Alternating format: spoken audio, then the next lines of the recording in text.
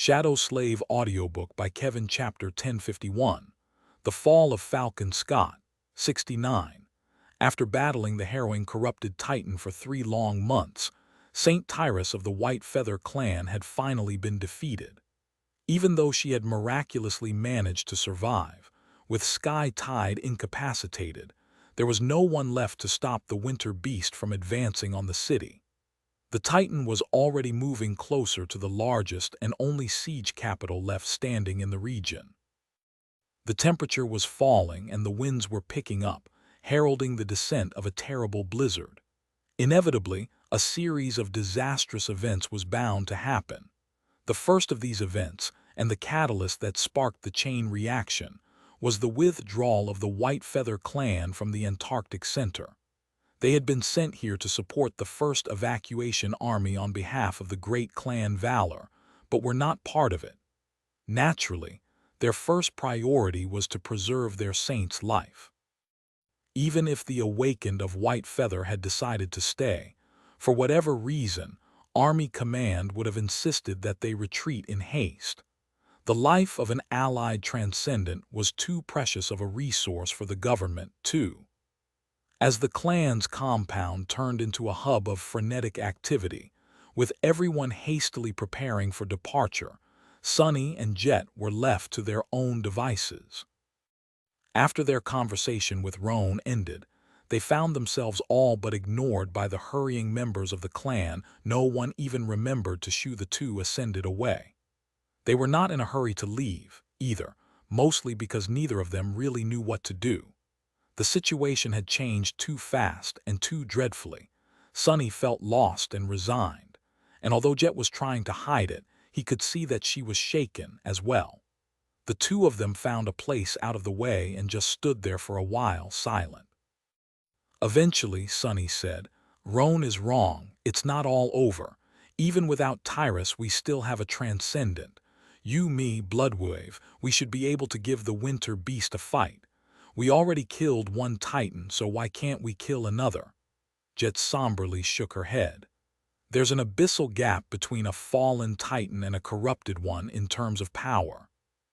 Tyrus was not able to fight the winter beast because she was a transcendent. She was able to fight it because she was a transcendent whose aspect countered the creature's powers, and an astonishingly steadfast one at that. Even then, you don't really understand it, do you?" Sunny frowned.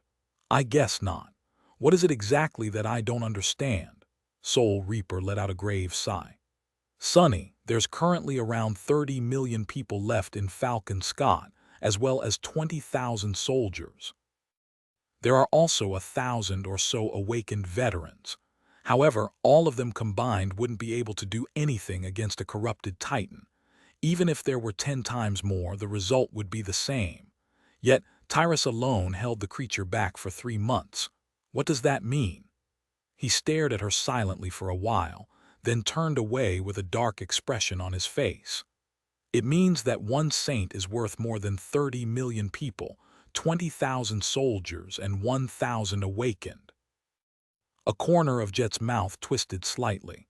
"Smart." Sunny shook his head. "What are you getting at, though?"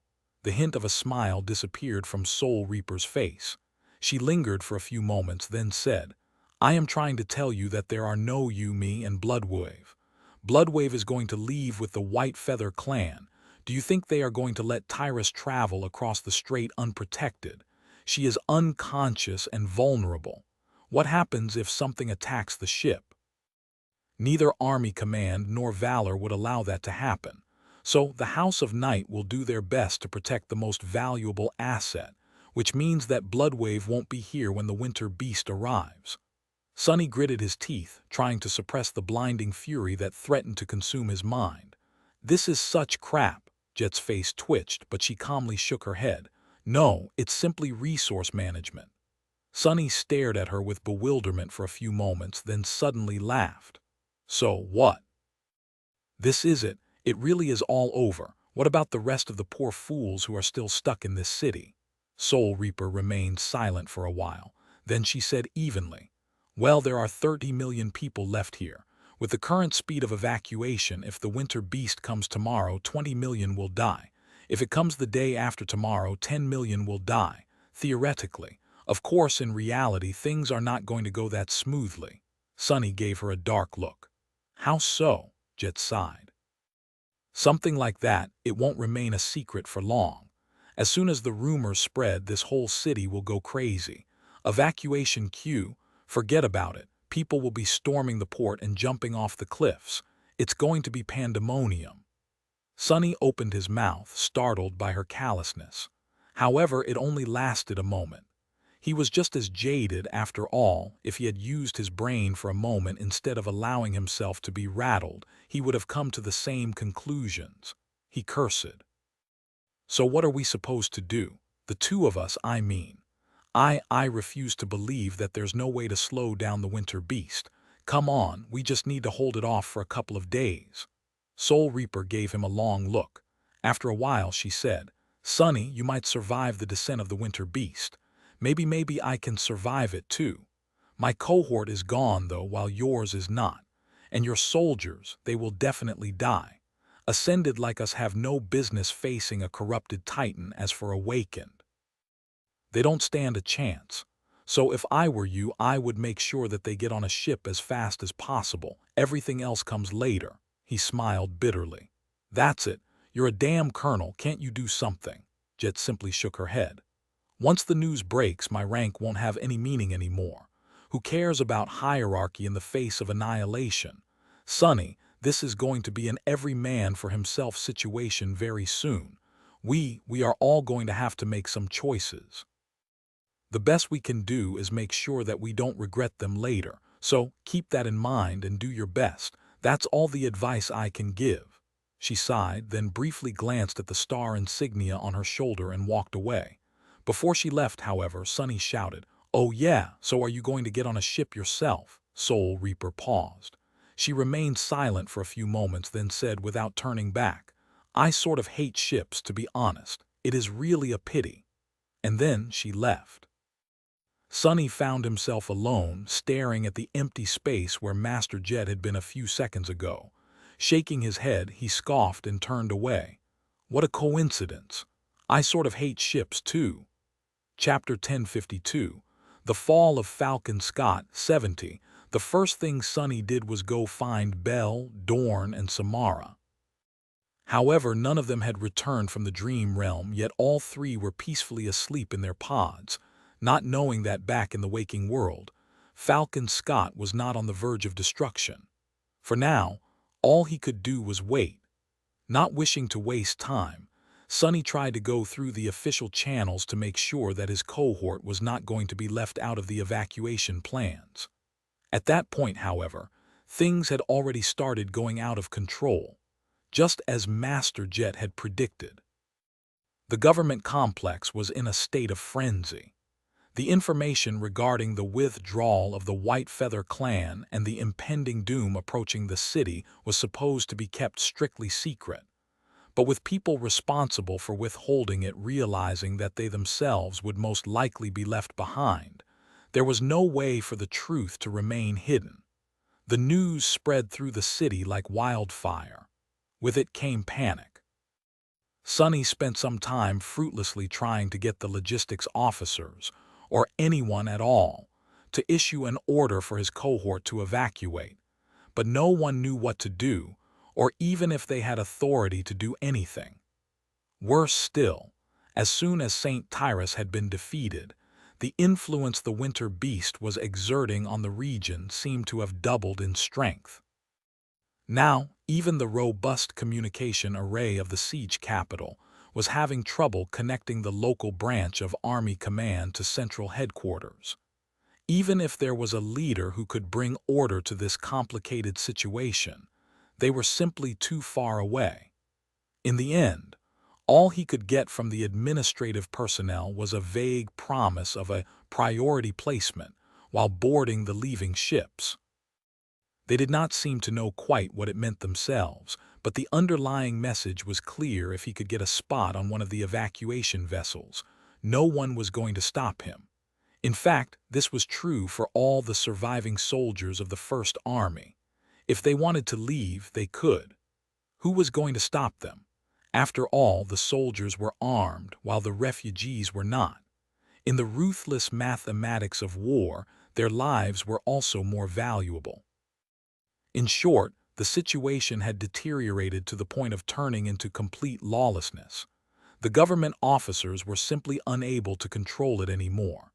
Every man for himself. Sonny was slightly stunned by how quickly the city had descended into chaos. All it took was a few hours.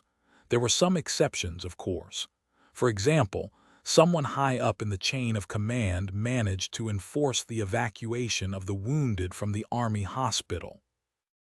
However, no one knew how effective exactly the execution of that order would be, or how quickly the evacuation would happen. Sonny was reluctant to leave Luster's fate to chance, though. He returned to the barracks, which had turned hectic and feverish in his absence. Finally, his soldiers woke up, emerging from their sleeping pods with confused expressions on their faces. Not only was the building full of noise, but their leader was also waiting for them with a grim expression on his face.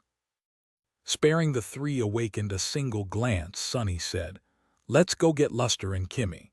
I'll explain what is happening on the way." They made their way to the hospital. Outside, the cold was slowly turning unbearable, but despite that, crowds of frightened people were flowing through the streets, some aimless and lost, some full of frantic determination. The situation inside the hospital was even worse. Unlike the rest of the people in the city, the medical officers had received direct orders to transfer all the patients to the port fortress and await immediate evacuation. However, the orders were vague and hastily compiled, lacking a lot of important details and instructions. Aside from that, moving severely injured soldiers was not as easy as transporting healthy people. Some required special care, some could not be moved at all, unless an awakened healer got personally involved. Rattled, Sonny finally understood what the word pandemonium meant. Cutting through the chaos, he and his soldiers reached Luster's room. After a short conversation with a panicked nurse, they received verbal permission to take him away and barged inside. Neither Luster nor Kimmy seemed surprised to see them. In fact, Kim had already prepared the wounded awakened for departure. He was dressed, freshly bandaged, and holding a pack full of necessary medical supplies and healing agents. The young man had also received a very generous dose of painkillers. Seeing Sonny, he smiled stupidly. "Cap Major, where are we going?" Sonny looked at Kim and gave her a nod. "Eastern Antarctica, we just need to find you a boat."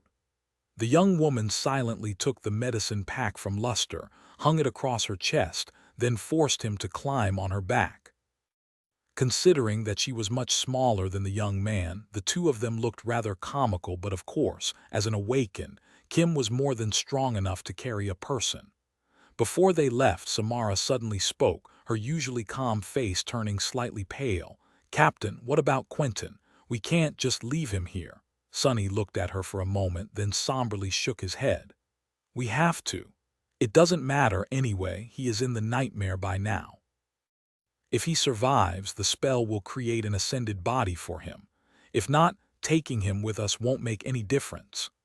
The five of them grew solemn, then reluctantly followed him out. Luster was mumbling something under his nose, but the rest were deathly silent. On the street, Sonny looked around, then approached a random military vehicle and used his bare hand to tear through the armored alloy, destroying the locking mechanism of its door.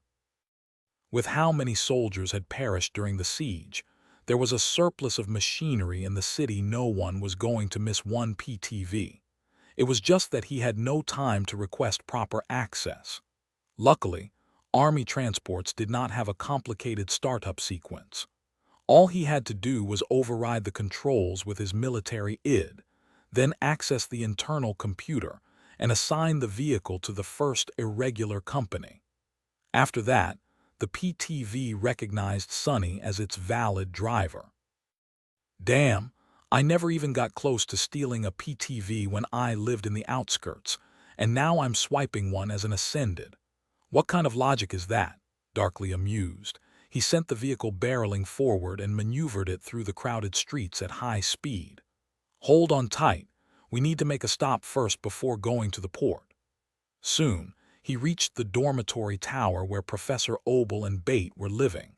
Sonny stopped the vehicle and dissipated into the shadows without wasting any time. A few seconds later, he was standing in front of a familiar door.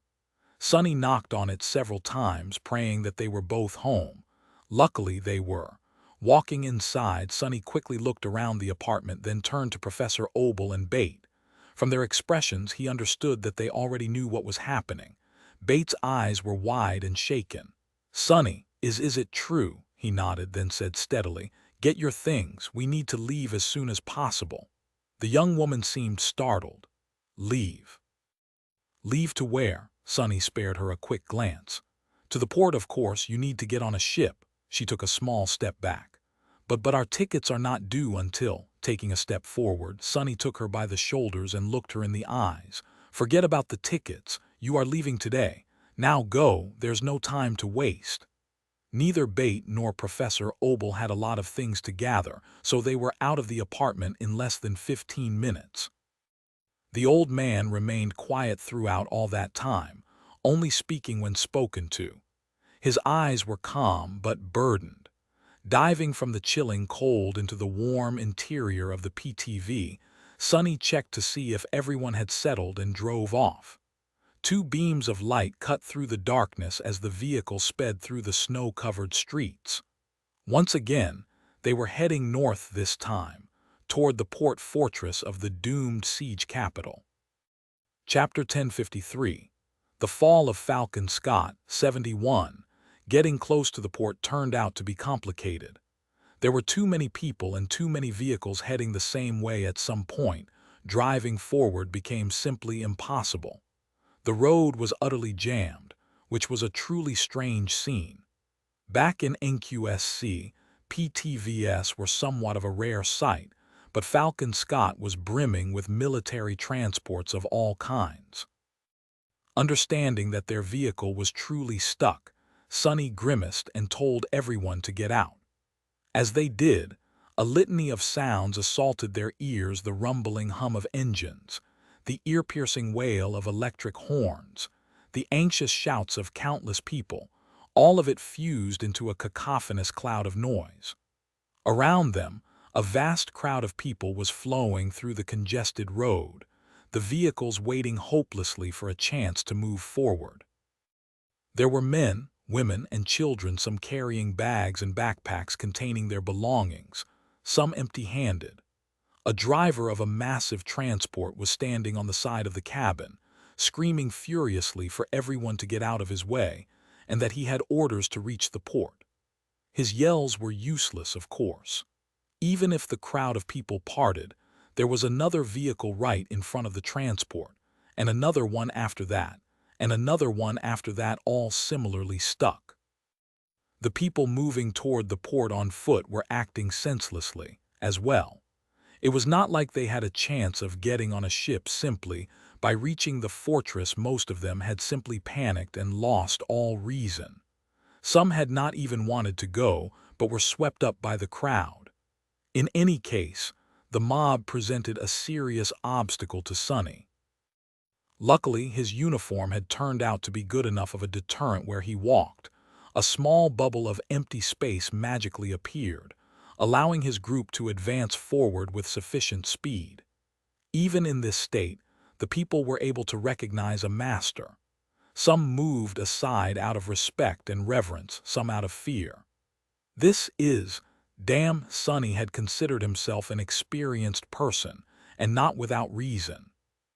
From the starless void of the forgotten shore to the frozen hellscape of Antarctica, he had seen and lived through a lot of things, both incredible and terrifying. However, he had never experienced anything on the scale of what was currently happening in Falcon Scott. Even the destruction of the Ivory City did not quite come close. By the time the cohort reached the northern section of the wall, he was in a grim and sober mood. Here, there was another massive gate, its wings currently retracted into the framework of the barrier. Beyond it was a vast span of concrete that led directly to the edge of the tall cliffs.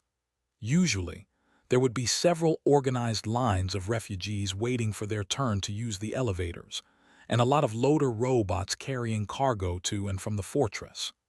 Now, however, the whole space was covered by a sea of people, all frantic to get closer to the edge and get a chance to descend to the coast. Someone was still operating the elevators, but the personnel of the transfer station had clearly given up on trying to control the mob. People were pressed tightly against the alloy barriers that were meant to prevent them from falling down, and some were even trying to climb over them. Nothing but a deadly fall awaited them on the other side, but the climbers seemed completely crazed. Sonny stared at the startling scene for a few moments, then looked away. He felt a chill that had nothing to do with the unbearable cold of the polar winter run down his spine. A human mob was a frightening thing. It was even more frightening because everything had been fine just half a day ago. In such a short time, the whole city seemed to have gone mad. What are these fools hoping to accomplish? Sonny flinched. What was he hoping to accomplish? Gritting his teeth, he pushed forward through the crowd. His uniform and aura of authority cleared a path, and when that was not enough, he simply pushed people away with Sonny's strength. It was not at all hard. Remaining gentle enough not to crush anyone was much harder. His soldiers followed. After experiencing the horrors of the nightmare spell and the tempering of countless battles, they all managed to remain composed. Bate and Professor Obel, however, looked deeply rattled. Still, they followed too. After some time, Sonny finally reached the entrance to one of the elevators. Currently, it was closed since the platform had not yet arrived. The refugees moved slightly aside to give the awakened some breathing room. However, he could still hear their voices.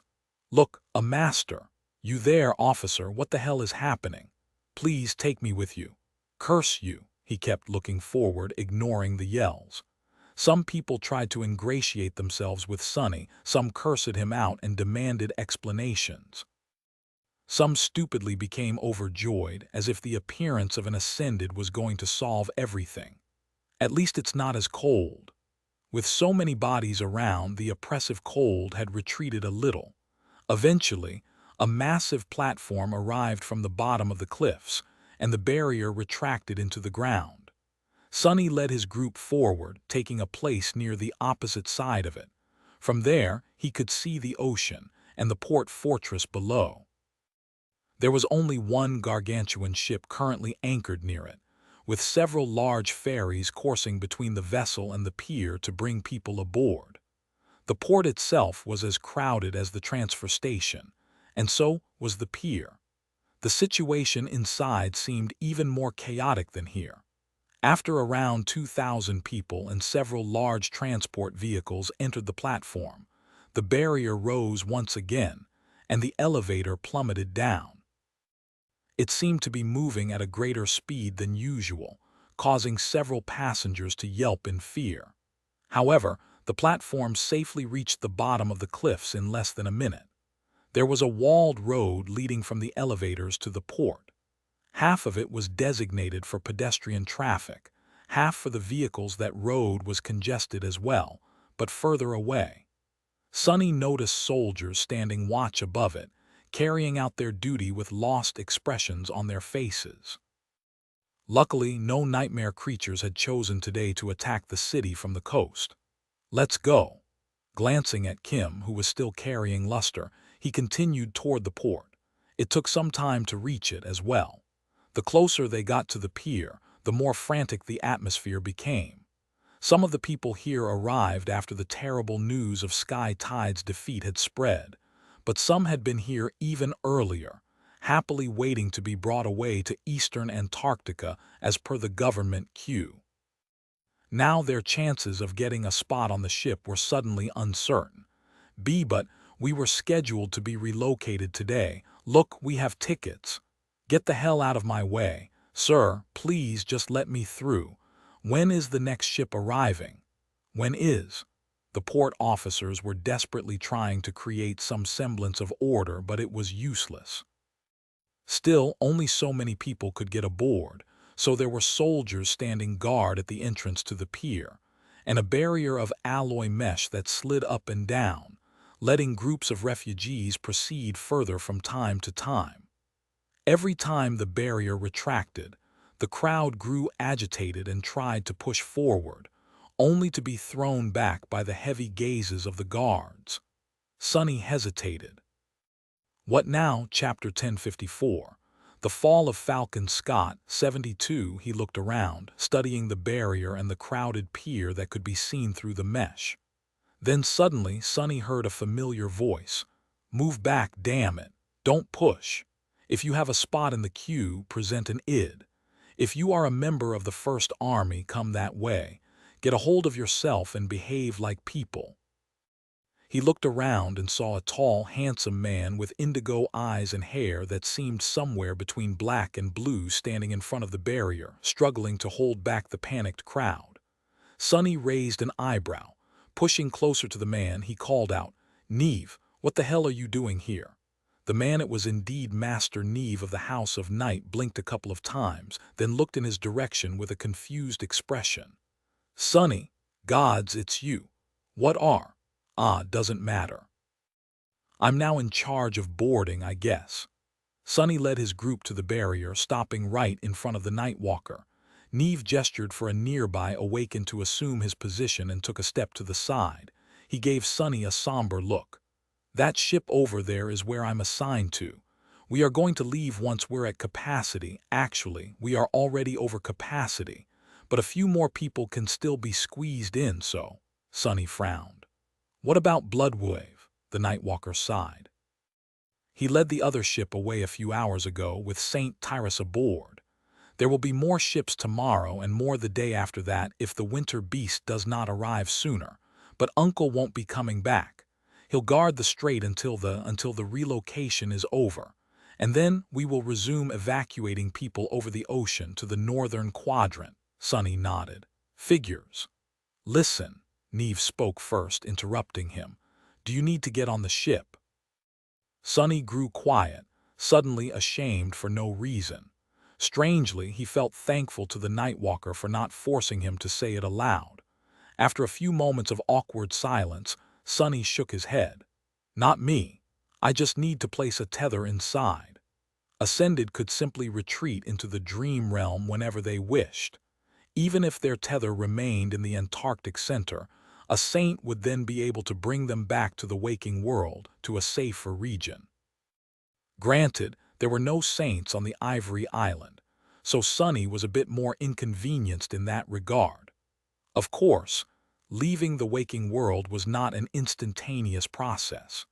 It required some time and absolute concentration, so doing it in the middle of a battle was usually impossible.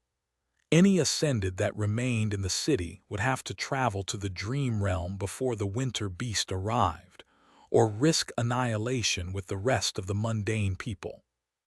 Still, taking up a spot on a ship would be a waste, and Sonny had long decided to stay and try to stall the Titan anyway. He looked at Neve. "I don't need one, but my people." Sonny glanced at Bate, Professor Obel, and the members of his cohort. Neve looked at them too. His face fell.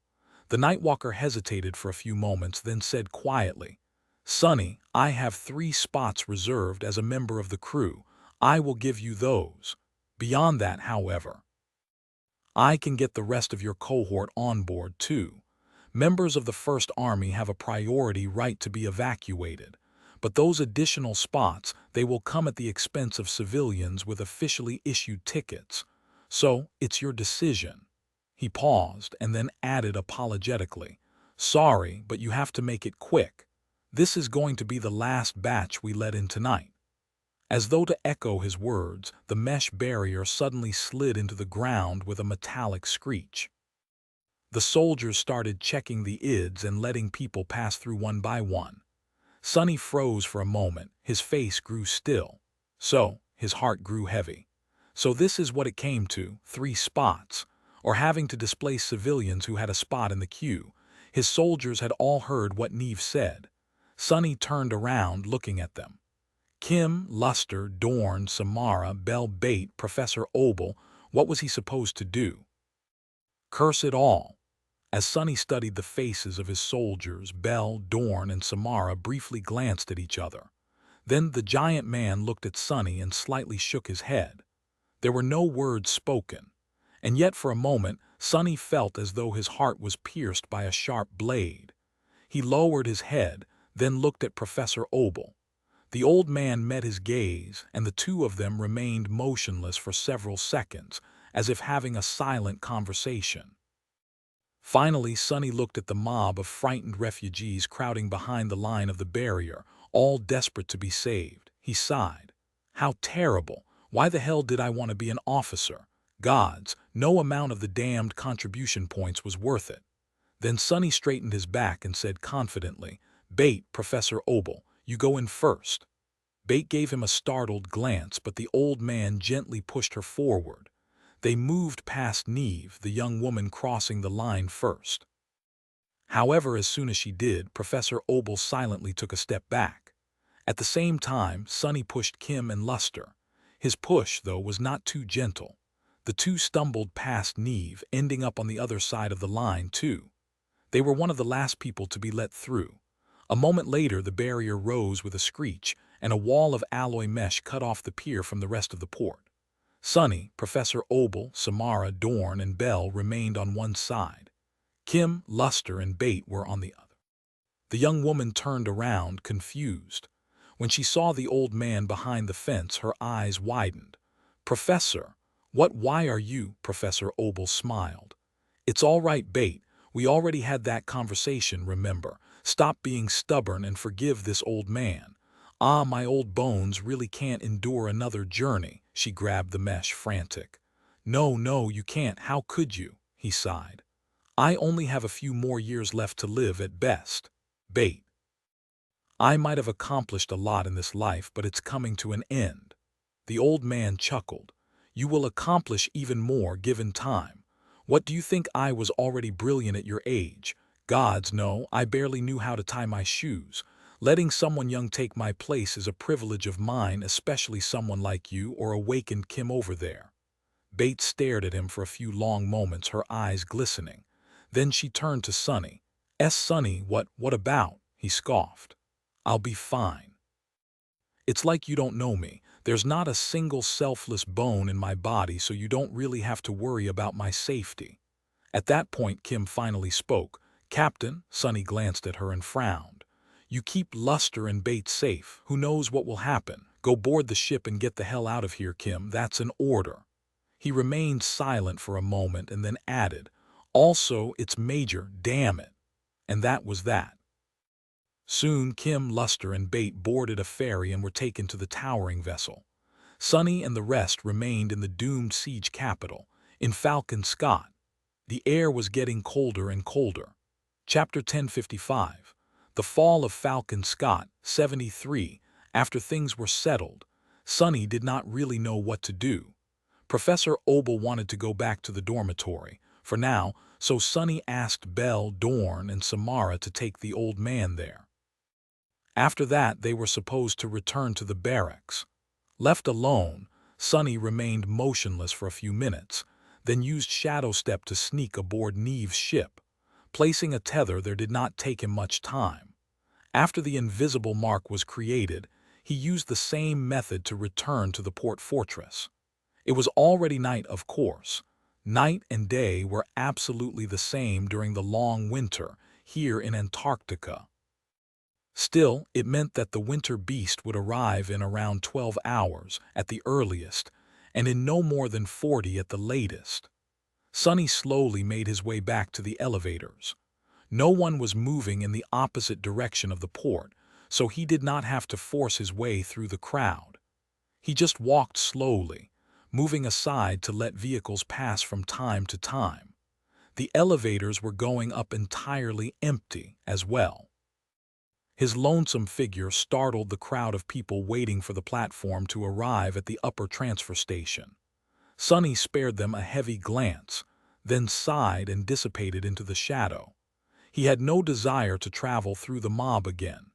To waste as little essence as possible, he simply glided through the darkness and appeared some distance away, in the shadow of the city wall. Then, he used a lift to reach the battlements and finally escape the panicked sea of people. From here he could see the vast expanse of the city. Falcon Scott was bathed in darkness and suffused with stark artificial light. Snowflakes danced in the frigid air, and above it all, the ghostly aurora swirled like a celestial river of ghostly flames. Countless stars shone coldly high above. Sonny looked at the dreamlike scene for a few moments, then sighed. How come it looked so beautiful? On the other side of the wall was the ocean. He could see the port below, the overflowing mass of people within it, and the lone battleship towering above the dark waters. Sonny walked along the length of the wall, keeping his eye on the vessel. There were soldiers standing watch on the wall. Strangely enough, none of them seemed in a hurry to leave their posts. In fact, he could feel a strange mood permeating the air. The crowd of refugees below was almost frenzied. But here on the battlements, the members of the First Army were almost tranquil. It was not the resigned tranquility of desperation, either just unvarnished calmness of people who had been through hell and did not fear the end. Soon he heard one of the soldiers say, "Look, it's moving." Sonny could see it as well. The battleship was finally departing. The titanic chain rattled as it rose, soon revealing a massive anchor. Then slowly the giant vessel started to move, distancing itself from the port. Its departure caused the people packed into the fortress to cry out, the litany of their voices flying on the wind to reach his ears. A raspy female voice responded to the soldier, "Poor guys. I feel bad for them. It's too damn cold." The first male voice sounded again after a moment of silence. "Yeah, I hope someone in the port will have enough sense to hand out food, blankets, and something hot to drink. Speaking of something to drink, give that thing here." Sonny frowned. "Wait. Don't those voices sound familiar?" He looked at the pair of talkative soldiers. One of them was a man in the uniform of the First Army. The other was an awakened woman wearing a beautiful enchanted robe. The two of them were passing a flask of something fragrant between each other while idly observing the departure of the battleship. Sonny tilted his head, surprised. They were Sergeant Jeer and Lieutenant Karen, two officers who had been under his command during the hellish march to Falcon Scott. He had not seen them after reaching the siege capital. Sonny hesitated for a moment, then said, "Hey, you." Karen flinched and grabbed the parapet of the battlement with both hands. "To be stupidly tough, though, I thought I heard him too." "Weird," Sonny sighed, her face paled a little. Jeer, I think I drank too much. I just heard the devil calling out to me." The mundane soldier scoffed. "Ain't no way you are drunker than me. Aren't you awake and supposed to be stupidly tough, though?" I thought I heard him too." "Weird," Sonny sighed. "That's because I'm standing right behind you." Both of them slowly turned around and stared at him for a few moments. Then sincere smiles suddenly appeared on their faces. "Captain, sir, you're here too." He rolled his eyes, then came closer and leaned on the parapet beside them. "Yes, I'm here too." After the caravan reached the city, the soldiers and awakened he had led were absorbed back into the First Army and sent to reinforce the garrison. He had met a few here and there during the siege, but largely Sonny had no idea what had happened to them. It was strange to see Jeer and Karen again. He studied them for a bit, then asked, "The two of you did not board the ship?" Sergeant Jeer hesitated, then shrugged relaxedly. No, it just feels weird to leave all these people behind and run away. Actually, pretty much no one I know went and took a spot for themselves. Most of us First Army grunts are staying." He took a sip from the flask and chuckled. "It's like we all made a weird suicide pact." Karen pulled the flask out of his hand and smiled. "It's all right, though. Actually, I feel like I was supposed to die in Erebus Field. That would have been sad." She took a big gulp and sighed with pleasure. "Because everyone there died, but here, we already made sure that 170 million people escaped. By tomorrow, it's going to be 180. That's a lot of people. That's a job well done if you ask me. And if we manage to hold out for a day or two more, then that's going to be even better. Jir nodded. That is the reason why we were sent here in the first place, isn't it? To make sure that these people escape. So saving ourselves at their expense just feels weird, that's all. Sonny studied them for a few moments, remaining silent. Then he sighed. I guess I feel the same way. Plus, I really hate losing as well. Karen and Jeer looked at him with complicated expressions. Sir, you're staying too, Sonny smiled slightly. Yeah, but don't get me wrong. I am not planning on dying heroically. Unlike some people, I haven't given up on giving that beast a good fight. The two soldiers were quiet for a bit. Then Jeer suddenly laughed. Good, that's good. Hell, now that I know that you're going to be with us too, sir, I am starting to feel that maybe there's still a chance. We already killed one Titan, didn't we? What's one more? Karen lingered for a moment, then offered the flask to Sonny and patted the mundane soldier on the shoulder. Sure, Jeer, sure. It's just a corrupted Titan. Let's kill it. Why not?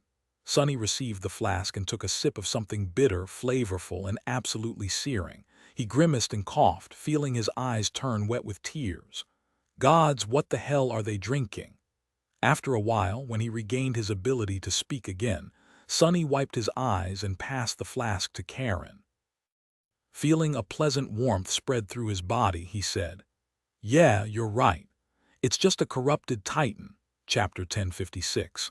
The Fall of Falcon Scott, 74. It was already morning by the time Sonny made his way to the dormitory tower where Professor Obel was staying. The cold had gotten even more oppressive, and the wind was like a sharp knife that cut ruthlessly against his skin. It was rather strange. Soon after the news of the winter beast's inevitable attack spread through the city, the whole population seemed to have gone marl. Fear, panic, and desperation were like a wildfire that spread through the siege capital, throwing it into utter chaos. For a while, it was as though Falcon Scott had turned into a wounded, frenzied beast. But now, a strange calmness permeated the snow-covered streets. Even near the port, the mob had become meek and docile. A few more ships arrived, and a few more millions of people were taken away. The rest either surrendered themselves to fate or gave up completely. As soon as they let go of hope, their fear disappeared. Their panic subsided, too. Sonny walked through the city. He saw different people coping with the merciless reality of the situation in different ways. Some seemed numb and lethargic. Some seemed serene and at peace. Everyone found solace in their own way. He even saw groups of people climb to the roofs of the highest buildings, carrying chairs, portable heaters, and food. They were going to watch the arrival of the Titan and meet their ends together. Others were trying to get as deep underground as they could. A siege capital like Falcon Scott had plenty of durable subterranean shelters. However, if anyone thought that they could hide from the approaching doom there, they were sorely mistaken. No amount of frozen soil and layers of mundane defenses were going to stop a corrupted Titan. There had been shelters in Erebus Field, too, but no one who had entered them survived. And Goliath was in no way a match for the winter beast. As for Sonny himself, he had not given up yet. He still had some will to fight left in him. He had spent these hours trying to come up with a way to, if not defeat the abominable horror, then at least tie down and stall it. Sadly, Sonny saw no way to win, no matter how hard he looked. The enemy was just too strong, and his bag of tricks was all but empty. There was no time to prepare anything, and even if there were, he was not sure that he would have been able to pull another miracle out of thin air. Killing Goliath was already an astonishing feat.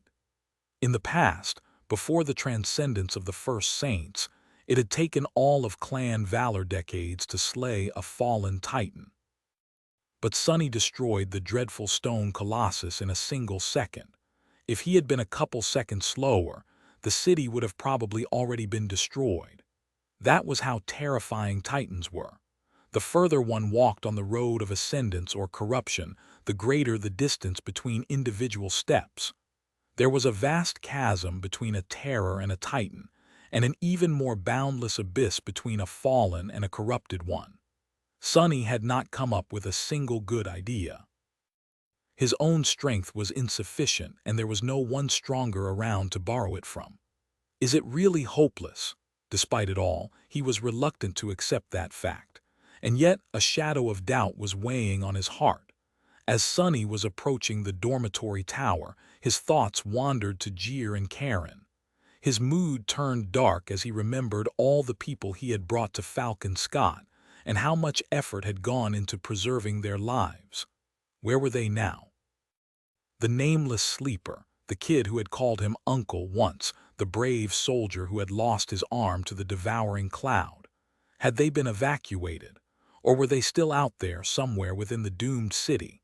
Most of the 200 million people had already been evacuated, so the chances of that weren't high.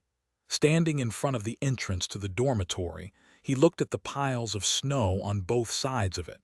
The man who had been so happy to give him a sandwich. Was he and his wife safe, and countless others? With a deep sigh, Sonny entered the tower and made his way to Professor Obel's apartment. The old man met him with a calm smile. "Master Sunless, come in, come in." By now there was no one inside the apartment except for the old man.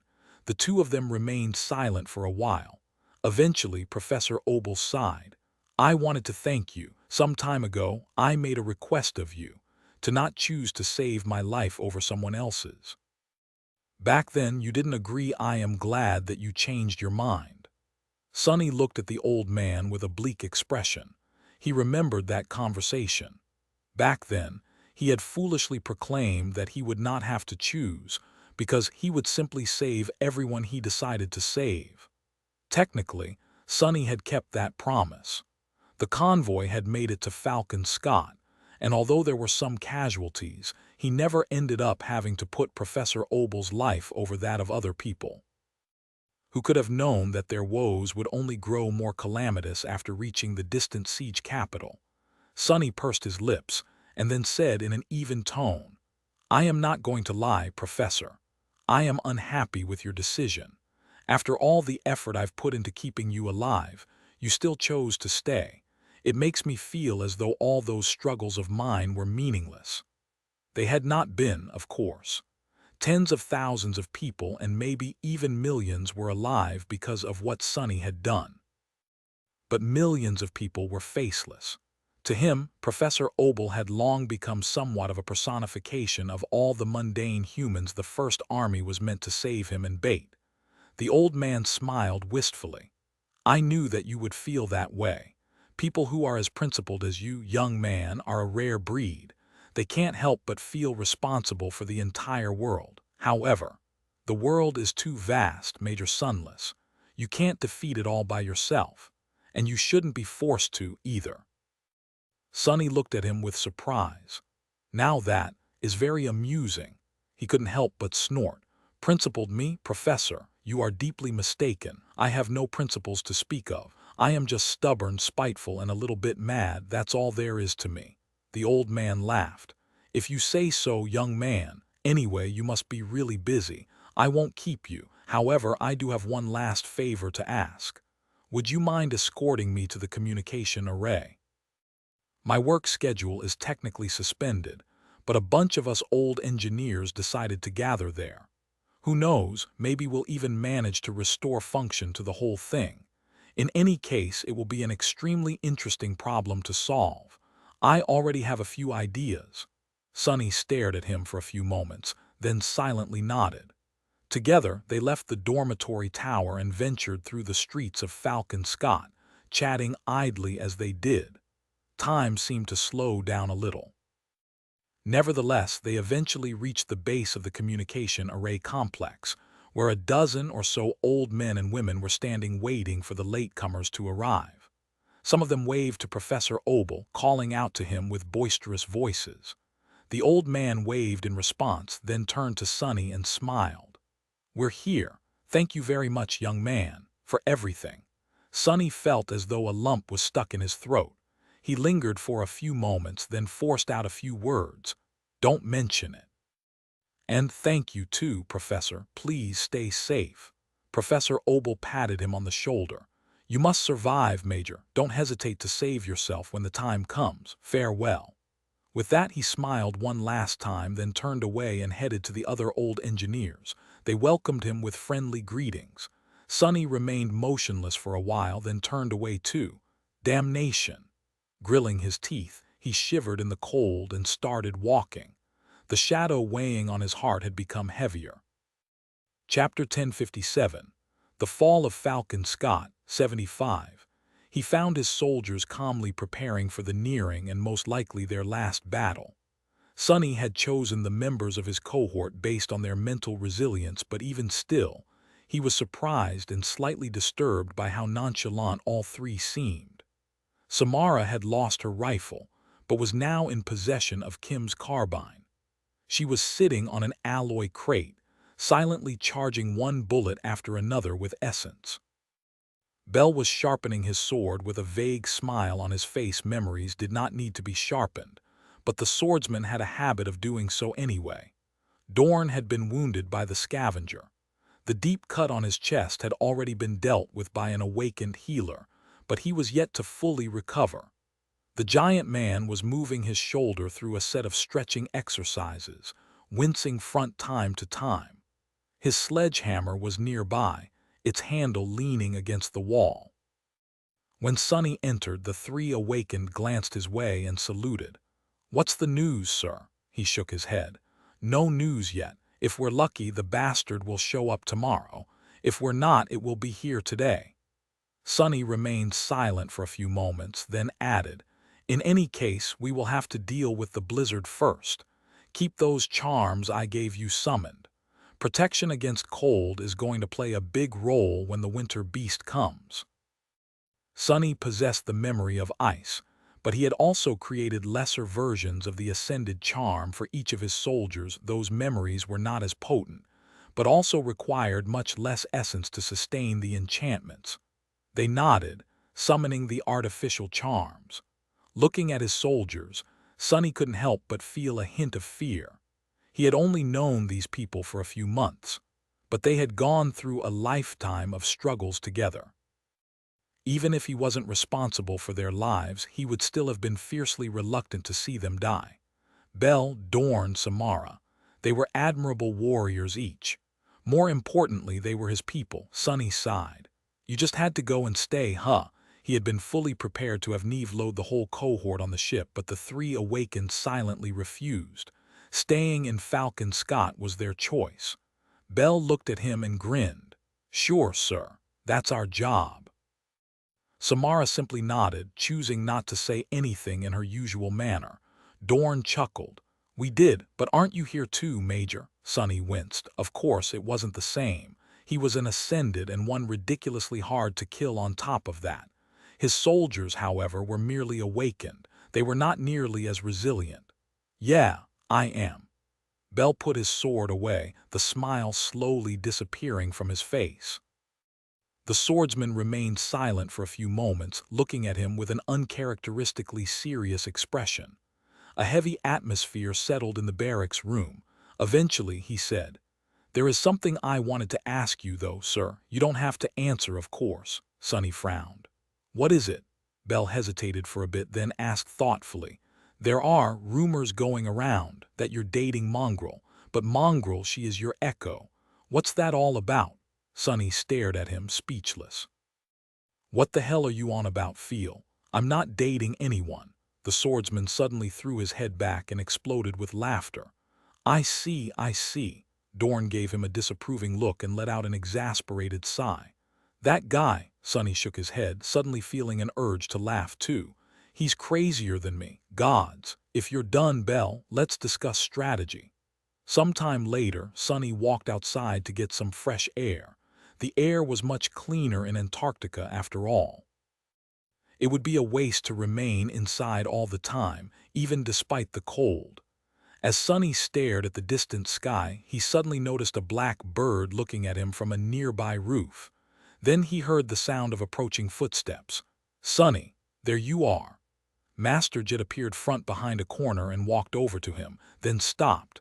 her icy blue eyes full of coldness that was even more chilling than the polar night. He looked at her, then smiled. "Here I am," she sighed.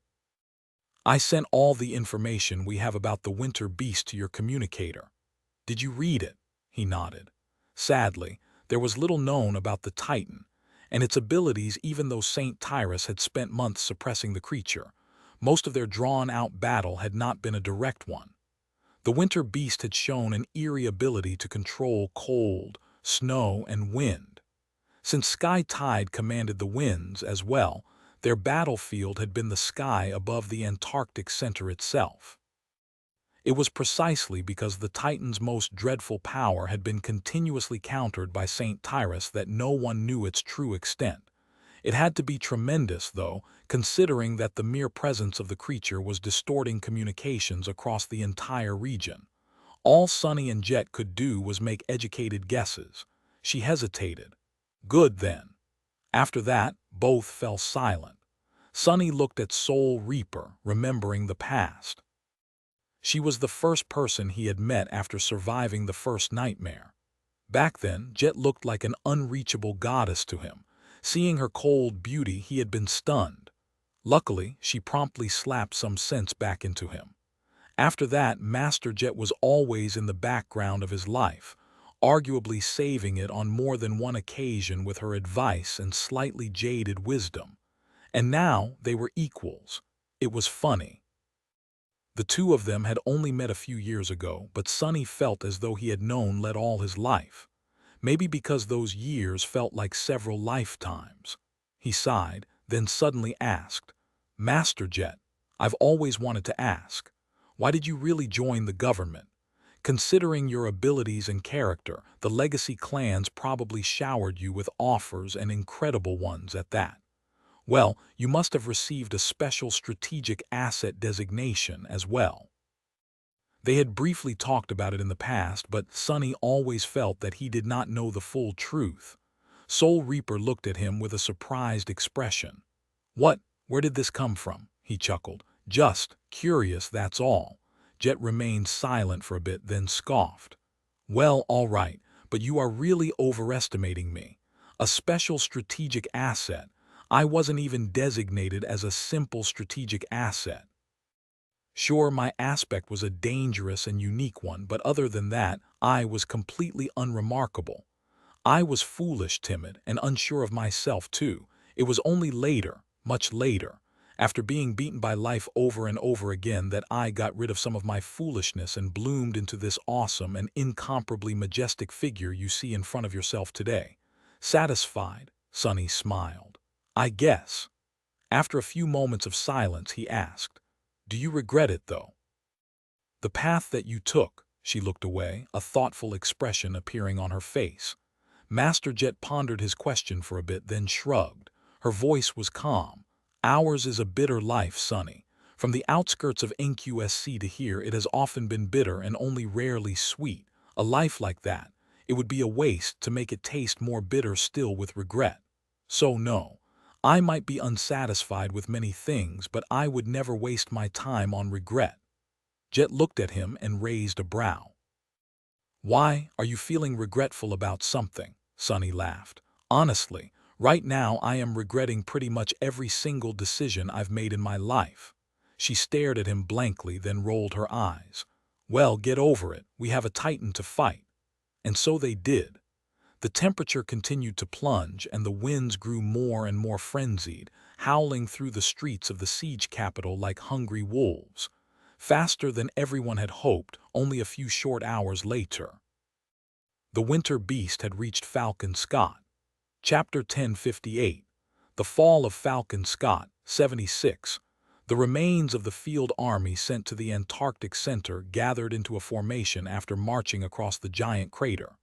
The hill-like stone corpse of the fallen Titan Goliath, the pit created by the enormous explosion, and the city with millions of defenseless humans sheltering inside were now behind them. In front of them were a vast field of snow and the towering peaks of the mountains. There were around 20,000 mundane soldiers, some of them piloting the mighty war platforms, and 1,000 or so awakened gathered in front of the crater. Just like Jeer had said, very few members of the First Army had used the priority right to be evacuated ahead of civilians. Most had remained and were now preparing to face a dreadful foe. The winter beast. The plan of the battle was rather simple. The creature's physical body was rumored to be hidden at the heart of the blizzard, protected by hurricane winds and murderous cold. To prevent it from reaching the siege capital, the army was going to advance into the snowstorm and confront the Titan. Neither mundane soldiers nor the awakened had any hope of actually damaging a corrupted nightmare creature. Luckily, an abomination that mostly relied on unnatural powers to kill its prey could not be too formidable in a physical confrontation. The few masters who still remained with the army had a good chance of wounding, or even slaying it, if they could get close enough. The role of the soldiers and the awakened was to bury the Titan under their bodies and distract it, hopefully giving the ascended an opportunity to strike. No one knew if the plan had even a theoretical chance of working, but it was their best chance. Aside from Sunny and Jet, there were two more masters who had both survived the previous weeks of the siege and chosen to stay and fight. The four of them were spread across the formation, each commanding one of the 4 brigades. Nightmare was still slumbering because of the wounds he had received during the previous battle, but Saint, maybe due to the mantle of darkness, had already recovered. However, Sunny did not summon her, yet he wanted to keep his strongest weapon at hand in case things went wrong. If the army was unsuccessful in their desperate gamble to breach the wall of the blizzard, he would send one of his shadows ahead to allow the taciturn knight to emerge from it near the Titan and engage the abomination in battle. That was his last resort. Even still, Sunny did not know if Saint would be able to do anything. That was the main problem. None of them knew anything for sure. The winter beast was just too unknown and mysterious. Chances were, every single one of them would die long before catching a glimpse of the Titan's true body. Curse that fiend. Sunny was standing in front of the brigade of grim-faced soldiers who were now under his nominal command. The members of his cohort were right behind him, and behind them were the rest of the awakened. The mundane soldiers were at the back of the column, comprising most of it. All of them were looking ahead, struggling against the cruel winds. In front of them, a cloud of snow was descending from the mountains, slowly blotting out the sky. It was like a swirling white wall was slowly erasing the world. With each second, the winds were growing stronger and the terrible cold was becoming more unbearable. The blizzard was coming. Sunny sighed, then looked over his shoulder. Get ready. Without Kim, the members of his cohort lost the ability to borrow his sight. Each of them had summoned a luminous memory, and so had the rest of the awakened in the brigade. The mundane soldiers, too, were equipped with various light-producing devices. Beams of powerful spotlights shot into the darkness from the shoulders of the towering MWPs. The brigade appeared like a river of light in the middle of a sea of darkness. The harrowing snowstorm was getting closer and closer. Advance! Sunny took the first step forward, and the soldiers followed. The war platforms prepared their flamethrowers since the Titan's most fearsome weapon was cold. Today, these armaments were more valuable for their ability to create heat, not for their destructive potential. On both sides of the brigade, 2 more rivers of light flowed forward, one commanded by Soul Reaper Jet, one by an ascended that Sunny had met a few times but did not really know. A few moments later, the snow was upon them. Sunny shivered, feeling a merciless chill permeate his body. Even with his elemental resistance and the help of the memory of ice, he was shocked by how ferocious the cold was. He could only imagine how terrible it was for the rest of the soldiers. It had never been the same the previous time Sunny encountered the wandering blizzard. Now that St. Tyrus was not suppressing the winter beast, it had fully unleashed its power, causing the world itself to become its tool. This snowstorm was not an aftereffect of the Titan's presence on the landmass, either. It was directly created by the frozen horror. In fact, the snowstorm itself was the horror. It was as much a part of the winter beast as the physical body hidden in the heart of the blizzard was. In that regard, the corrupted Titan was much closer to the dark sea of the forgotten shore than it was to a simpler creature like Goliath. For a moment, Sonny wondered if there was something secretly hidden at the heart of the cursed sea as well. Flamethrowers. The MWPS walking at the sides of the column extended their arms, sending long streams of fire crisscrossing above the formation. It was as though a flaming cage was created around the brigade for a few moments. The cold receded slightly. The billowing clouds of snow were instantly melted, and drops of water rained down on the shivering humans. For as long as the war platforms had fuel to keep the flames burning, the army still had a chance to reach the depths of the unnatural snowstorm. However, they had not burned for long. Chapter 1059. The Fall of Falcon Scott, 77. 1059. The Fall of Falcon Scott, 77. It was all a gamble. A dire, dangerous, deadly gamble. The soldiers of the First Army were betting their lives against the winter beast without even knowing if they would be able to reach it, let alone hurt it. They might have made that gamble out of desperation, but they had also made it out of necessity. All of them had received a chance to leave, and all of them turned it down. Some had done it due to their sense of duty, or camaraderie, or misguided bravery. Some had simply grown numb to the horrors of the war. As for Sonny himself, he was not really sure what had led him here. He had come to this broken land in search of power, but that desirous quest seemed so childish now. Antarctica had put a lot of things in perspective.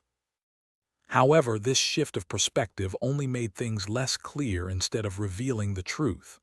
All he knew was that he felt fiercely reluctant to leave the job unfinished, and that he did not want to fail the soldiers who had entrusted him with their lives. Sonny had never wanted to be in charge of anyone, but now that he was, their hopes and desires weighed on him like chains. Strangely, though, he did not want to refuse that burden. He felt quite protective of it. Maybe that was what Master Jet had meant when she said that no one was free in this world. Regardless of the reason, Sonny felt a frantic hope burning in his chest as he marched into the blizzard. Come on, we can do it, behind him. The column of shivering soldiers stubbornly moved forward inside a cage of flames. The infantrymen were all encased in suits of powered armor, which were all hermetic and insulated, capable of withstanding the most hazardous environments. The awakened were all much tougher, and many of them possessed protective memories on top of that. And yet they were all suffering from the terrifying cold. It was just too insidious, finding a way to pass through all forms of defense. Even Sonny felt miserable because of the snowstorm. Much worse, the cold was getting worse and worse the deeper into the blizzard they walked. They had to find the true body of the winter beast soon. That cold, there's something wrong about it. It doesn't feel like a natural force. Even his thoughts felt slow and frigid, but there was no way back for them now. All that Sonny could do was march forward and endure, hoping that he and his soldiers would be able to reach the heart of the blizzard. The fire produced by the MWPS helped alleviate the cold to a certain extent. But then, slowly, the heat of the furious flames started to feel less and less substantial. The flamethrowers were still spouting long streams of burning fuel, but it was as though the fire itself had been robbed of its warmth. How could fire be cold? Sonny did not know, but he felt as though the flames now contained no heat whatsoever. They were like predators that had lost all their teeth. Curse it! He glanced back, seeing a few of the mundane soldiers staggering as they walked, then gritted his teeth and continued to move forward. The snowstorm could not be too vast. They had to be getting closer to its center. All they had to do was endure a little longer. Suppressing a hint of fear, Sonny sent his shadows to scout ahead. As soon as his body lost their support, the cold assaulted it with renewed strength. He cursed quietly and concentrated on resisting the furious blows of the hurricane winds. Behind him, the awakened and the mundane soldiers were shielding their faces and leaning forward to withstand the force of the storm. Even the towering war platforms were struggling to keep their balance. They had great mass, but also a much larger surface for the wind to attack. The pilots controlled their lumbering machines with intricate skill, keeping them upright and moving forward. The shadows flew into the storm. Even though it was almost impossible to see through the raging snow, they had other ways to perceive the world. Sonny hoped that at least one of them would be able to discover the true body of the winter beast after all. Searching for it was not hard. All he had to do was follow to where the cold was most dreadful. The closer one got to the heart of the blizzard, the more terrible the unnatural cold would become. And indeed, his shadows were able to discover the right direction soon. They all failed to reach the eye of the storm, though. Sonny felt a little shaken when he realized that, further into the blizzard, even the shadows started suffering from the merciless cold. It made no sense, since shadows were incorporeal beings, but it was nevertheless true. Once they flew sufficiently deep into the snowstorm, the power of the winter beast seemed to transcend logic and reason. It was capable of freezing even those things that should have been incapable of being frozen. How can it? To his horror, Sonny realized that the frigid slowness of his thoughts was also not just in his imagination. If the corrupted Titan was capable of affecting shadows with its powers, why wouldn't it be able to affect minds? Nothing within the winter beast's snowy domain could avoid being pervaded by its power. Recalling the shadows, Sonny shuddered and continued to walk in the direction they had discovered. Every step he took felt heavier than the last. Behind him, a soldier fell to the ground. Others tried to help the soldier stand up, but it was of no use. The man was not moving. His comrades had no choice but to abandon their futile attempts.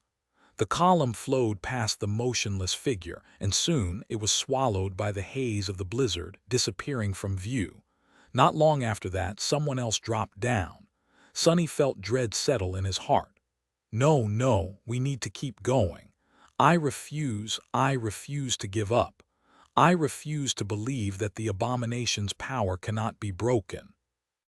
He continued to walk with an ugly expression on his face, leaning low to resist the shattering wind.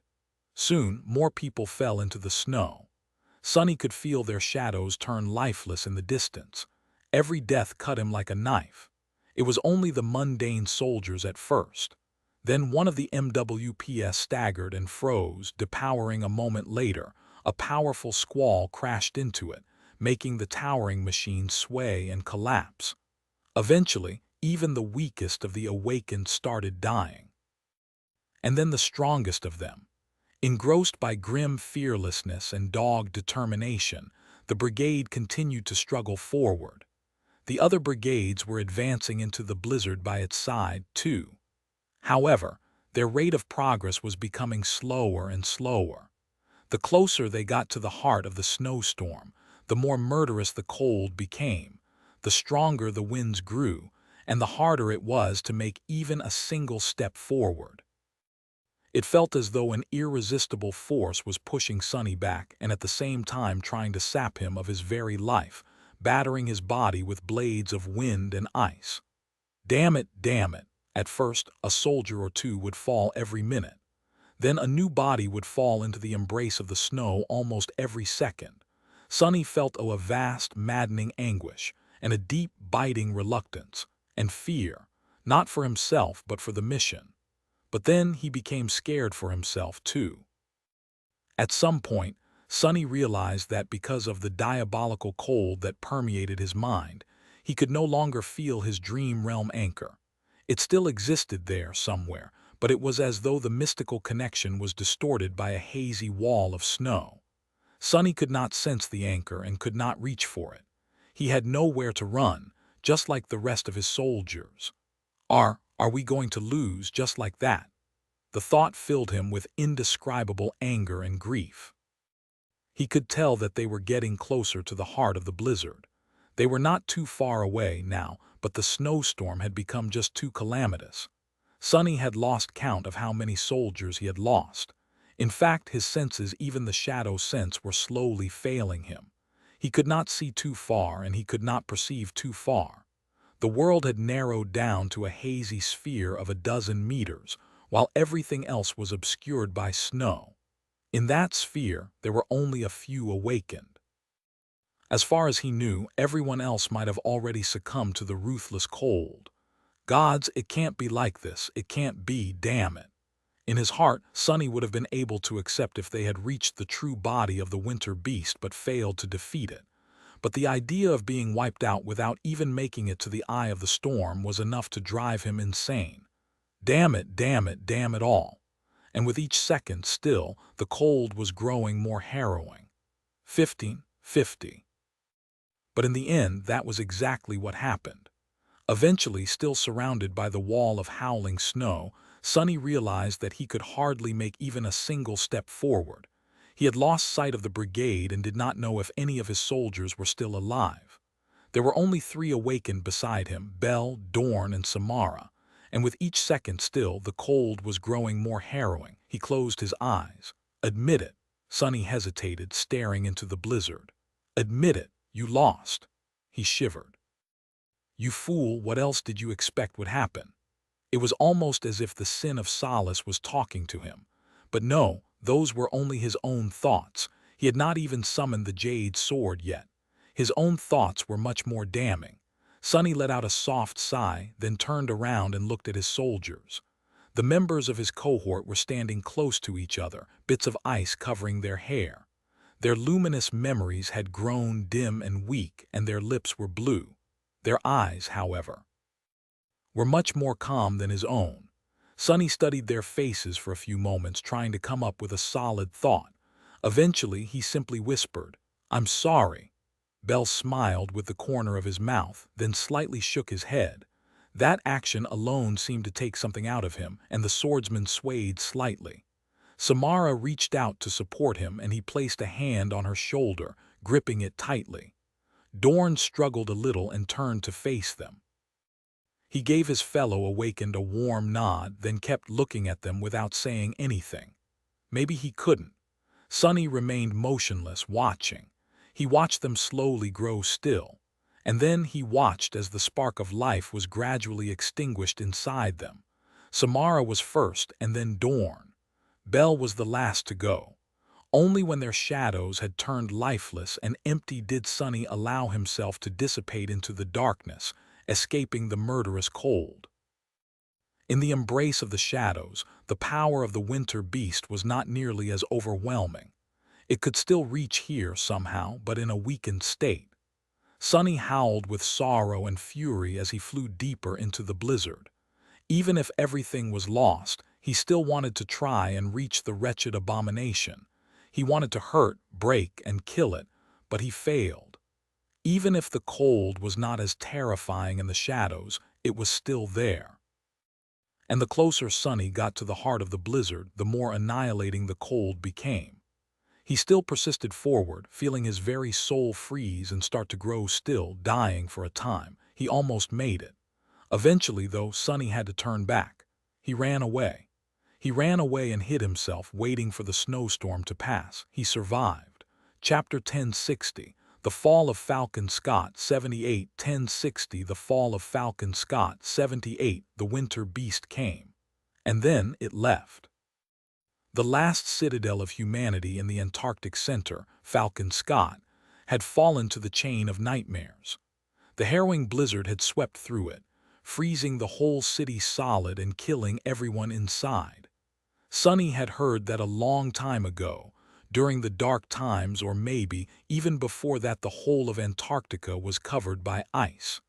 It had been a land of perpetual winter, cold, and snow. After the corrupted Titan wiped out the last human settlement and retreated back into the mountains, as if satisfied to be the sole sovereign of the region, the landscape looked just like that again.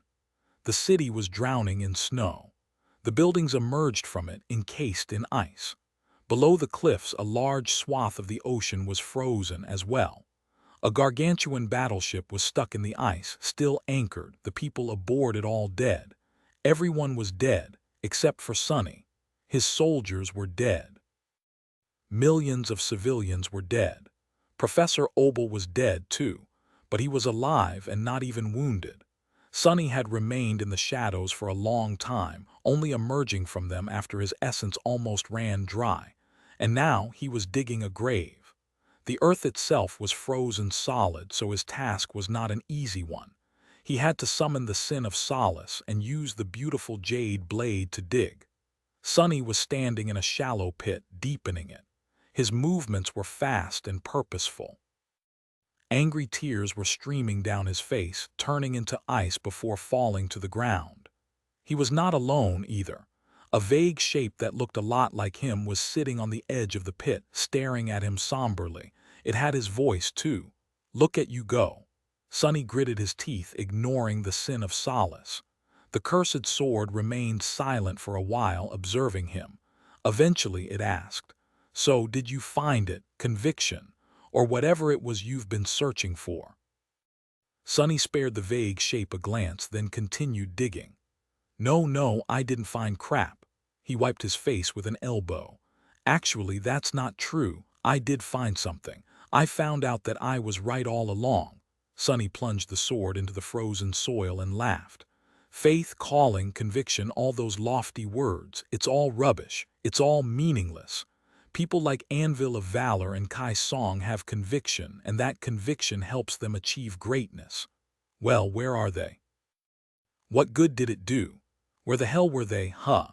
He lowered the sword and stared at the vague shape with fury in his eyes. "Those great people go around playing with their great conviction, while little people like us suffer and lose our little lives. But what's wrong with having small dreams? All I ever wanted was to live a good life and keep people I care about safe. What's wrong about that?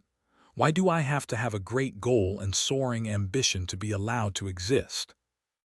Sonny remained motionless for a moment, then returned to digging.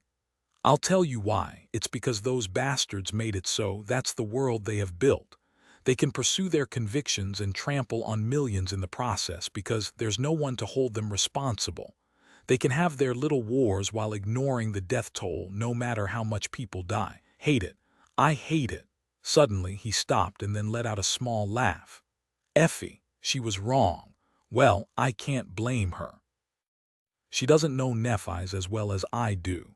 From the outside, it might really look like Neph draws power from conviction. And she does too, but the truth is so much simpler. I mean, she told me herself.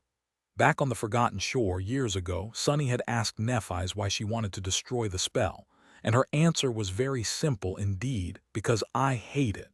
Because she hated it. She was going to destroy the spell because she wanted to, and she wanted to destroy the spell because she hated it. That was all. Sonny laughed again, then shook his head. "Fool, I'm such a fool," the vague shape sitting on the edge of the grave grinned. "Well, at least we agree on something." Sonny continued to dig, thinking back on the past months. He had not found conviction, but in a sense he also did. "I don't need it. I know what I value and I know what I want. It might not be much, but it's enough. I am who I am, and who I am is enough. It's plenty." He looked at the vague shape and made it disappear with a thought. Then Sonny climbed out of the grave and looked at it. There were 3 graves beside that one. They all stared at Sonny like monuments to his failure. Slowly, he turned to the 4 corpses that lay on the ground a small distance away from the graves. After the winter beast left, he had returned to collect the bodies of Belle, Dorn, and Samara. Guide him to the academy. She had been there when he returned from the Forgotten Shore, and 1552, and then, not too far away, he had found the body of Master Jet as well. Master Jet. Sonny couldn't quite comprehend the fact that she was dead. She had always been there for him. She had been the first person to meet him after the first nightmare and the one to guide him to the academy. She had been there when he returned from the Forgotten Shore, and from the Kingdom of Hope, too. She had even helped him purchase his home. Soul Reaper had been his mentor, comrade, and friend.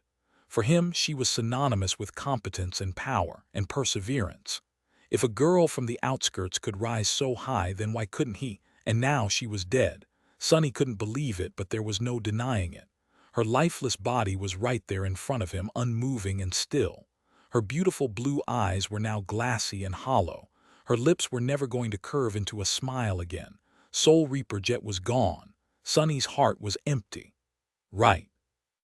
He remained motionless for a while, then walked over to Bell and carried him to the first grave. Then, silently, he repeated the same process with Samara and Dorn. Master Jet was the last, but he couldn't bring himself to approach her body for a long time. Eventually, though, it had to be done. Feeling as though he was dead himself, Sonny approached Jet's corpse, then leaned down to grab it. The corpse stared at him with glassy eyes and said hoarsely, "Kindly unhand me." Sonny sighed. "Don't worry, Master Jet. I am going to bury you well. There are no nightmare creatures around yet, but they will come eventually. You wouldn't want to be eaten, would you? I surely don't." The corpse remained silent for a few moments. "Have you lost your mind, Sonny? Put me the hell down," he nodded. Yes, I did lose my mind a little, that's true." The corpse of Soul Reaper Jet continued to stare at him. "I should probably close her eyes. Do you need me to slap you again? Snap out of it, damn it." A small frown appeared on Sonny's face. Then he suddenly dropped the corpse and flinched back, falling on his butt. "Wah, what? Master Jet, you're alive." The corpse remained motionless on the ground. After a short pause, it said in a dull, hoarse, corpsely voice, "No, I am dead." Sonny stared at it, dumbfounded. Suddenly, the corpse let out a grating, hissing sound. It was trying to laugh. "I've been dead this whole time. It's my flaw, you are dead. But as long as I keep killing things and absorbing their essence, I can at least maintain a semblance of life. If I don't, I'll be truly destroyed." She struggled to turn her head and looked at him with dead, glassy eyes. "That was the real reason I joined the government all those years ago.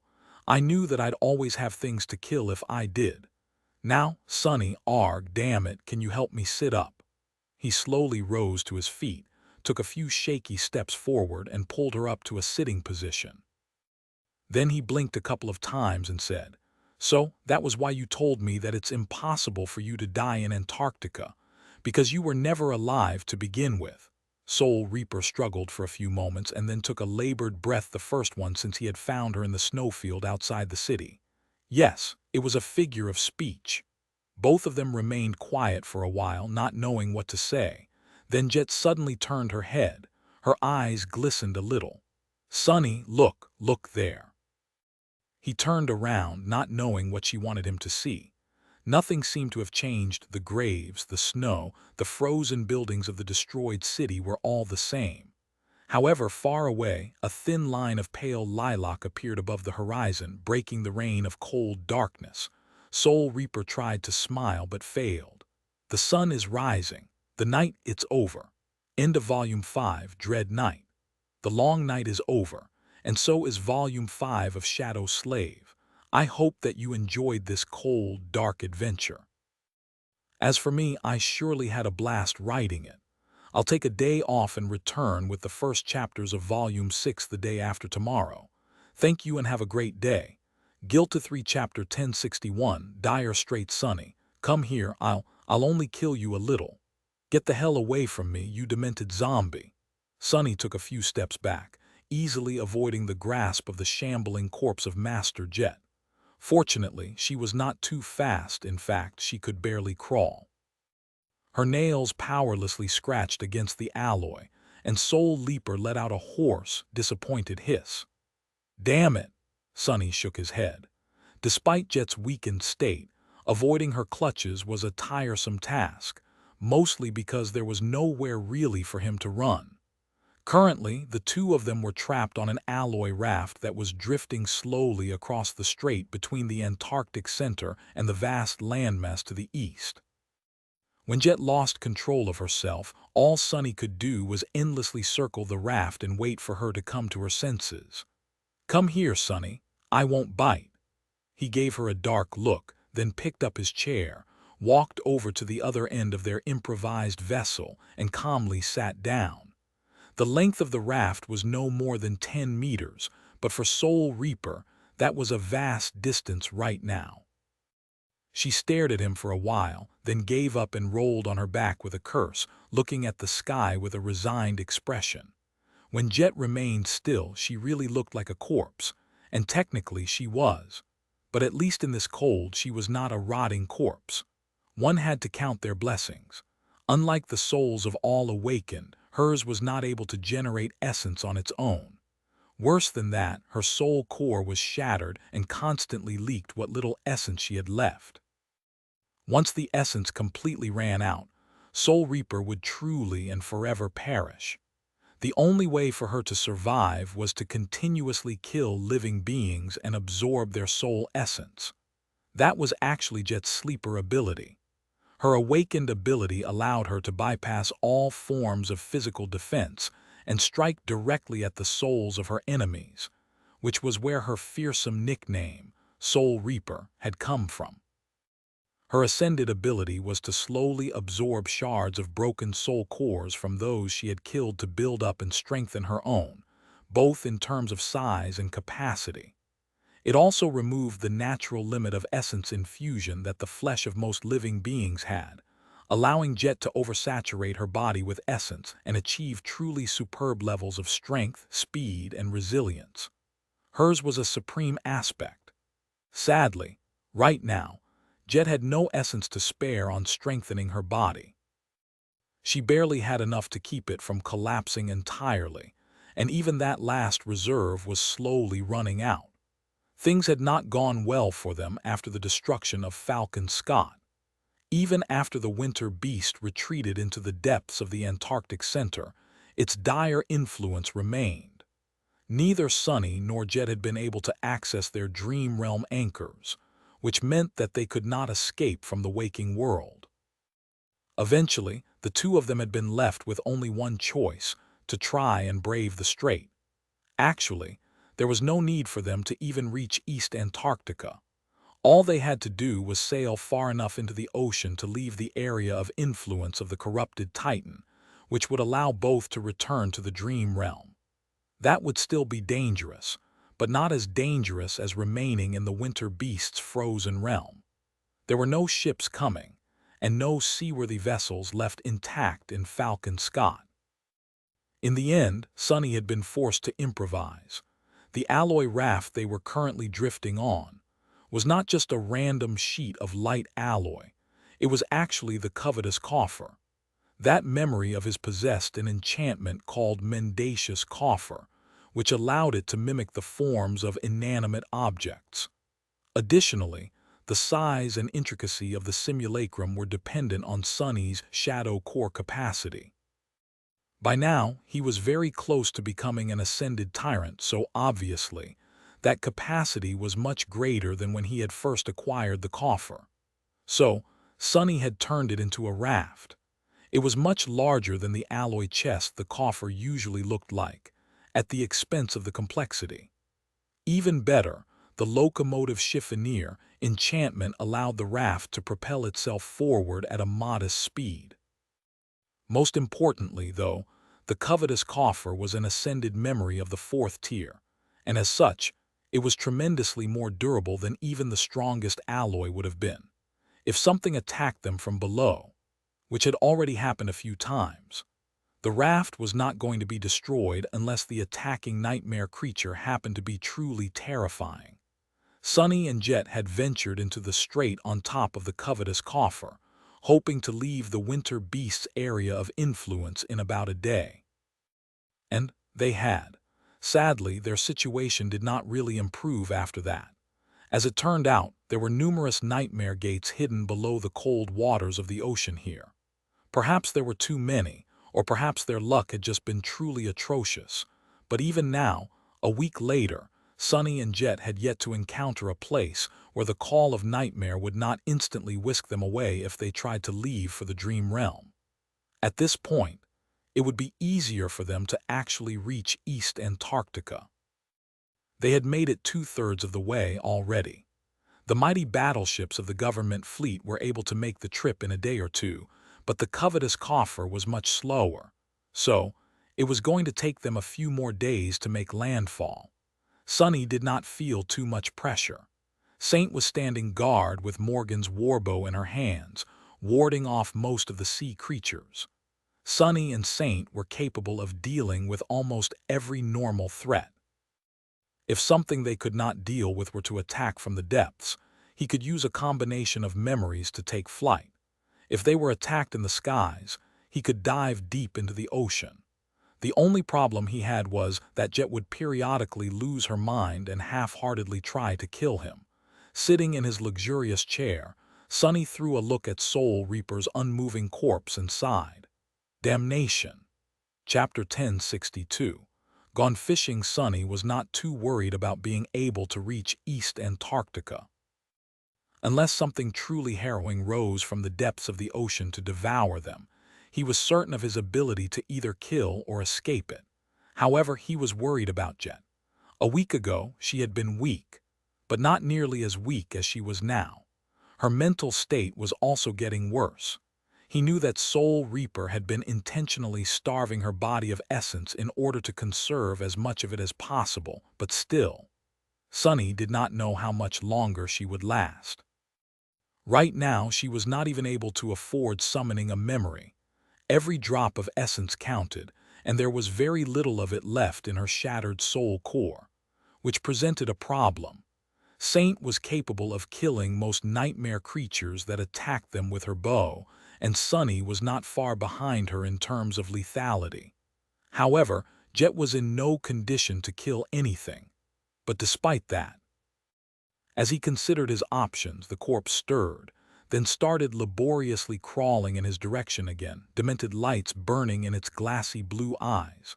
Come here, come here." Sunny stared at her with distaste, then shook his head and stood up. His shadow sense spread outward, encompassing as much of the world as he could perceive. He remained motionless for a while, allowing the corpse to draw dangerously close. Jet's hollow eyes glinted. "Got you." Before she could grab his shin, however, Sunny sighed and dove off the edge of the raft, disappearing under the cold water. The graceless dusk dissipated into dancing threads of black silk. Jet seemed startled by his disappearance. She fruitlessly clawed at the surface of the raft a couple of times, then grew still. "He's gone." A hoarse sigh escaped from her bluish lips. She didn't inhale after that. By now, even breathing was a chore. She didn't really need to anyway. The corpse remained motionless for a long time. Eventually, a black bird landed on the raft, hopped over to the corpse, and stared at it curiously. A few moments later, the crow tried to peck one of the glassy eyes out. Jet blinked. "You stop that, crow, or I'm going to make you into a soup." The bird hurriedly jumped away, seemingly nervous. "Soup, soup." Its voice sounded indignant. Soul Reaper looked at the bird silently, then rasped. "Did you find land?" The crow spread its wings and waved them a couple of times. "Land, land." The corpse tried to smile, which looked quite disturbing. Even Saint spared it an indifferent glance. "How far is it?" The bird ruffled its feathers and made another hop back. "Far, far." Jet gritted her teeth. "I know that it's far, you stupid bird. How far?" The echo simply stared at her in confusion. After a couple of seconds, it cawed proudly. How?" Soul Reaper hissed, then hit her head against the alloy surface of the raft a couple of times.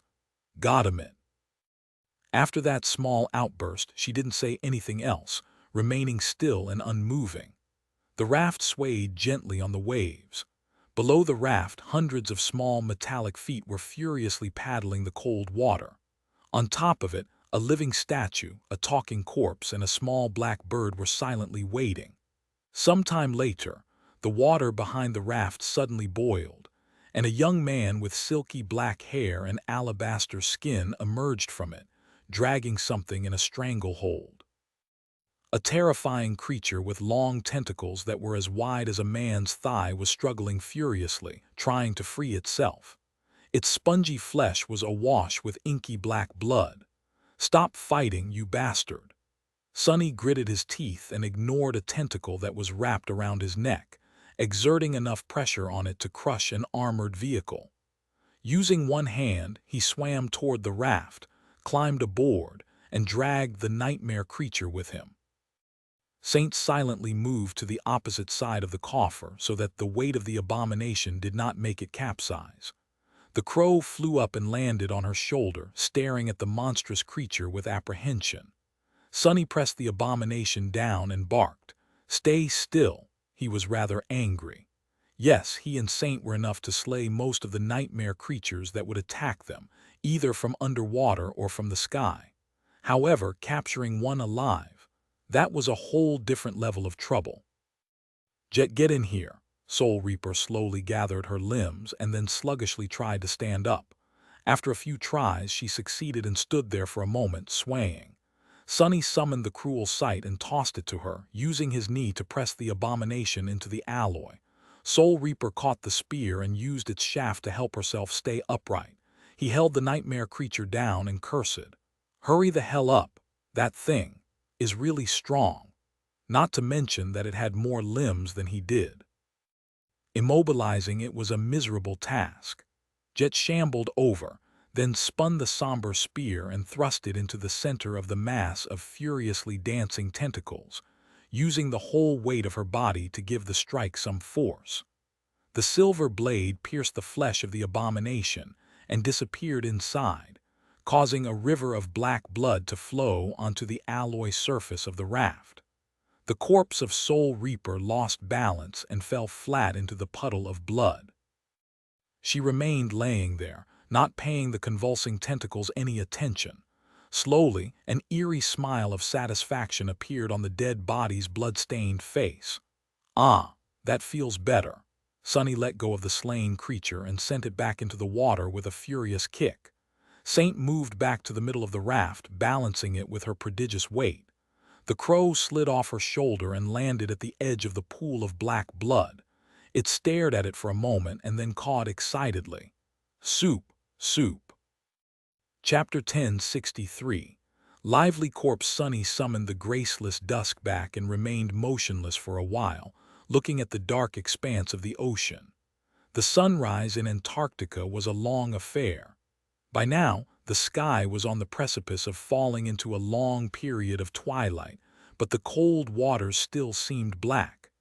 After a month or two of dawn, it would be day for about 4 months, followed by a couple of months of dusk. There would be much fewer shadows around for close to half a year, which meant that Sonny was going to have a much harder time fighting.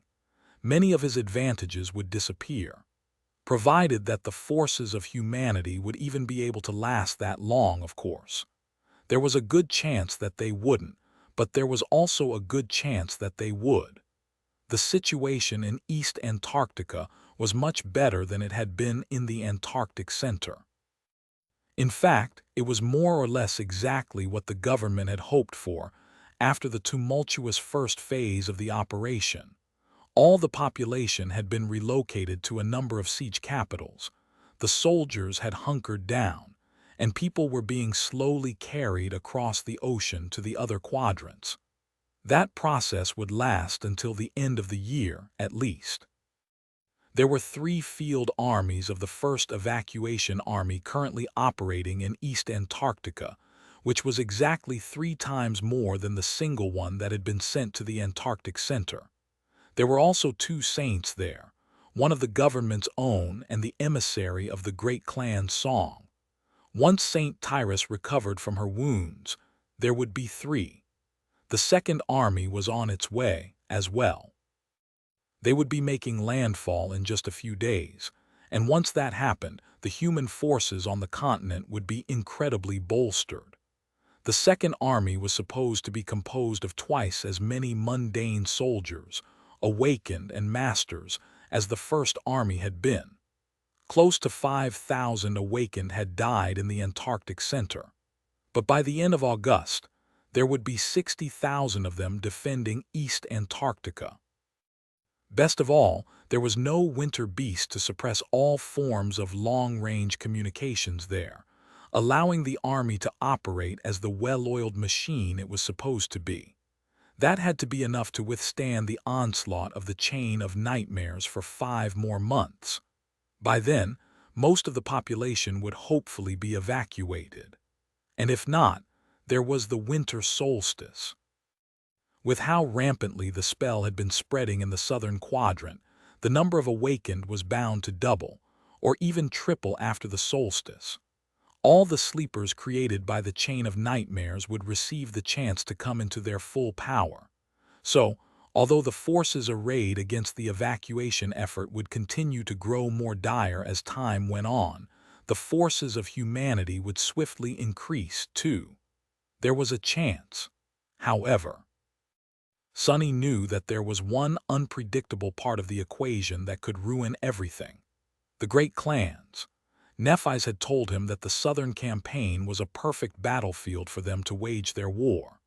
And so, there was a large possibility that song and valor would clash in East Antarctica, complicating the already dreadful situation. There was no sense or reason in their insane feud, at least none that Sonny and Neph could see. And yet, the threat posed by the war of great clans was very real.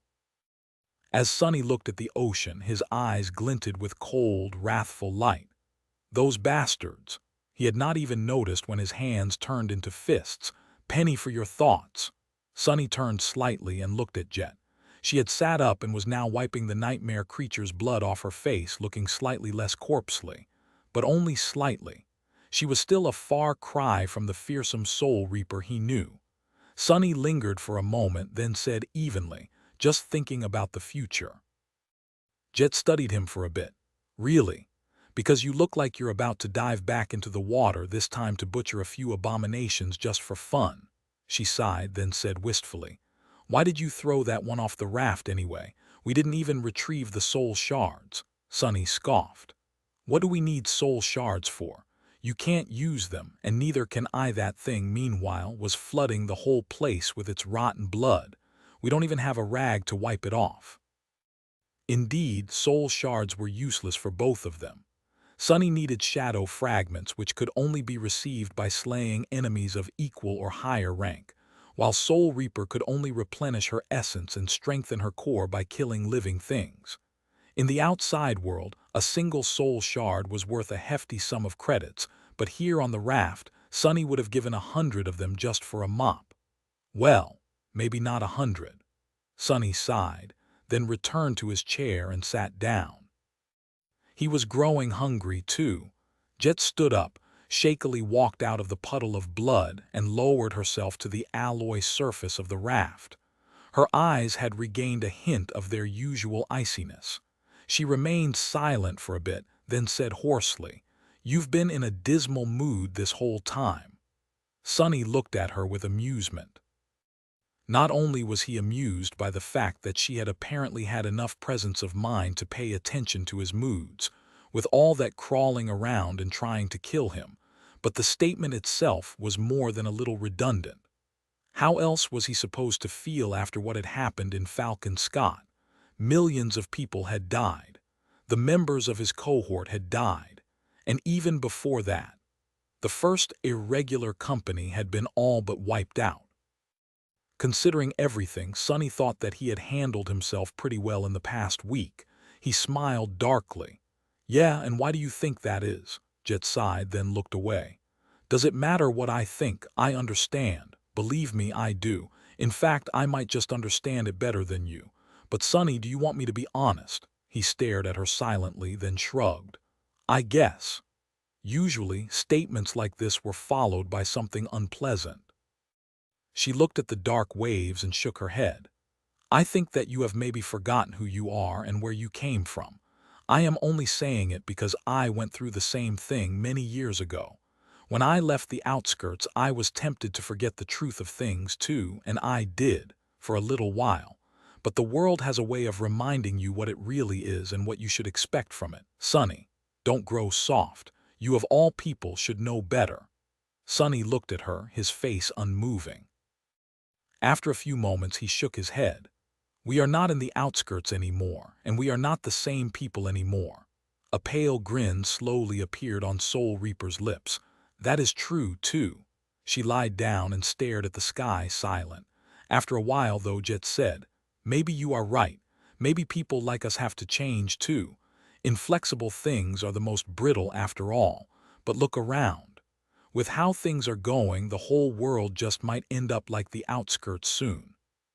"What are we supposed to do then?" Sonny laughed. "I'm the last person you should be asking for advice. What are we supposed to do? I have no idea. I don't even know what we are supposed to do tomorrow, let alone in the vague future. Let's just keep things simple. Today we need to survive. Tomorrow, too. After that, we'll see. It would already be nice if we get the privilege of having a choice in the matter." Jet turned her head and looked at him seriously. Then she said in a solemn tone, "I can't survive, though. I'm already dead." They stared at each other silently for a few moments, then both laughed. The raft continued to drift on the cold waves. From time to time, Saint would raise her bow and send a black arrow into the dark water. Every time she did, the spell would whisper into Sonny's ear, announcing a kill. Other times, he would have to dive into the ocean himself and help her deal with the attacking abominations. Shadow fragments slowly trickled into his soul. The next day, Sonny procured another nightmare creature for Jet to kill, and the day after that, one more. On the third day, her crow returned from its scouting trip much sooner than usual, announcing that it had seen land. Not long after that, they saw a dark line on the horizon. On the fourth day, the raft finally reached the inhospitable shore, and the two of them set foot on solid ground again. East Antarctica welcomed them with cold winds, dim twilight, and the familiar call of the whispering nightmare gates. Chapter 1064. East Antarctica. East Antarctica was many times larger than the Antarctic Center, both in terms of territory and population. Its landscape was also much more varied, with vast plains, long mountain chains, and numerous lakes that ranged from relatively small to those that were as large as seas. Somewhere out there, in that cold expanse, 21 siege capitals were currently enduring the onslaught of nightmare creatures. Each of them was comparable to Falcon Scott in size, and there were close to 900 million people protected by their walls. Sonny was looking into the distance, feeling a bit uncomfortable. In front of him was a vast plain that stretched all the way to the horizon, covered in snow. It was littered by giant boulders that stood like solemn monuments to the ancient past, and cut by countless deep canyons. Here and there, hordes of abominations could be seen, flowing across the plain like dark rivers. After months spent in the mountainous Antarctic center, it was strange to be able to see that far. The world was broad and shrouded in dim twilight, looking quite surreal. Sonny felt exposed. What a bleak sight. It was still better than the poisoned wilderness of the other continents. He could freely breathe here, at least. There were also much fewer scars left by the destructive wars of the dark times here, although there were some. He could see the skeletal remains of massive war machines and the ruins of destroyed towns far in the distance, all covered with snow. With a sigh, Sonny turned around. Behind him was a slope leading to the ocean shore. Jet had just finished climbing the slope and stopped near him, breathing heavily. She still looked like a dead woman walking. But at least she was breathing again. That alone made her less unnerving. Soul Reaper remained silent for a few moments, then cursed quietly. "There are still gates near us." Indeed, the call was still too strong for them to escape into the dream realm. She studied the plane before looking at him. "Do you have a working communicator?" Sonny shifted awkwardly, then gestured to the graceless dusk. "This is a transcendent armor, you know. It has many wonderful enchantments, sadly. One thing it doesn't have is pockets. I used to carry a few useful items inside a spatial storage memory, but those were all destroyed by the Heart of Darkness. So no, I don't have a communicator on me." Indeed, the covetous coffer was more or less empty now. Sonny had spent most of his supplies during the escape to Falcon Scott, and what little remained was then obliterated by the dark beetles. The only thing they had not been able to destroy were the spools of diamond thread from the ebony tower. Jet sighed, pity. Mine was frozen solid. We can't even contact Army Command then. Sonny watched the distant hordes of nightmare creatures for a while. Well, then we just have to keep moving deeper inland until we find a safe spot to use our anchors. Soul Reaper grimaced, which looked quite frightening considering her current state. She lingered for a few seconds, then shook her head. Moving inland, it won't be easy. This place is in a much better state than the Antarctic Center was, but that's just inside the siege capitals. Out here in the wilderness, the nightmare creatures still reign unopposed.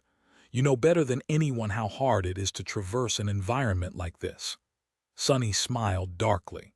Luckily, we don't need to travel for 3,000 kilometers, and there are no civilians slowing us down.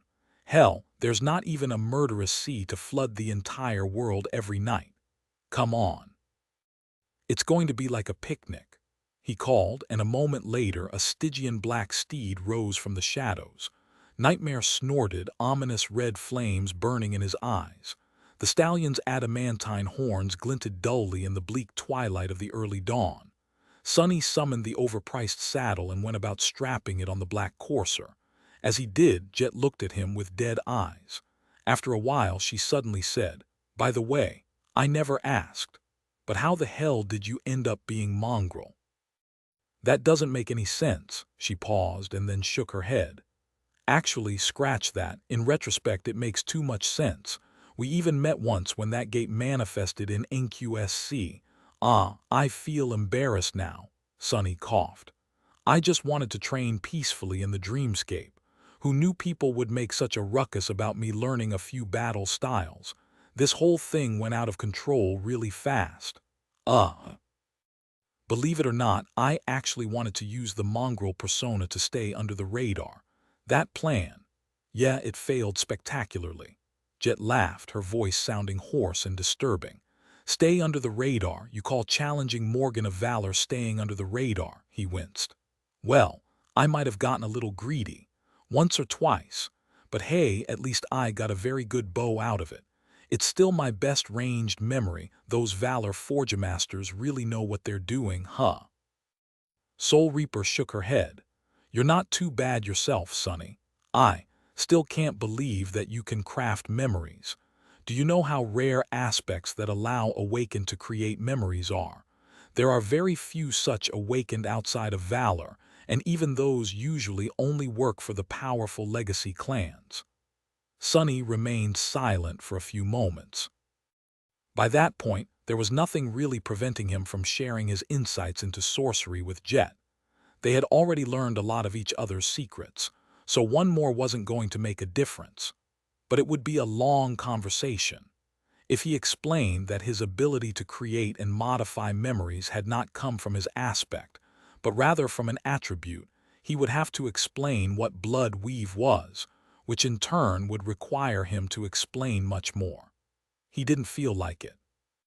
The knowledge would not help Soul Reaper anyway, or anyone else for that matter. As far as Sonny knew, his ability to see and interact with Spellweave was unique. Instead, Sonny glanced at Jet and asked, "What's so special about that Morgan anyway? How strong is she?" Soul Reaper sighed. "Understand that there are masters and then there are masters, Sonny.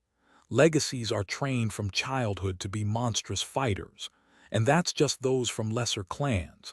Those from the great clans, well, you can imagine. Morgan is not just any member of Clan Valor either. She is their princess. You should know by now who her father is." Sonny's face darkened. He finished dealing with the saddle and crossed his arms. "What about you then? Are you stronger than Morgan?" Jet stared at him with her hollow, dead eyes. A corner of her mouth twitched upward. "Me? Maybe. Probably not. If we had to fight, I would most likely lose. Not because I am weaker, just because Morgan has the vast resources of Valor behind her. Memories, echoes, soul shards. You can't imagine how much power the great clans have hoarded over the decades. People like us don't have the same foundation, so I wouldn't want to fight one of their heirs if there's an option not to. That goes for your friend Songsation as well," he scoffed.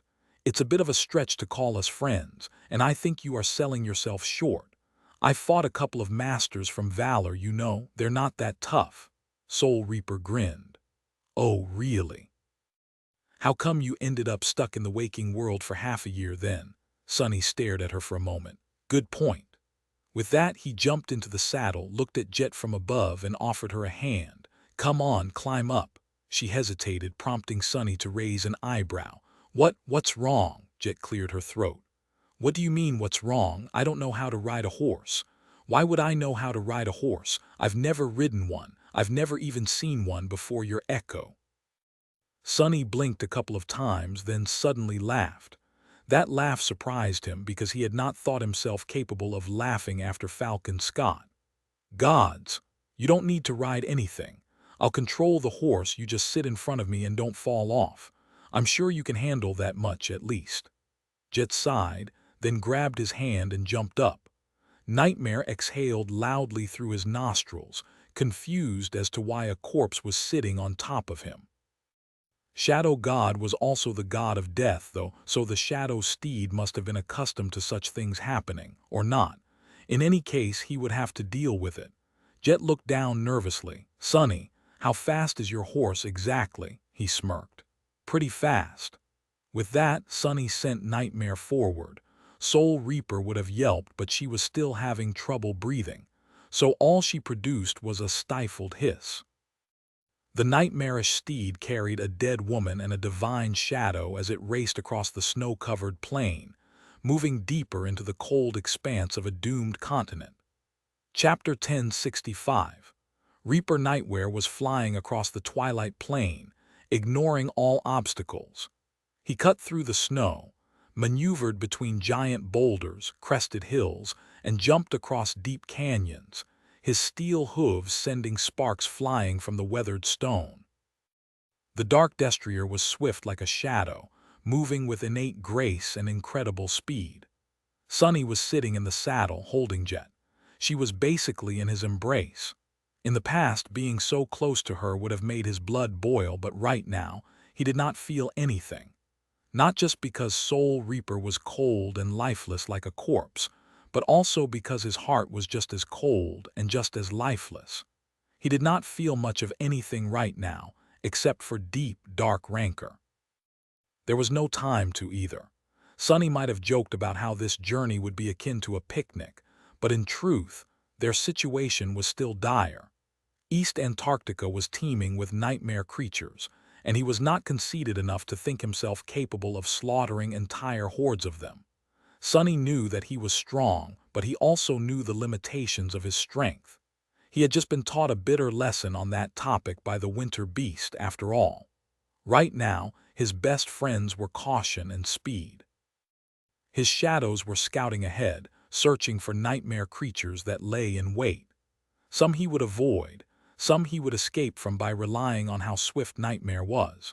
Steering clear of the migrating hordes was not too hard, but the smaller swarms and solitary abominations were a challenge. Still, Sunny had not been forced to summon Saint yet, let alone enter battle himself. They traversed a good distance, then hid in a deep ravine, waiting for a large horde to move away. After the river of monsters was gone, Nightmare dashed forward once again. Rinse and repeat. Finding a safe spot to enter the dream realm was proving to be more difficult than he had thought. There were places where the pull of the call was not strong enough to disrupt their anchors, but all of them were crawling with the nightmare creatures. Slaying the abominations was not out of the question, but Sunny felt reluctant to create a lot of noise. Who knew what else would be attracted by the sounds of a battle? And so, further and further they went. Eventually, he had to admit that solving their problem was not going to be a fast affair. As such, Sunny had to change his tactics. He had not eaten in a long time, and Jet was losing essence. They had to hunt. Sunny spent some time finding a swarm of nightmare creatures that was sufficiently small and isolated. After that, he commanded Saint to put an arrow into each abomination and slow them down with the burden of peace, enchantment of the black bow. Then Sunny set Soul Reaper on the beasts and watched from the shadows as she butchered them. Jet was still weak and low on essence. However, the creatures were merely awakened and weighed down by the soul arrows on top of that. He was there to interfere should something go wrong as well. Sunny was confident that his dead companion would be able to handle the swarm. And indeed, she did. To conserve her essence, Jet shunned summoning any memories and attacked the abominations with her bare hands. However, as Sunny quickly found out, Soul Reaper was a terror to behold even while weakened and unarmed. When she struck the abominations, her hands simply passed through their flesh, directly shattering the soul cores. But more than that, Jet was already dead, her body could still be damaged, and she would perish if it was entirely destroyed. But she was also not plagued by many of the weaknesses that most living beings shared. She could not bleed to death, but could ignore wounds that would cripple or kill any human. Jet was able to dismiss even the most severe internal injuries, continuing to fight without ever slowing down. Even if her lungs were crushed and her heart was pierced, she would simply continue to kill. Not even crushing Soul Reaper's skull would stop her. As long as she absorbed enough essence, her dead body would eventually heal, or rather, restore itself. Faced with such an unstoppable monster, even Sunny would feel a hint of dread. Good thing we're on the same side. In the end, it did not take long for Jet to slaughter the small swarm of awakened abominations. She killed them with her bare hands, regaining a little strength with each kill. Throughout all of this, her face remained unnervingly calm, like that of someone focused on a boring chore. Then, a disturbing little smile appeared on it. Sunny was forced to remember his first conversation with Teacher Julius. Back then, the old man had called Jet a murderous savage and a psychopathic killer. Sunny used to think that people were prejudiced against Jet because of her background, but now, knowing what he knew, he could see how strangers could have come to the conclusion that Soul Reaper enjoyed killing simply for the sake of killing. Very few people knew that she needed to constantly absorb essence to survive, after all, and who wouldn't be unsettled after witnessing something like this. When the last of the nightmare creatures fell to the ground, Jet straightened and closed her eyes for a moment, exhaling with satisfaction. She looked like a fiend that had just crawled from the depths of hell awash in blood, body riddled with ghastly wounds, and eerily beautiful despite all that. Shaking his head, Sunny emerged from the shadows and went about dressing down some of the abominations to collect meat. At the same time, Saint started salvaging soul shards. Jet remained motionless for a while, then looked at him.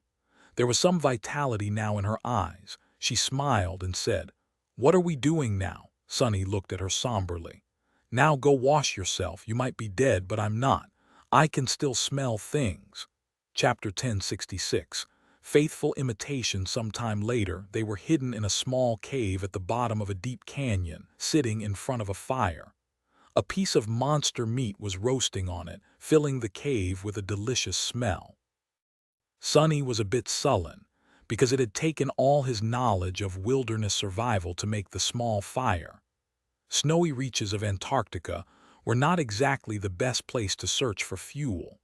He had almost been forced to use the divine flames of the cruel sight to cook, which would inevitably result in an atrociously burned dinner for him. Currently, Sunny was passing time by trying to play a simple melody on a flute made of emerald bone. Kai would have probably become ill if exposed to his musical talent, but Jet didn't seem to mind. She stared at the fire, flames reflecting in her icy blue eyes. After a while, she suddenly said, "I can smell things too, you know, when I am sufficiently full of essence. My aspect might only give me a semblance of life, but it's a faithful imitation." Sunny lowered the emerald flute and looked at her gloomily. "What I'm hearing is that you want to rob me of some of this meat, right?" Jet lingered for a moment, then grinned. "Right, that was exactly what I meant. I am hungry too," he sighed, then hung more meat above the fire.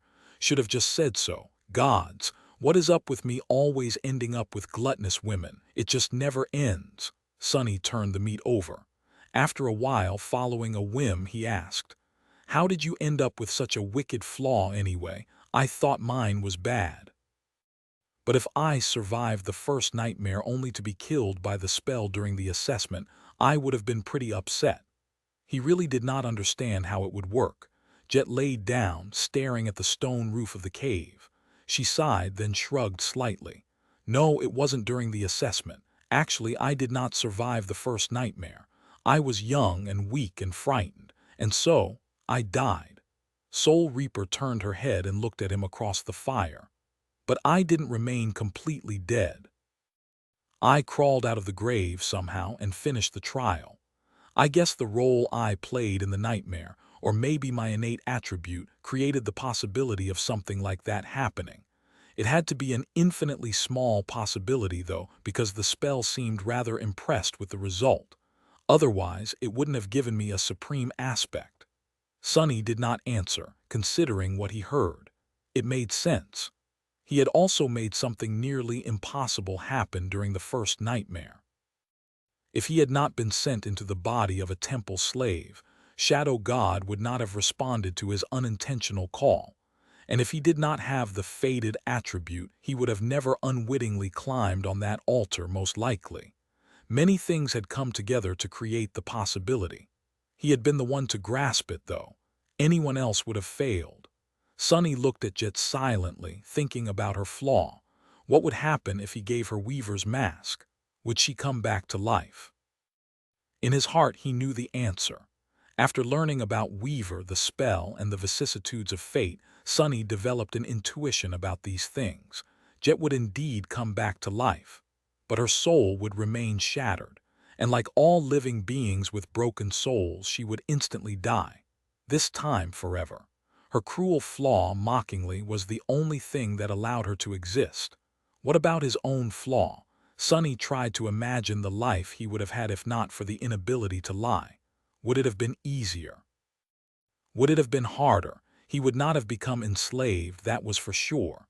But he also would have never gotten close to other people, choosing to lie and manipulate them instead of trusting them, out of fear of being rejected and betrayed. And for that reason, he would have probably died a long time ago, or at least turned into something ugly and twisted. Was that the lesson he was supposed to learn?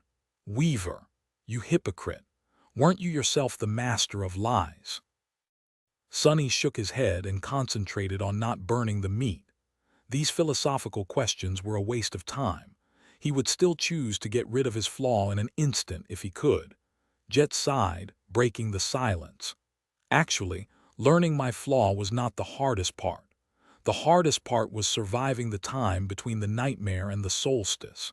As you can imagine, it's not easy for a sleeper to find things to kill before entering the dream realm. I ended up having to ask for help. And asking for help ended up costing me a lot. Sonny shifted slightly. Who did you ask? She chuckled. Who do you think? Just like you, I've been invited to the academy after becoming a sleeper. And just like you, I've been asked for the details of my aspect. On a voluntary basis, of course. But what would an ignorant kid from the outskirts know? I told them everything, and from that moment they had a wonderful leash to keep me on. Jet remained silent for a few moments. That is fine, though. Even without it, I would have chosen the same. I'm happy with how things turned out. Still, she grew quiet and then added wistfully, it would have been nice to have had more of a choice. Sonny did not speak for a while. Eventually, he said, yeah, I would have been nice. With that, he judged that the meat was ready and took it off the fire. Here, your dinner is ready. They concentrated on the food, content to be safe for the moment with something tasty to eat. Sonny could vividly remember the times when eating anything, let alone actual meat, had been a cause for celebration. Jet could, too. Those times were gone, and no matter how complicated and hard their lives had become. Sitting in a damp cave located in the depths of a dying continent, Sonny stared at the fire and thought, I guess it's an improvement. Chapter 1067. With your shield soon, Sonny and Jet continued their journey. The landscape of East Antarctica remained the same, and so did the dangers they faced. The two of them traveled across the desolate plain, sometimes avoiding the nightmare creatures, sometimes engaging in short and furious battles. Sonny felt a little bit numb and was glad to have a task to focus on. With all his attention concentrated on keeping them alive, he had no time for unnecessary thoughts, which suited him just fine. Jet, meanwhile, was slowly recovering her powers. The more abominations she killed, the less like a corpse she looked. At some point, she allowed herself to summon a few memories, and was now wearing a light suit of armor that was made of black, lusterless leather. Now that she wielded a weapon, her lethality had soared too. For Sunny, it was fascinating to watch Jet slowly come back to life.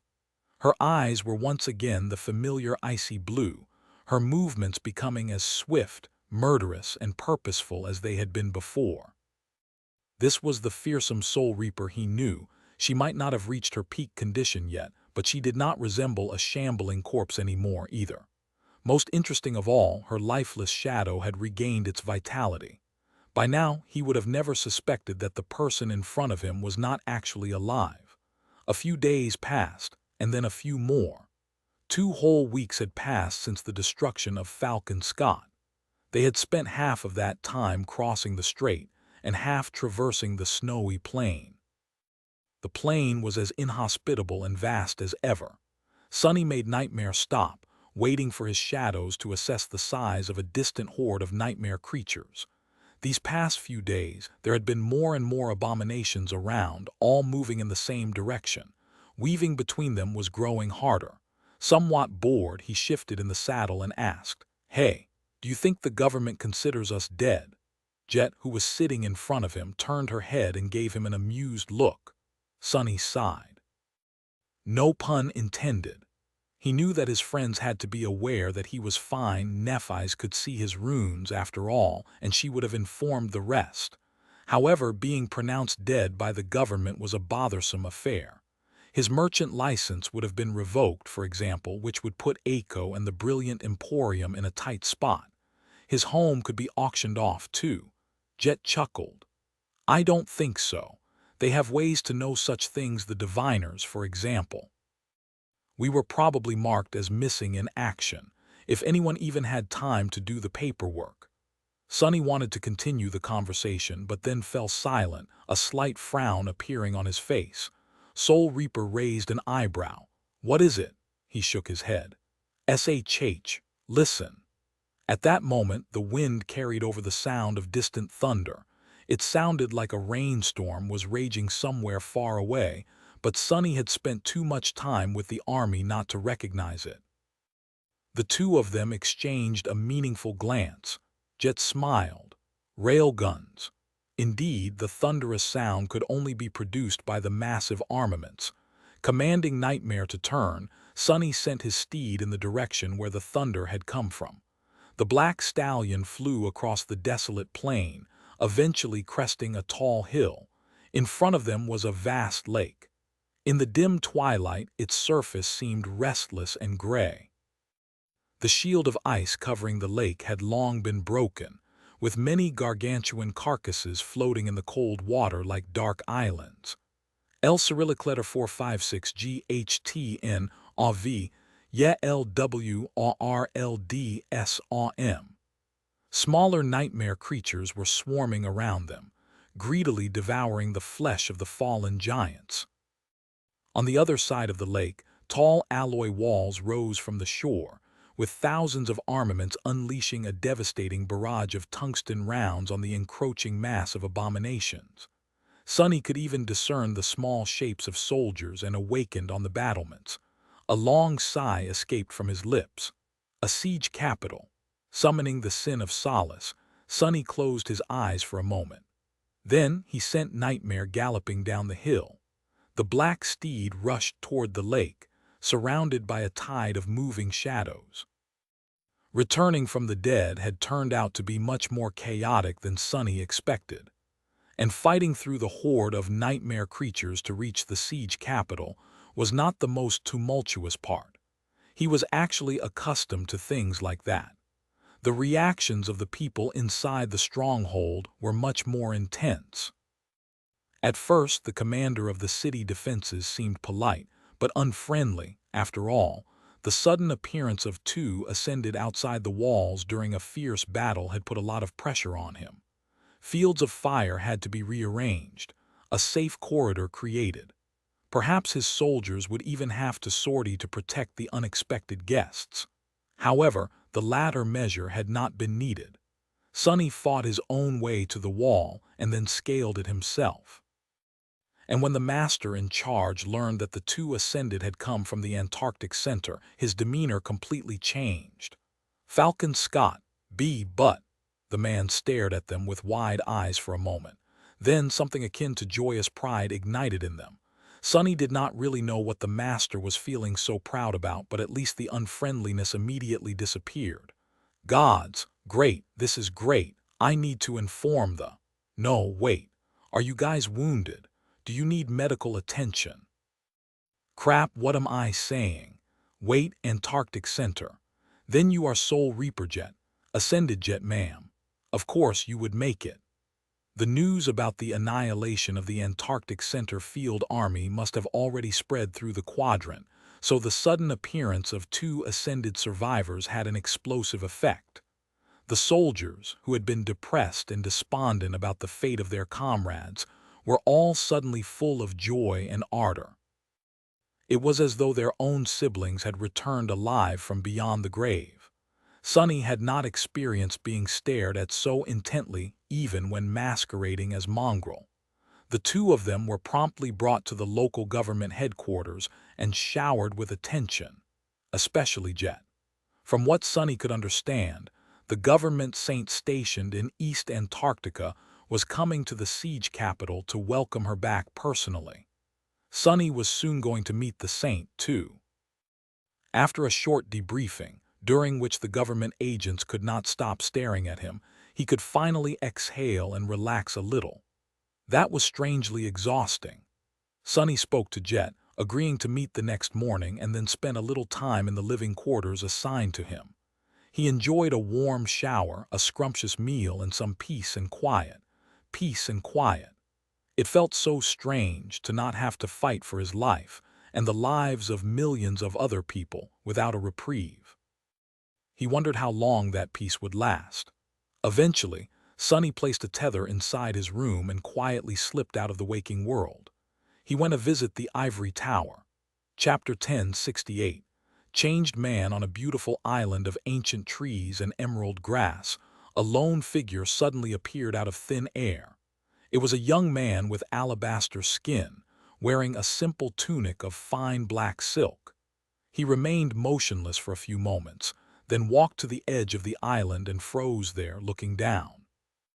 If not for the wind playing with the young man's black hair, he would have looked like an exquisite statue. The Ivory Island had changed a bit in the past few months.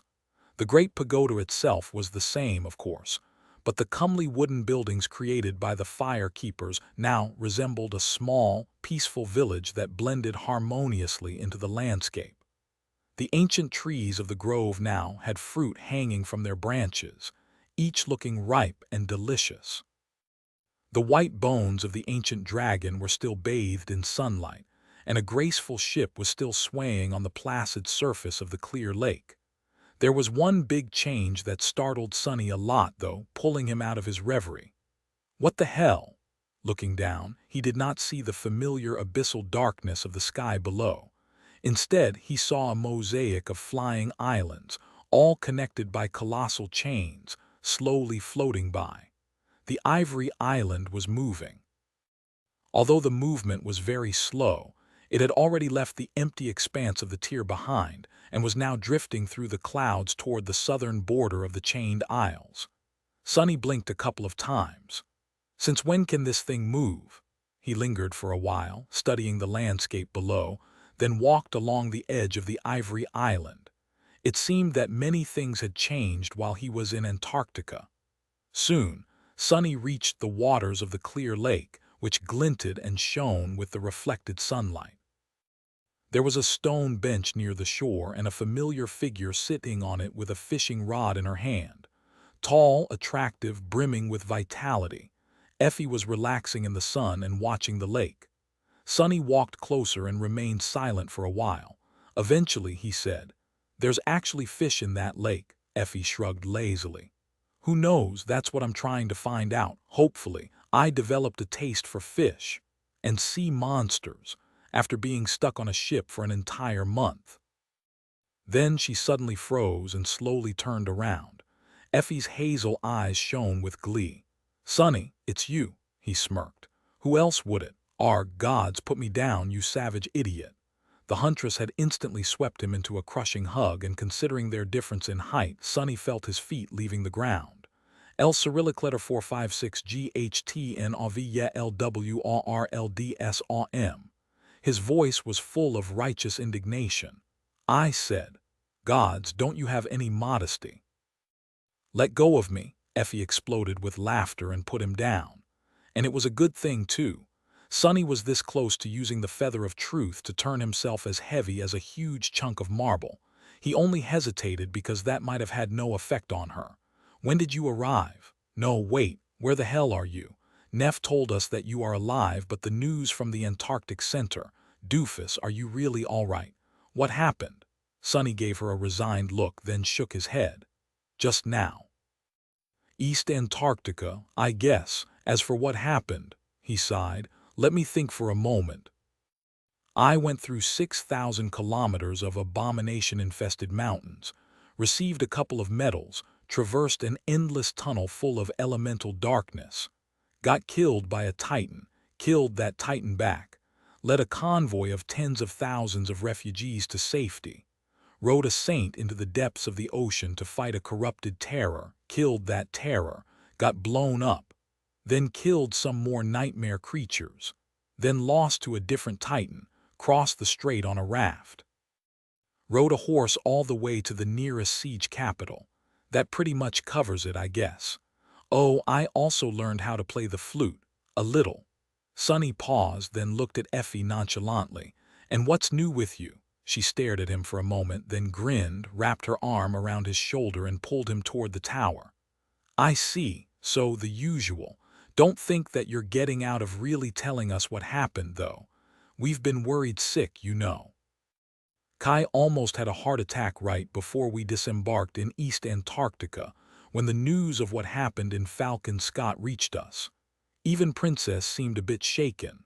I swear to the dead gods, I almost saw her having a facial expression. Come, let's find the rest of the guys." Sonny estimated his chances of struggling free of Effie's hold as moderate, but then just relaxed and allowed himself to be led toward the ivory tower. That was why he had come here, after all, to speak with the other members of the cohort. He needed to share a lot of practical knowledge with Kai and Effie, as well as speak with Nephi's and Cassie about the great clans. But more than that, he simply wanted to see them. There was a lot of darkness and confusion in his heart, but his friends, his cohort, despite all the complicated matters between them, they were like a small island of stability in the chaotic, unpredictable, deadly world they were all living in. He had missed them all, even though perhaps he shouldn't have. The 4 months Sonny had spent in Antarctica changed a lot of things, making some seem unimportant and some more significant than they used to be. He shook his head. "Fine, fine. I'm coming. Can you let me go now?" Sonny sighed. At least she did not joke about the graceless dusk. At that moment, Effie gave him a mischievous look. "Doofus, I couldn't help but notice. What a nice dress you have." He gritted his teeth. "Tunic, it's a tunic. A transcendent armor-type memory which is not a dress but a tunic. Are you blind or what?" Chapter 1069. Secrets of the Island. The great hall of the ivory tower made Sonny shiver, just like the last time he had seen it. It was bathed in bright sunlight that poured through tall and narrow windows. A circle of chains lay in the middle of the hall that was the gateway. There was no one here, but Effie pulled Sonny to a staircase that led to the underground level of the tower. Its roots were deep, seemingly reaching into the very heart of the island. That stairwell spiraled along the outer wall of the pagoda, and there was a tapestry of beautiful carvings on the ivory stone. The carvings told the stories of the golden age of the Kingdom of Hope, long before it had been destroyed by the Lord of Light. Wait. I don't think there was a way down before. Was it hidden? Confused, Sonny silently followed Effie. Eventually, the two of them reached a vast circular chamber at the bottom of the stairwell. Sonny had never been here before but expected it to be similar to the lowest level of the Ebony Tower. And indeed it was. However, it was also entirely different. The duplicate tower created by Nether was full of darkness, and there was a ghastly mountain of discarded mannequins occupying the center of its underground level. This chamber, however, was suffused with light. There was a vast and inconceivably complicated runic circle carved into the floor of the chamber, and within it, Sonny stared, not even noticing the two people studying the circle. His body shivered slightly. Is that? Floating in the air at the center of the chamber was a rough, radiant crystal. It was larger than Sonny and gave him a feeling of sublime, awesome, indescribable power. The crystal was like a miniature sun, flooding the underground hall with soft light. Reality itself seemed to ripple and shine around it. It was like nothing Sonny had ever seen. A familiar voice answered, pulling him out of his astonishment. Yes, from what we can tell, this is a divine soul shard. Sonny slowly turned his head and looked at Cassie, who was sitting in front of the runic circle, surrounded by notebooks, etchings, and writing implements. El Cyrillic letter 456 GHTN Avia LS Avia com. She was wearing simple jeans and a white t-shirt, her pale gold hair gathered in a messy knot bun. Sonny lingered for a moment, not knowing what to say. A divine. At that moment, however, a different voice interrupted him. Sonny. He looked up, only now noticing Kai, who was hovering high above the runic circle near the tall ceiling of the chamber. The archer was already descending, and with considerable speed at that. Oh no! Before Sonny could react, he was subjected to another hug. God, Sonny, you had us all worried. He gently struggled out of Kai's embrace and met his friend's blinding smile with a pale one of his own. Ah, sorry. I guess I'm just a worrisome person. I only died once in the past couple of months, though, so you needn't have worried. Then, Sonny looked past the startled archer, stared at the radiant crystal, and took a deep breath. Anyone wants to explain to me what is going on? Cassie stood up, sighed, and massaged her knees. Then she gave him a soft smile. I am glad that you are back too, Sonny. With that, she took a few steps back and gestured to the floor of the circular chamber. Take a look at that. He looked down, only now paying attention to the runic circle carved into the white stone. The weave of runes was vast, complicated, and possessed a disturbing familiarity. Sonny frowned. What is that sickening feeling? Then he mentally scaled the runes up many times their size and tilted his head a little. The runes were very similar in style and shape to those of the Red Colosseum. Just looking at them reminded him of the harrowing months he had spent in the cage below the arena. Hope's sorcery. Cassie nodded. Indeed. We continued to explore the tower after you left and eventually unlocked the path to this chamber. Our reaction was more or less the same as yours. Cassie shook her head. The Ivory Island holds more secrets than we thought. Well, Nephi's will probably be able to explain it better. In any case, we quickly realized that these runes resembled the ones you had encountered in the ancient theater, so the Fire Keepers went on an expedition to the western edges of the Chained Isles. The Red Colosseum has long turned into a ruin and was teeming with all kinds of dreadful nightmare creatures. It took some effort to eradicate them and clear the floor of the arena. A ruin? Good, Kai nodded. Effie and I couldn't participate because we were tied up settling into our roles in the Second Army. However, since Cassie returned, I've been helping her study the runic circle from time to time. A high vantage point helps see it in its entirety, and so on. We've made a little progress, even. Mostly because Cassie had spent a lot of time with Noctis and learned many things, especially about that flying ship of his. She nodded. Yes. In fact, I suspect that the enchantments of the ship were derived from some of Desire's creations. There are many similarities. So, after months of study and comparisons, we managed to decipher a tiny portion of the circle. It is not much, but it did allow us to access one of the island's hidden functions. Sonny just stared at her silently for a few moments. Then he said, "Is that why the island is moving?" Cassie nodded with a small smile. "Indeed, we are now able to move the Ivory Island, albeit very slowly." He hesitated for a bit, then shook his head. "Am I the only one who is freaked out by a damned divine soul shard? It's divine. Where did Hope get a divine soul shard?" Effie glanced at the radiant crystal and shrugged. There were only 6 gods, but there were plenty of creatures of the divine rank, the former mistress of this tower included. Sometimes they fought side by side, sometimes they fought against each other. Well, of course they did. Considering how terrifying this demon of desire was, is it so surprising that she had a divine soul shard or two? In fact, I am kind of disappointed that we didn't find way more incredible treasures in her basement. Makes sense, though. The damned dragon must have cleaned it all out ages ago. She glanced up in the direction where the bones of Severax were wrapped around the great pagoda. Kai's face darkened a little. He sighed. "Why are we talking about this stuff anyway? Sonny is finally back. He has to be sick of military rations. Let's go, guys. I bet dinner is almost ready." Sonny gave him a long look. "Mind if I stay and drool at that shard a bit longer? I mean, it's a divine soul shard. Can you imagine how much that thing costs?" Kai shook his head and said, his voice full of resoluteness, "No, you can't. I am going to feed you, and don't even think about resisting." Sonny looked at the radiant crystal one last time and sighed. "Well, all right. I guess I can go for a bite." Chapter 1070. Dysfunctional Citadel. 1070 Dysfunctional Citadel. As they went back up the stairs, Sonny couldn't help but think about what he had seen in the stone chamber at the root of the great pagoda. The circle of runes, the sublime crystal hovering in the middle of it.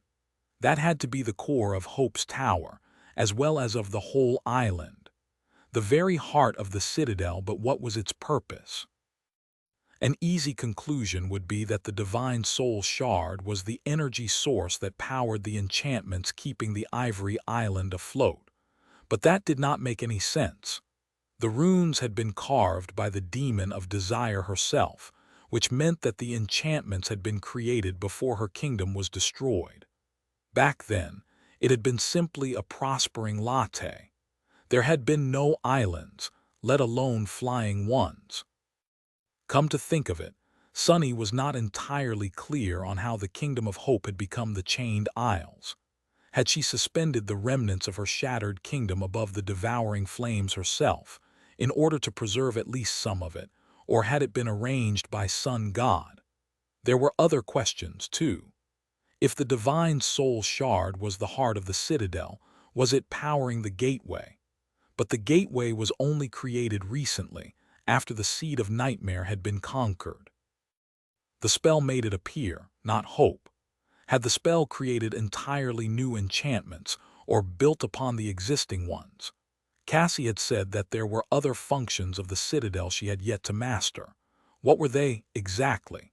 Now that Sonny started thinking about it, he realized that he didn't really know much about citadels. That word just used to describe a human stronghold built around a gateway in the dream realm. He had visited the sanctuary of Noctis and the Ivory Tower. No, actually, the Crimson Spire would have become a citadel too if it had not been destroyed. Was there perhaps more to the citadels than he had known? Did all of them have hidden functions? Sonny glanced at Cassie, who was tracing the stone wall with her fingers as she ascended the stairs. "I actually learned a bit about Hope's runic sorcery back in the nightmare. If you want, we can compare notes later." Cassie turned her head and smiled with some excitement. "Really? That would be very helpful." Sonny sighed. Of course it would be. Neither of them had any hope of truly learning runic sorcery or Hope's magic, as Noctic had called it in their lifeline. However, learning how to decipher and use already existing enchantments was not out of the question. After all, a person could swing a sword without knowing how to forge it. Runic sorcery was different from weaving, but perhaps just as ingenious. In the primordial era of the dream realm, mortals had only known one type of sorcery, the sorcery of names. They were capable of invoking the true names of things to wield great power, but speaking those names aloud was often an impossible task. Hope, however, had invented the concept of writing and gifted it to humans. With the knowledge of writing, humans learned how to transcribe true names and did not need to speak them aloud anymore. Letter 1D5C5, letter 1D5C2, letter 1D5C0, letter 1D5C1, letter 1D5CD, letter 1D5C7, letter 1D5BC, letter 1D5C8, letter 1D5C6. More tighten that, the names could be bound to material objects through writing, thus granting the invocations permanence, and could also be shaped into songs and phrases. However, it was still all based on the knowledge of true names. Without knowing the meaning of the name, transcribing it would have no effect, and there was no way for either Sunny or Cassie to learn that in less than a few centuries. They were both mortals after all, so all they could do was use runic enchantments left behind by someone far more powerful and knowledgeable. Sunny shook his head slightly, wondering what secrets the ivory tower held. They made their way back to the first level and then went higher. In the past, the fire keepers had made their home on the upper levels of the ivory tower, but now it was empty. The awakened following Nephi's and Cassie had moved to the wooden village outside. The second level, the third level, the fourth. Finally, they arrived at the fifth, second-to-last level of the pagoda. It was separated into many halls and chambers, some of which had been recently refurbished to serve various purposes. It all resembled the interior of a beautiful, but rather barebones manor. A mouth-watering aroma was coming from a half-open door at the end of one of the corridors. Effie hurried toward it with gleaming eyes. Behind the door was a brightly lit hall that was made into a kitchen. Sunny noticed that someone had put a lot of effort into either building cooking appliances or bringing them here from the waking world. The latter could only be done by a master, of course. Although most advanced technology did not work in the dream realm, similar to how it failed in the vicinity of nightmare gates, more primitive devices functioned perfectly well. There were expensive, but much more convenient spelltech solutions, too. So while you couldn't really have something like an electric stove or a refrigerator here, you could have a wood stove or an ice hox, as well as analogs that worked on essence.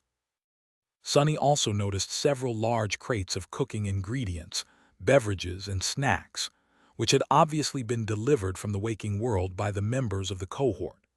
He did not pay that much attention, though, because there was someone standing in front of the stove, stirring the source of the delicious aroma, a generous amount of fried rice that was being cooked in a bowl-shaped frying pan. Tall, slender, with beautiful silver hair, and wearing white apron. Wait, an apron. Sunny blinked a couple of times. Hearing their steps, Nephi's looked over her shoulder and called out, "It's almost ready." Then she suddenly tensed and slowly turned around. Neff's face remained as calm as ever, but there was a hint of agitation in her striking gray eyes. "Sunny." He remained silent for a moment, then looked past her. "Sure, you better turn around, though. Don't burn our dinner." Chapter 1071. Familiar Role. 1071. Familiar Role. Nephi stared at Sunny for a couple moments, then briefly glanced at her apron and quietly cleared her throat. "Right." She turned around and got back to stirring the rice. A couple seconds later, Sight added without looking back, "You'll have to wait for a couple more minutes. And, welcome back, Sunny. Did you make it out of the Antarctic Center all right?" Sunny wondered how much Changing Star knew about the situation in the southern quadrant as he followed Cassie, Effie, and Kai to sit behind a dining table, settling on a wooden chair. which was far inferior to his own shadow chair. He sighed. I wouldn't call it all right, but yes, I made it out. I'm already inside a siege capital in East Antarctica. Neff's shoulder moved slightly. That's good. Effie grabbed a few cans of something sugary and refreshing, then pushed one towards Sonny. Kai and I spent a whole month in transit aboard those giant ships. We were in the first batch of the Second Army to arrive, so we've been in East Antarctica for about a week. Gods, I thought the ocean was bad, but Antarctica. I have never seen that many nightmare creatures in my life, not even here in the dream realm. It's like the two worlds switched places. Kai nodded southerly. Indeed. Even though there are secure evacuation corridors between the inland siege capitals and the harbor strongholds, we had to fight a couple battles just to reach our designated sector. Luckily, there were no casualties. The Second Army was twice the size of the First Army, so it was going to take 2 trips for the naval convoys to bring all of it to the southern quadrant. Both Effie and Kai were in the first wave of reinforcements, which was why they had made landfall around the time Sonny himself reached East Antarctica. Sonny looked at them, wondering. East Antarctica was a large place, and it was not a given that their paths would cross until the end of the operation. He really hoped that they would, though. Effie shook her head. Enough about us. What happened to you? You look a bit different, Sonny. He did indeed look slightly different because of the marble shell. However, Sonny knew that that was not what Effie meant. He sighed and took a sip from the cart she had given him. Well, as you know, I was assigned to the 1st Irregular Company. In the first month after our contingent of the Army made it to the Antarctic Center, things were, more or less, fine. The Field Army split into 7 divisions, with one remaining in the city of El Alcan-Scott, while 6 others moved south to establish 6 more siege capitals. Sonny paused. I was assigned to the southernmost siege capital, and then went on a mission to retrieve a VIP from a remote research station. That was when everything went from bad to worse. The chain of nightmares had gone into overdrive, and 3 whole titans spawned in the Antarctic Center, including an especially troublesome corrupted one. It took a lot to keep his voice from shaking at the mention of the winter beast. The others looked at him intently, and Sonny sighed. I ended up stuck in that research station for about a month, waiting to be evacuated by a battleship. However, the ship never arrived, and everyone in the settlement was eventually eviscerated by a powerful terror. My people and I were the only ones to survive.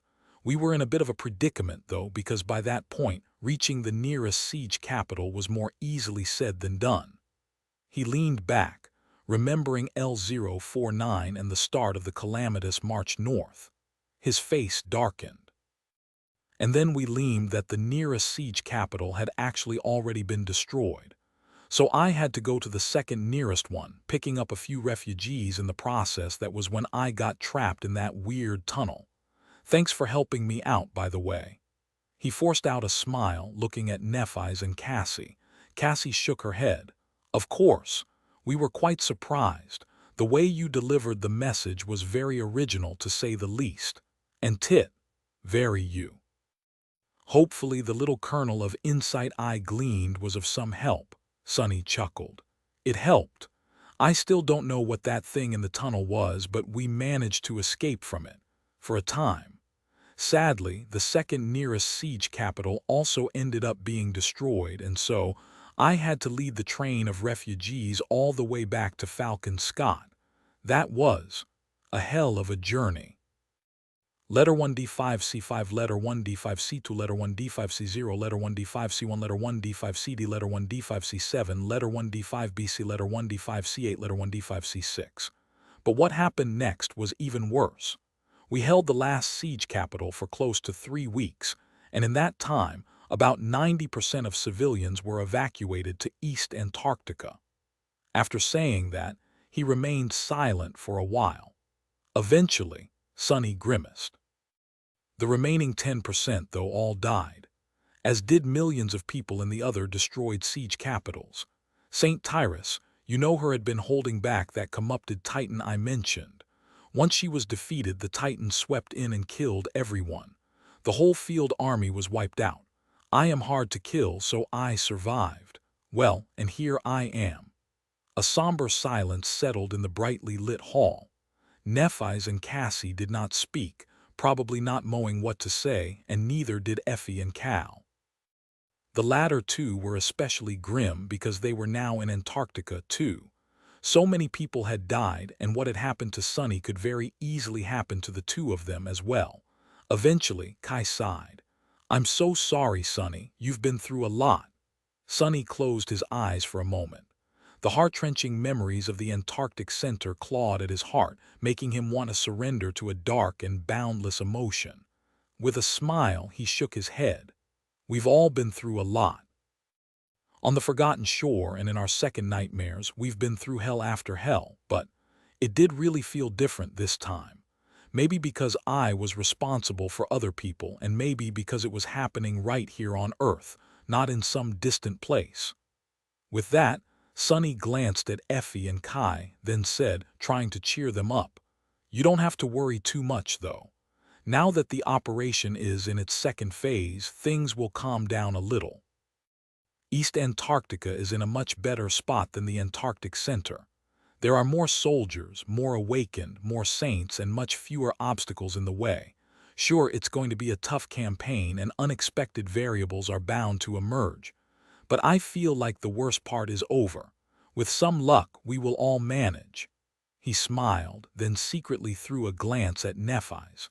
She was now a part of one of those unexpected variables. Would Neph have something to say to him? As if feeling his gaze, Changing Star turned around and walked their way, soon placing plates of fragrant rice and vegetables in front of each member of the cohort. Her apron had disappeared at some point in the past few minutes. Sitting down, Nephi's pushed the plate with the biggest portion towards Sunny, which caused Effie to stare at her indignantly. Neph coughed. "What? Eat, everyone, before it gets cold." They turned their attention to the food, and for a while Sunny felt delightfully at peace. It was so strange. He had gone through so much, and had changed so much, but now that he was back with his friends, it was so easy to slide into a familiar role, to smile and laugh as if he was the same old Sunny. It felt natural, even if a small, hidden corner of his heart remained dark and cold, untouched by the peaceful warmth of their reunion. Still, it wasn't a bad feeling. Allowing himself to relax, Sunny concentrated on the food. It had been a long time since he got to eat something Nephi's had cooked. The fried rice, with vegetables, was, indeed, much better than military rations. It was delicious. Chapter 1072. Brief levity. The small dinner was very enjoyable for Sunny. In fact, after being under crushing pressure for pretty much the entire past 4 months, this sudden moment of levity made him feel like he was on the verge of melting into a puddle of jelly. It was as though the outer edges of his being had been turned into a harsh, rigid shell by the immense strain of the disastrous war, and now that the shell suddenly disappeared, he could not quite remember how to keep himself together without it. Still, he managed. The 5 of them ate and chatted relaxedly, sharing small details about their lives in recent months. Sunny especially had a lot to say. All of them were experienced combatants, but he now possessed precious knowledge of the intricacies of the type of war Effie and Kai would soon be exposed to. The Southern campaign was different from the usual tribulations Awakened faced in the dream realm. The terrain was different, the climate was different. Even the cycle of day and night was different. More importantly, the forces arranged against them were different, as were the forces on their side. In Antarctica, Ascended and Awakened had the support of mundane soldiers and modern technology. Sunny had learned a tremendous amount of lessons about how to bring the two together, in no small part because he had commanded a mixed force of Awakened and mundanes in conditions so desperate that anything less than perfect cohesion would have meant certain death. Unlike him, who had been a part of a small and exceedingly elite unit. Both Kai and Effie were placed in command of large detachments consisting of rank-and-file soldiers. To them, this practical knowledge was more valuable than gold. Small things like using fire-resistance enchantments to increase the tactical flexibility of MWP flamethrowers, efficiently triaging mundane soldiers that had been infected by the spell, managing the ammo consumption of the vehicle turrets in relation to the essence consumption of the awakened, and 1,000 more things like this could only be learned through experience, or being taught by someone with such experience.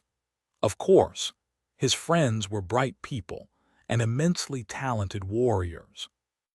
In time, they would have reached the same conclusions, but that time could very well cost many lives. That was why Sonny was in a hurry to share his hard-won expertise. The only problem was that actually going over everything was bound to take way more time than they had. So, at some point, he simply used the blessing of dusk, enchantment of the graceless dusk, to establish a mental connection and share his insights in a more direct fashion. Needless to say, his sudden ability to transmit thoughts telepathically startled his friends greatly. Effie flinched, almost falling from her chair, and looked at him with wide eyes. What the hell, Sonny? You're in my head." Sonny paused, suddenly realizing that he should have probably warned them before establishing the connection. He chuckled awkwardly. "Oh, sorry, I should have explained first. One of the enchantments of my tunic, it's a tunic, you troglodyte, allows me to establish a mental link with other living beings. Letter 1D5C5, letter 1D5C2, letter 1D5C0, letter 1D5C1, letter 1D5CD, letter 1D5C7, letter 1D5BC, letter 1D5C8, letter 1D5C6. Don't worry, though, I can't read your thoughts, and in your case, Effie, I wouldn't even want to. Gods, I shudder just imagining what is going on in that depraved head of yours. In any case, you have to willingly transmit a thought for me to receive it. Imagine it as thinking out loud."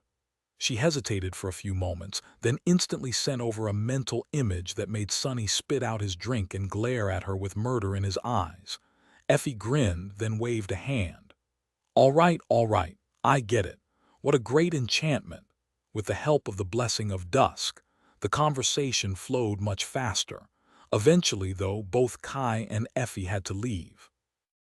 They had just arrived at their assigned siege capital, after all, so there was a lot for them to do. In fact, days like this, when all five could freely gather in the dream realm together, were bound to be rare until the Antarctica operation was over. Cassie excused herself, too, returning to the root chamber of the tower to continue studying the runic circle. Sonny and Nephi's were left alone in the sunlit hall. He hesitated. Throughout the dinner, Sonny had avoided speaking about the matters that gnawed on him, the war between the great clans and their plans for Antarctica. In fact, he felt reluctant to start that conversation even now. However, he had already learned the unpleasant lesson of what happened when he postponed important conversations until the last possible moment. Sonny's relaxed expression slowly changed to one of grim sharpness. Looking at Nephi's, he leaned back a little and asked, "You told me before that valor and song would most likely turn the southern quadrant into their private battlefield. How sure are you of it now after 4 months?" Neph lingered for a while, her beautiful gray eyes clear and calm. Then she said, "I am pretty sure. In fact, it has already been set in stone." Sonny let out a resentful sigh. "Damn them," he gritted his teeth, staring into the distance with a harsh expression. Suddenly, the shadows in the corners of the hall seemed much darker. "This is insanity." Sonny shook his head, feeling a strong desire to break something. "This is pure madness, Neph. I've been told that the great clans have long given up on the waking world.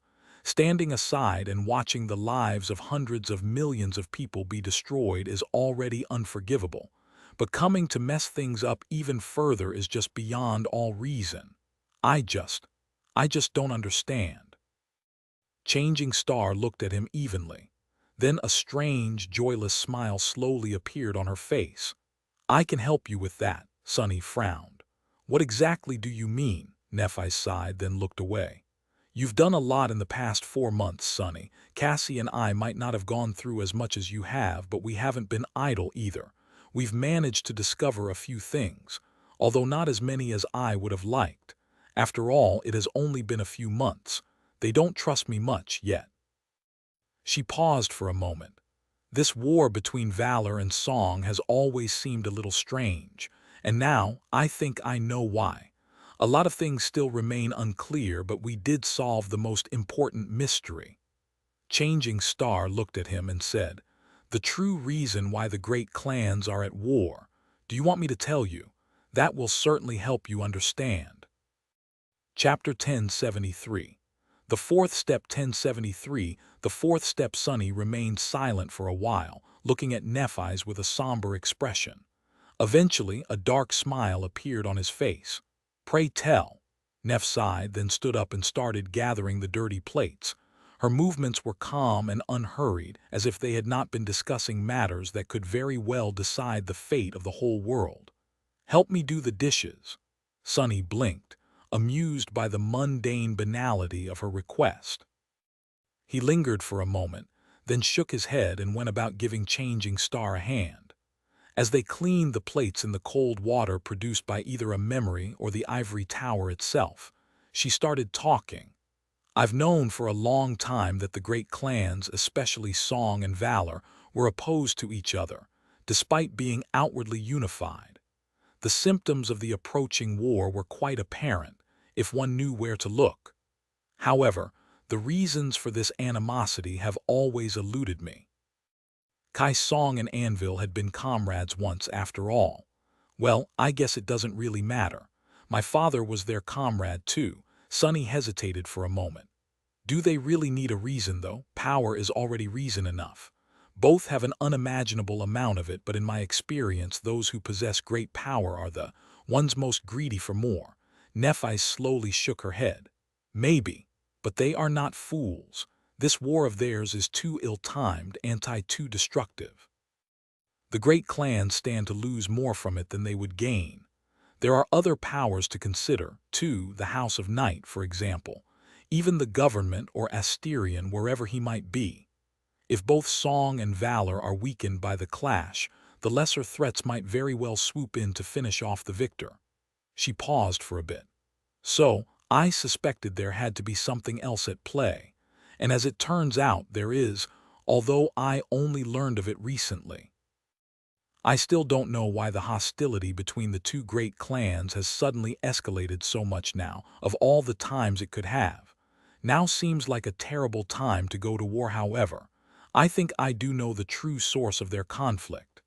Sonny glanced at her, consumed by tense anticipation.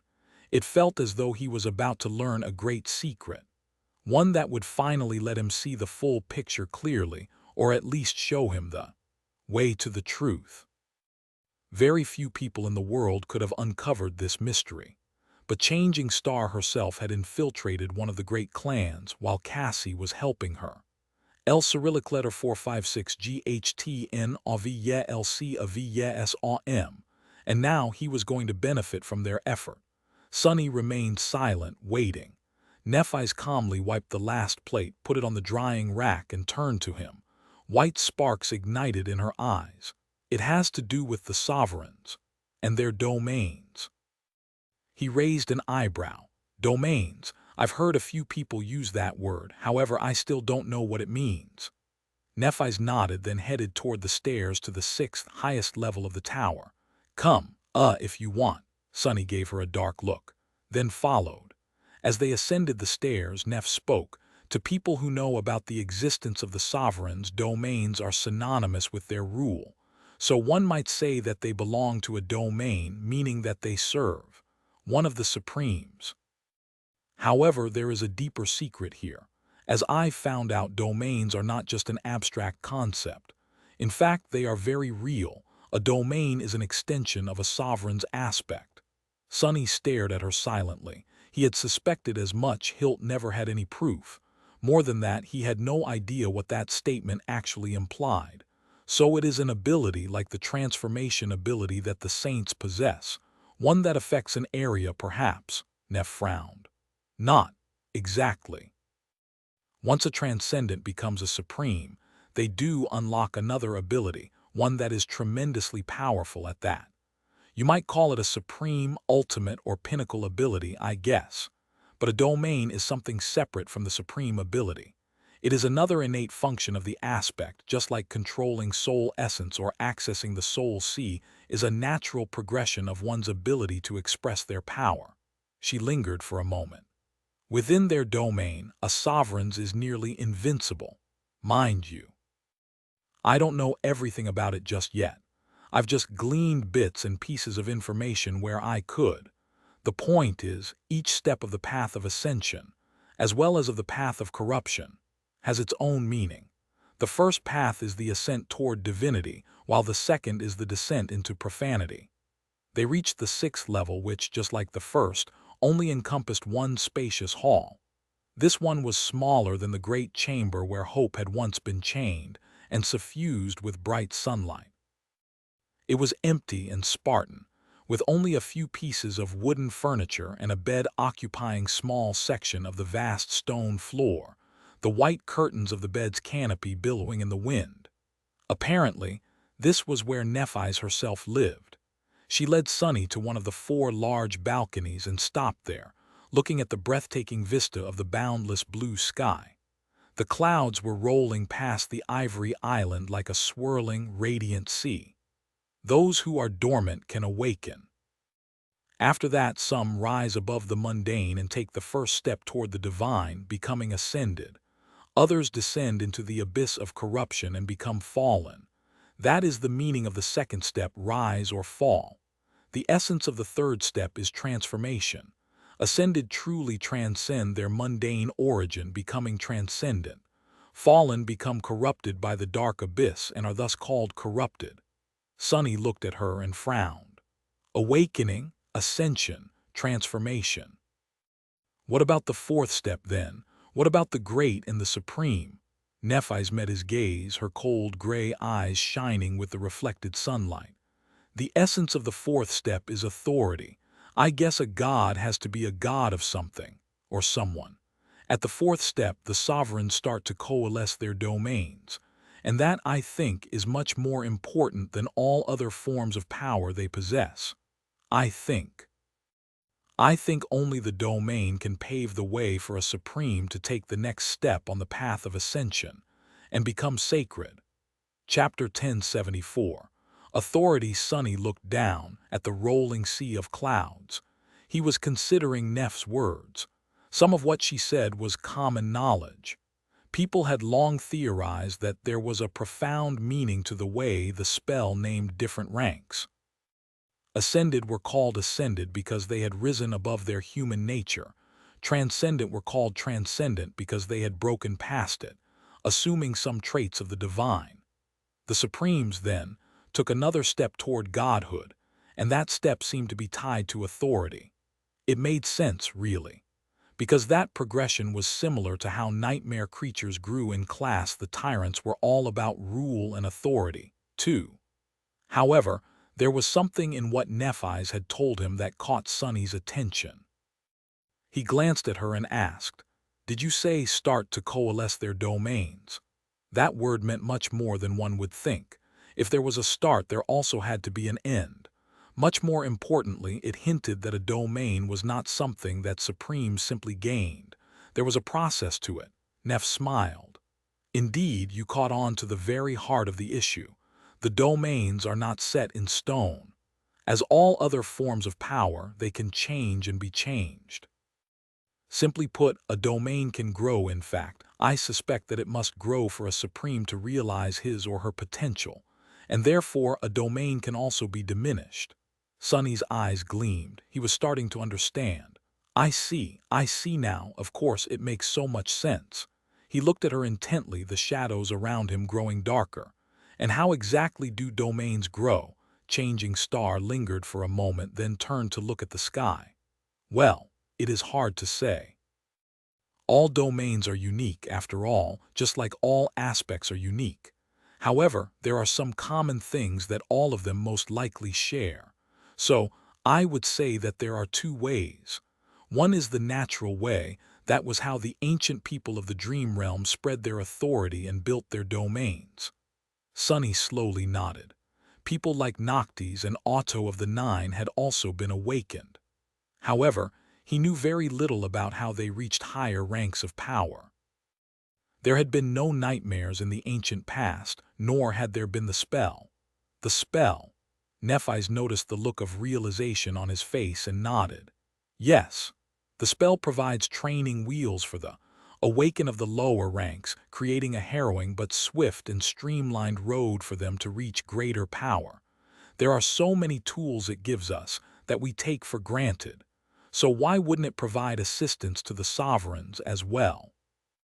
The spell has created a straightforward way for the Supremes to expand their domains. She took a step back and placed her hand on the ivory wall of the great pagoda. "Do you get it yet?" Sunny stared, silent. A few moments later he said in a low voice, "The citadels," Neff smiled. "Correct. No matter what authority you wield, it can only spread through two mediums, I think, territory or people. The citadels naturally encompass both. We knew all along that the spell creates the gateways which serve as the heart and purpose for the existence of the citadels. However, as it turns out, there is more to it. Much more." She lingered for a few moments, then frowned. "I am not too sure about the true scope of what functions the citadels hide. What I do know, however, is that saints already have the ability to bind them. L Cyrillic letter 456 GHTN AV LC AV S M. We have not found out what this binding entails exactly, but I think it is safe to say that if a saint serves a sovereign and takes control of a citadel, the sovereign's domain expands." Changing Star hesitated. "It also seems that not all citadels are created equal. There are some that are very special and much more desirable, like Bastion or Ravenheart, or this island. It is not a coincidence that each of the great clans had fought to conquer one of the locations marked on the map you found in the Ebony Tower." Sunny looked at her sharply, considering the implications. Bastion, Ravenheart, the Ivory Tower. From what he knew, each of these places had served as the stronghold of one of the demons. The House of Night was in possession of the fourth one. The fifth was located in the utterly lethal Hollow Mountains, which Clan Valor had nevertheless put a lot of effort into exploring, disregarding the danger. And the sixth one, the last one, considering that Weaver did not seem to have possessed a stronghold, the sixth one, was the Black Pyramid far to the cast, the pyramid that seemed to be somehow tied to the chain of nightmares. Sunny took a deep breath. "So, what exactly are you trying to say?" Nephis shook her head. "Isn't it obvious? Both Anvil of Valor and Kai Song need to expand their spheres of influence to perfect their domains. However, there are only so many human citadels to go around, which means that two domains, or at least these particular two domains, can't coexist. For one to be perfected, it has to swallow the other." She grew quiet for a moment and then said somberly, "That is the true reason for the war between their clans." Sunny looked away, an ugly grimace contorting his face.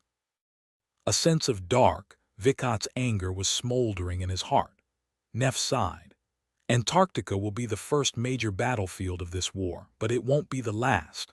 Most of it will trap her in the dream realm after both sides deliver their strikes. But the first act is also the most important. If one of the clans manages to gain momentum in the southern quadrant, their advantage might very well snowball into an unstoppable avalanche. So their clash in Antarctica will be extremely fierce and bloody. In fact, Anvil is sending his own daughter there. Morgan will lead Valor forces in the southern quadrant. That alone shows how serious his intentions are." Changing Star studied the clear skies, then turned to Sunny and said, her voice even, "So, now do you understand?" Chapter 1075. No, the enemy 1075. No, the enemy Sonny remained silent for a while, responding only when the pressure of the flaw started to turn into scaring pain. Yeah, I think I understand. Many things became clearer now. Finally, he knew more about the sovereigns and the power they wielded. Awakened masters and saints. All of them were bestowed with great strength, but that strength was of a personal kind. Supremes were, without doubt, even more fearsome warriors. However, their true advantage lay in their authority. He was not too certain about what exactly a domain did. Even Nephi's did not know the details after all, but understood the concept. A domain was a physical manifestation of a sovereign's aspect, a territory where their rule was supreme. And that manifestation, while representing their personal strength, relied on external factors to exist and grow. Authority, influence, power over someone and not just yourself. All of these things were conveniently intertwined in the form of citadels which the spell created. Citadels. Sonny looked down as if trying to pierce the ivory tower with his gaze. Then he sighed. There were still a lot of unanswered questions. On the surface, the intention of the sovereign seemed obvious. Well, with the exception of Asterion, who was the most mysterious of the three. They had established their domains in the unique citadels that had once belonged to the demons, and then slowly expanded their rule, uplifting loyal ascended to sainthood, and eliminating those transcendent who refused to swear fealty to them, thus failing to become the vessels of their domains. The only two exceptions were the House of Night, and to a much lesser extent the government. Both were convenient to have around and fulfilled a necessary function. The seat of power of the great clan Night, on top of that, was located in the deadly waters of the Storm Sea. Launching an invasion into their territory was a dire task. But what about Professor Obel's theory? Indeed, something did not add up. If Anvil of Valor and Kai Song were so obsessed with perfecting their domains, then why were they suppressing the emergence of saints? L Cyrillic letter 456 GHTN Avia LS Avia tilde SAM. The more transcendence there were, the more human citadels there would be in the dream realm, and the more territory they would be able to conquer. Come to think of it, if they really had no choice but to wage war on each other, then why had they waited for 2 decades to start it?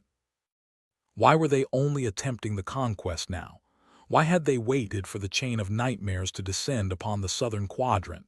Sonny frowned, then glanced at Nephi's. I feel like we are still missing a key piece of information. This timing. It's just too strange. And hateful. Of course, there was a possibility that all of it was just a coincidence. Maybe Kai Song simply decided to use the power imbalance that the death of Saint Cormac and Mordred's ascension had created. But Sonny felt like there was more to this war than they thought. Neph leaned on the parapet of the sunlit balcony and sighed. We certainly do. The sovereigns have many secrets and I won't claim to know all of them, but does it really matter what they are hiding? The truth remains the same. Sonny scoffed. She was right. Nephi's was determined to destroy the sovereigns because they were suppressing humanity in its conquest of the spell, and more importantly, stood in her way. She did not care what motivated the Supremes, and neither did Sonny. He hated them all the same. Valor and Song deserved each other as far as he was concerned, but Antarctica was about to be swept up in their treasonous strife, and that he could not allow to happen. Look at you go. Do you even hear yourself? Who are you to defy the great clans? Do you imagine yourself to be someone capable of stopping them? You're definitely not. Sure, you have some power, but in the grand scheme of things, you're just a bug. A single master, no matter how strong, is only capable enough to be an expendable pawn. Sonny gritted his teeth. It was true. No matter how incensed he was, there was nothing he could do. The best Sonny could hope to achieve was to minimize the damage that the clash of the great clans was bound to do to the evacuation effort. A little. That only made him angrier. Well, then that's exactly what I am going to do. I will prepare, learn their weaknesses, and try to suppress the fallout of their despicable acts as much as I can. Luckily, Sonny knew just the right person to provide him with information. Knowing what the opponent was planning came first. He remained silent for a few moments, then glanced at Neff. "So, what exactly is going to happen? What will be their first move?" She smiled wistfully. "In a few months, the great clans will announce that they are sending reinforcements to the southern quadrant. Both Song and Valor will dispatch a strong force to Antarctica, but not too strong. A couple more saints, a dozen or two masters, and a few hundred awakened. Officially, their mission will be to support the evacuation army in fighting the nightmare creatures. In reality, however, they are being sent there to fight each other." Sonny scowled, slightly confused. "How, though?" By now, most of the human forces on the continent are concentrated in the siege capitals, with very little reason to venture outside. Are these saints and their forces going to just go and attack the cities? Nephi shook her head. "No, at least I think they won't. Not unless there is a very good reason to. In truth, they won't be staying behind the walls of the siege capitals most of the time, because they have a secondary goal as well. One that requires going outside and attacking the nightmare creatures." He tilted his head a little. "And what goal might that be?" Changing Star simply looked at him, and a moment later, Sonny's eyes widened slightly. "The pyramid." Chapter 1076. Know yourself. Nephi's nodded. "Song and Valor are going to be in a race to conquer it. They will search for nightmare gates that can be used to establish a beachhead in the unexplored region of the Dream Realm where the Black Pyramid is located. Once they find a comparatively safe fort, they will use the call to transport their saints, masters, and awaken there, establishing temporary outposts." She paused, looked at him, and continued. "These outposts will be used to launch expeditions toward the pyramid. The end goal is to find a relatively safe place in close proximity to it, build a true fortress there, and then use that fortress as the staging ground for the conquest of the tomb." Changing Star lingered for a moment. "It might be easier to think of it in terms of the Forgotten Shore. Each gate is connected to a seed of nightmare somewhere in the region. Some seeds might be in the depths of the Crimson Labyrinth, and everyone who follows the call to the area around them will be drowned by the Dark Sea. Some seeds, however, might be located on higher ground. Those who enter the dream realm near these seeds will be able to survive, and then slowly make their way through the labyrinth." L Cyrillic letter 456 GHTN AV LC AVE. "The end goal is to find a place like the Dark City, build a fortress akin to the Bright Castle, and then use it to conquer the Crimson Spire." What an apt metaphor. Sonny couldn't help but smile darkly. They might find out that this task is much harder than they imagine it to be. In theory, such a plan seemed solid. Each of the hundreds, if not thousands of nightmare gates in East Antarctica was connected to a seed of nightmare in the region surrounding the tomb of Ariel. By relying on the call, these gates could be used to enter the dream realm somewhere near the corresponding seed. Then, by pinpointing a suitably safe area, and the gate connected to it, the great clans could transport their forces into the dream realm without risking instant annihilation. These forces would then explore and fight their way toward the Black Pyramid. The region could contain several citadels. Even by conquering one, Song or Valor would be able to establish a safe and stable corridor to ferry fighters and supplies over. If there were no citadels except for the tomb of Ariel itself, though, the saints would have to play the role of ferrymen. But the mysterious desert was utterly lethal. It was much worse than even the Forgotten Shore. And the forces of the great clans would not only have to fight against the endless flood of nightmare creatures populating it, they would also have to fight against each other. Sonny couldn't help but shiver.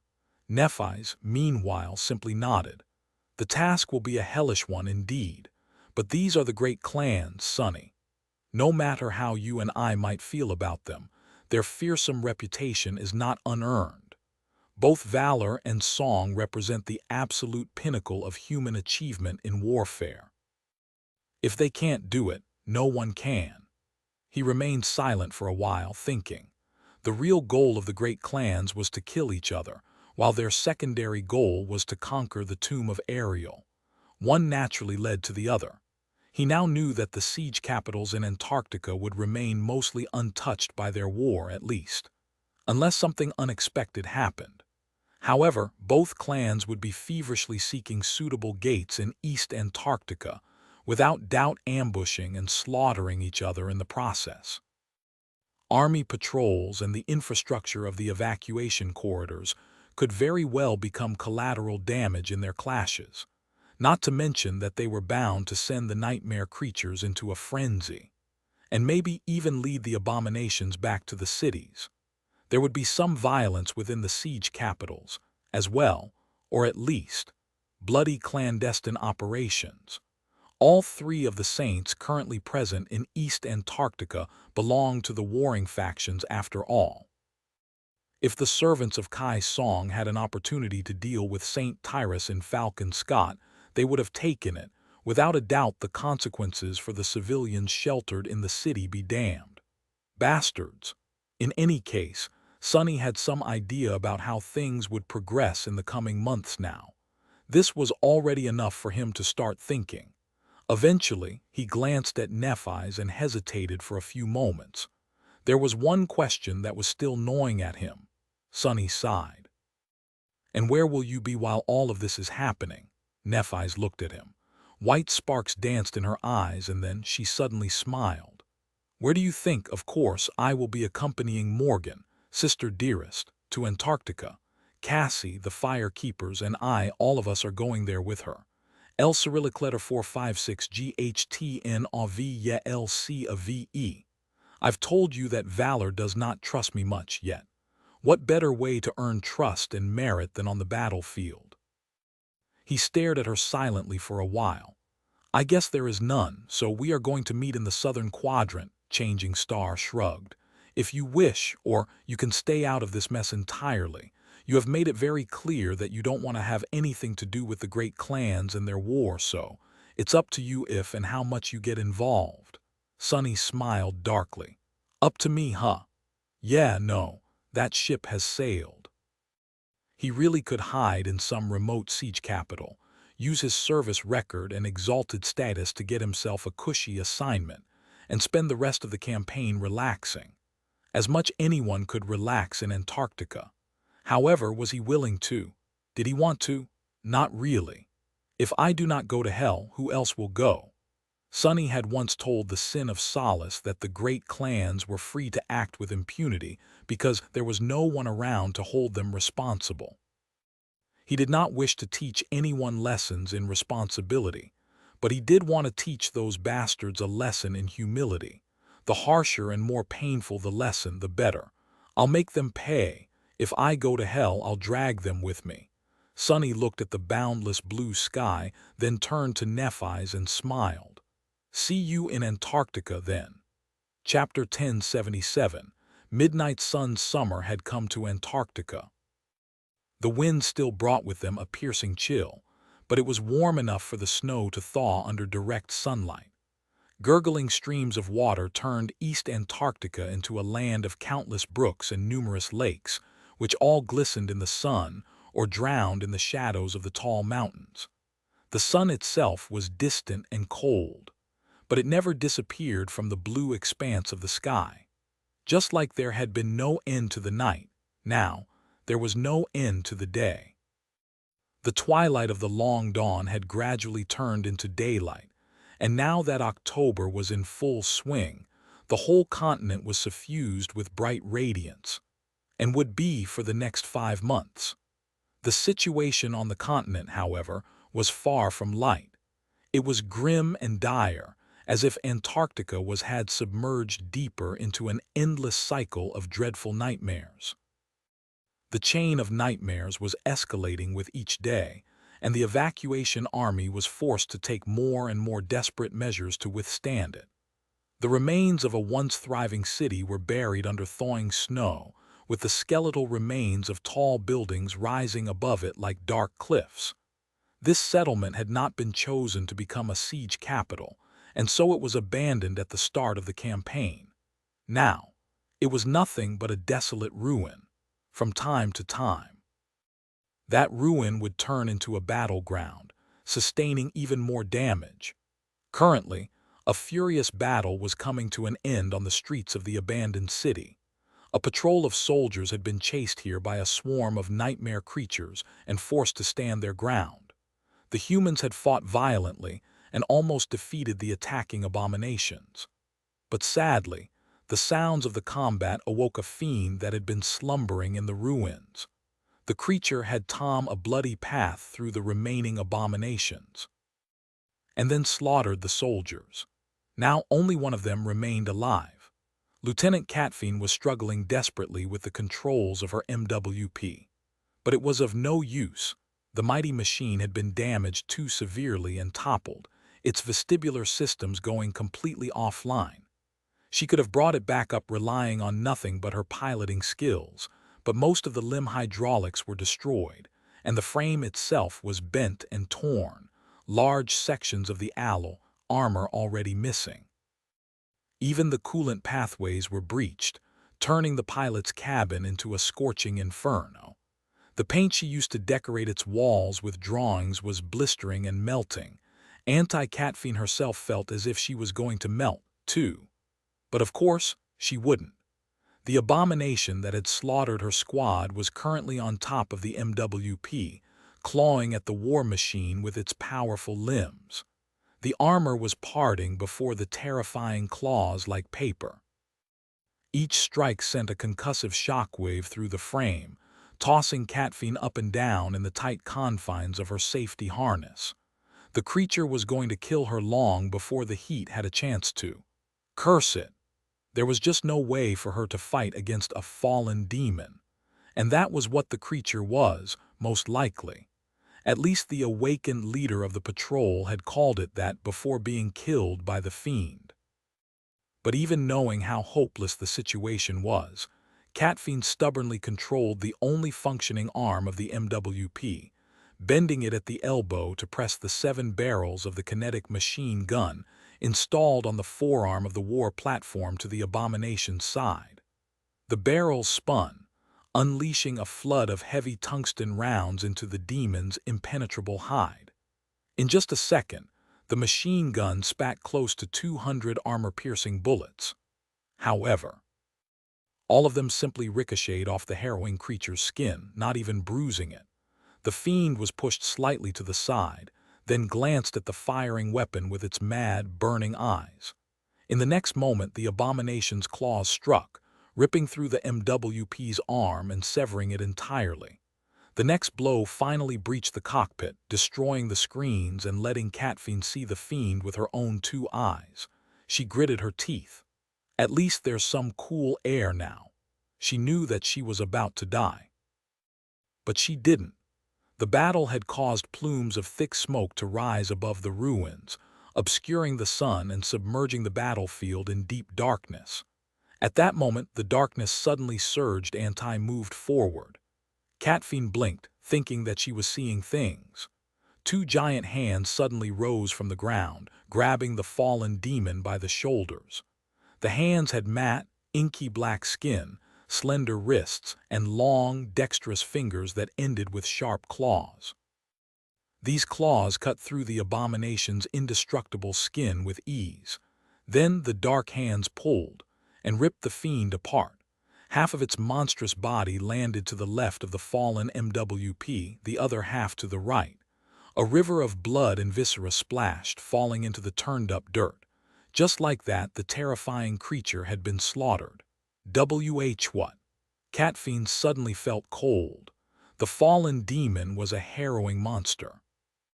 So what kind of otherworldly horror would be capable of killing it with such ease? As she stared, a figure emerged from the darkness, landing softly on the torn frame of the MWP. It was a young man with porcelain skin and black hair, his eyes glistening like dark gemstones. Despite the biting cold and the nightmarish surroundings, He wore no armor and wielded no weapons.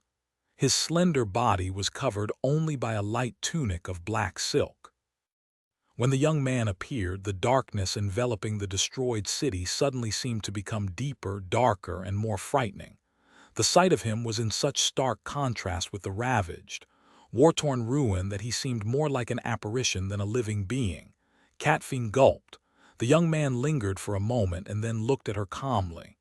"Are you all right, soldier?" "Oh gods," he speaks. It took her a few seconds to digest what the eerie stranger had just said. "What?" He leaned forward and grabbed the jagged edges of the breach in the cockpit's armor, easily pulling the alloy apart to widen the gap. "I said, are you all right?"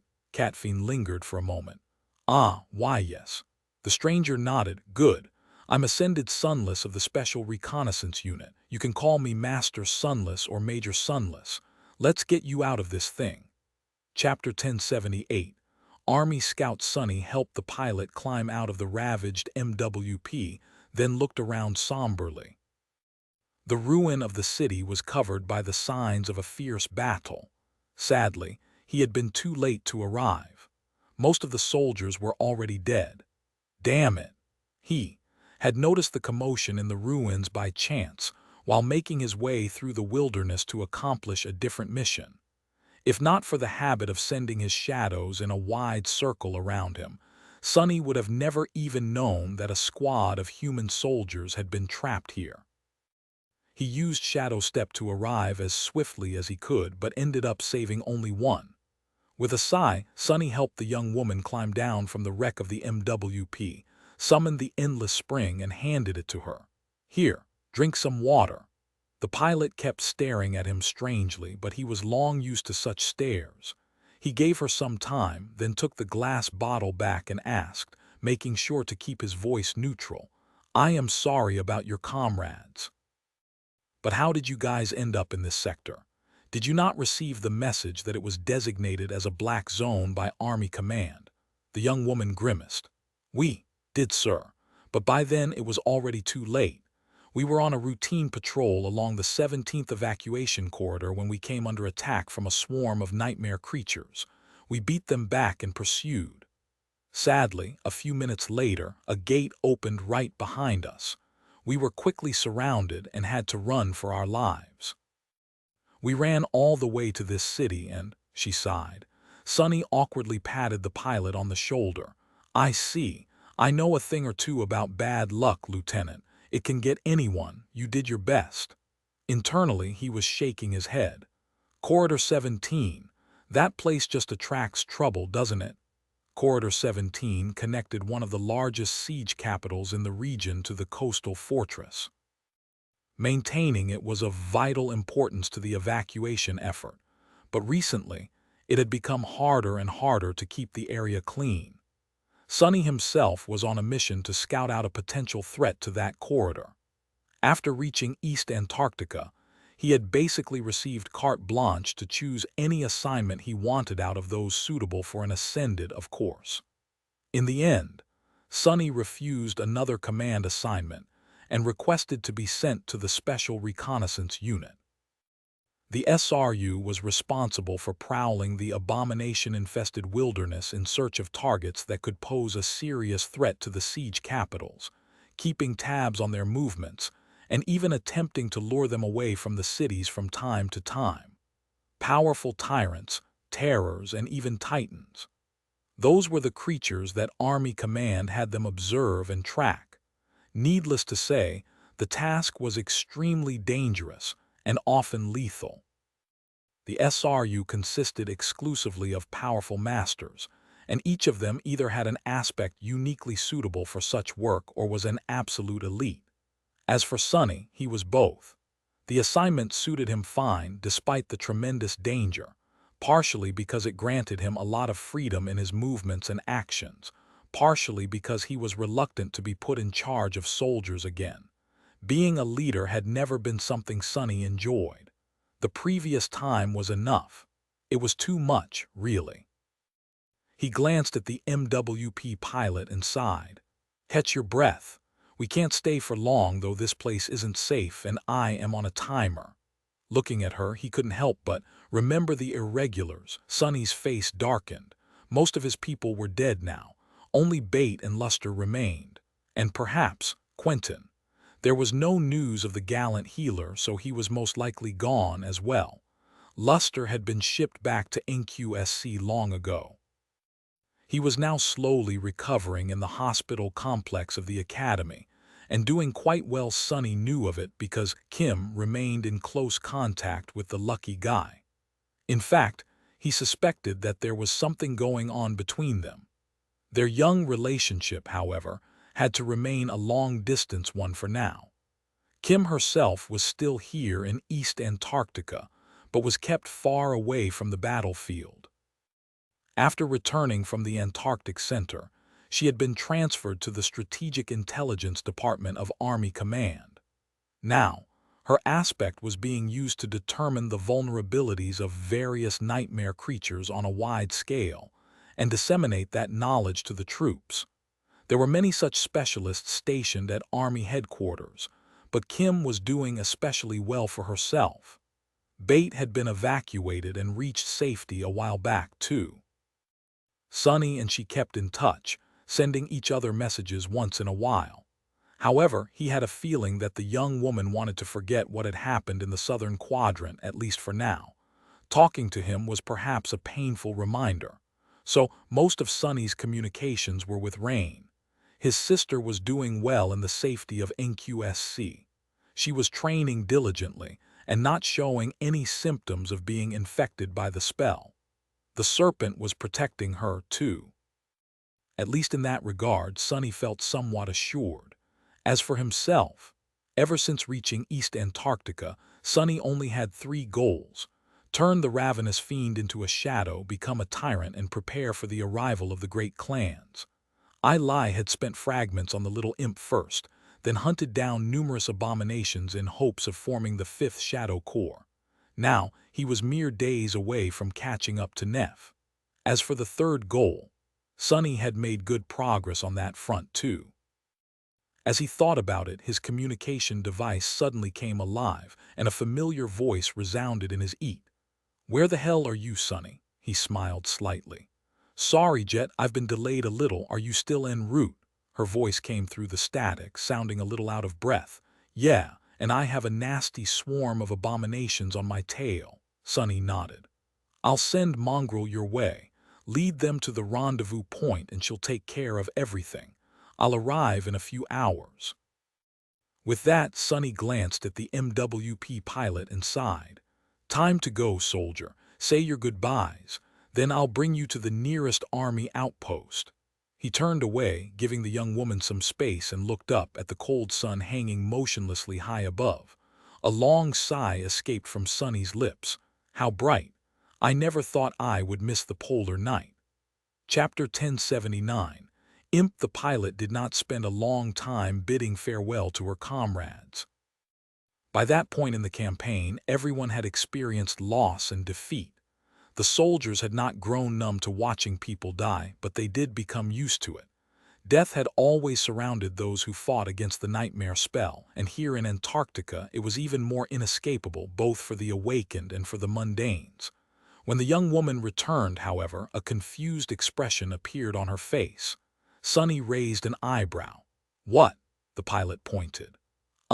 Where did my MWP go?" He looked back. The wrecked war platform was indeed gone. In its place, hidden behind a pile of dirt, sat an ugly little creature. It was hurriedly pushing a piece of bent alloy into its wide, toothy mouth with both hands. Noticing that someone was looking, the creature froze for a moment and feverishly continued to chew on the armored alloy, as if afraid that it would be taken away. Sonny rolled his eyes. "That little bastard right there ate it. Don't mind him." It was hard to imagine that the scrawny imp had devoured the massive machine, considering that it was dozens of times larger than him. But that was exactly what had happened. Sonny did not know what kind of infernal engine was hidden in the imp's stomach, but the little guy's appetite was inexhaustible. Anything that entered his mouth disappeared without a trace, and there were very few things that his sharp teeth couldn't rip apart. Sonny shuddered, remembering how he had turned the tiny wretch into a shadow. He had done it not long after arriving in East Antarctica. Before, Sonny had been planning to become a tyrant first, but that was because he needed more power fast during the siege of Falcon Scott.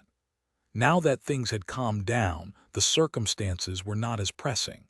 He could allow himself to delay a little and made converting the echo of the ravenous fiend a priority. Sonny had possessed 3 shadows before, but funnily enough, only one of them Saint came from an echo. The process of conversion itself had looked pretty much the same as the first time. In the tranquil silence of his soul's sea, 2 beams of dark light descended from one of the shadow cores. One fell on the echo of the scavenger, the other on a motionless shadow that stood with the rest of them on the still surface of the calm waters. The shadow of the ravenous fiend seemed to dissolve into the dark light, and then the echo became wreathed in black flames that seeped into its flesh, changing it on a fundamental level. The boundless spellweave that was hidden within the echo disappeared, replaced by darkness. L Cyrillic letter 456 GHTN AV LC AVES0M.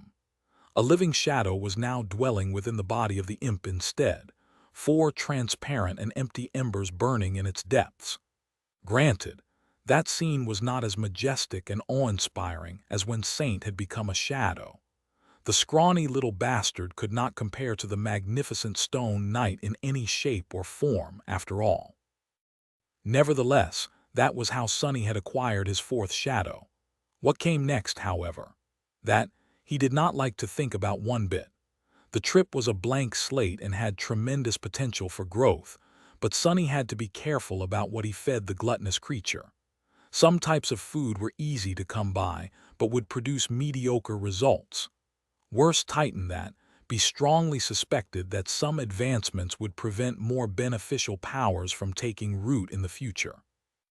There was one he could not compromise on, though: affinity to shadows. And since shadow creatures were almost impossible to find, Sonny had no choice but to feed the hateful gremlin some of his own flesh again. The first time he summoned the fiend into the real world, the tiny creature looked around, then stared at him with fright and ran away, hiding behind Saint's leg. The imp then grabbed her calf with his 8 clawed fingers and cautiously peeked from behind it, trembling slightly. "Get over here, bastard." Unable to refuse Sonny's command, the imp reluctantly abandoned his shelter and slowly waddled over.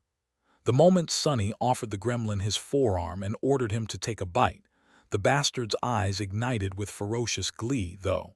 What happened next was a truly ghastly experience for Sonny. Isla endured it by bitterly fantasizing about killing the vile little creature for the 2nd time. However, it was worth it in the end. The scrawny fiend regained its ability to travel through shadows. Later, Sonny learned that the process of gaining new attributes and abilities was rarely, if ever, so easy and fast. The fiend had already possessed a high affinity to shadows thanks to being one, and Sonny himself was even more unique. He was a divine shadow, after all. These 2 reasons made it possible for the little imp to inherit a vestige of his power in one go. As to how the bastard had managed it the first time around, Sonny had no idea. Maybe the inherent adaptability of the scavengers resonated with the innate formlessness of shadows. Maybe the wretch had simply gotten lucky. The point of it was that he couldn't just command the gluttonous scavenger to devour a nightmare creature and expect the same to happen. It took a long time and a lot of corpses, suitable ones at that, for the imp to grow in the right direction. Luckily, he was not limited to only eating flesh, which was why Sonny was currently concentrating on feeding the imp all kinds of steel, alloy, and mystical metals.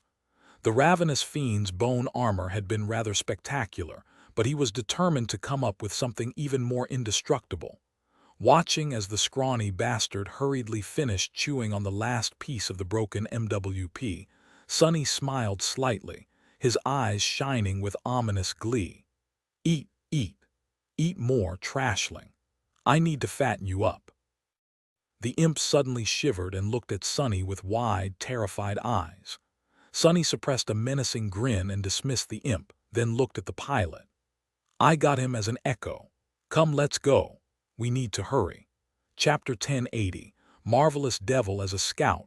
Sonny constantly had to traverse great distances across the abomination-infested wilderness of East Antarctica.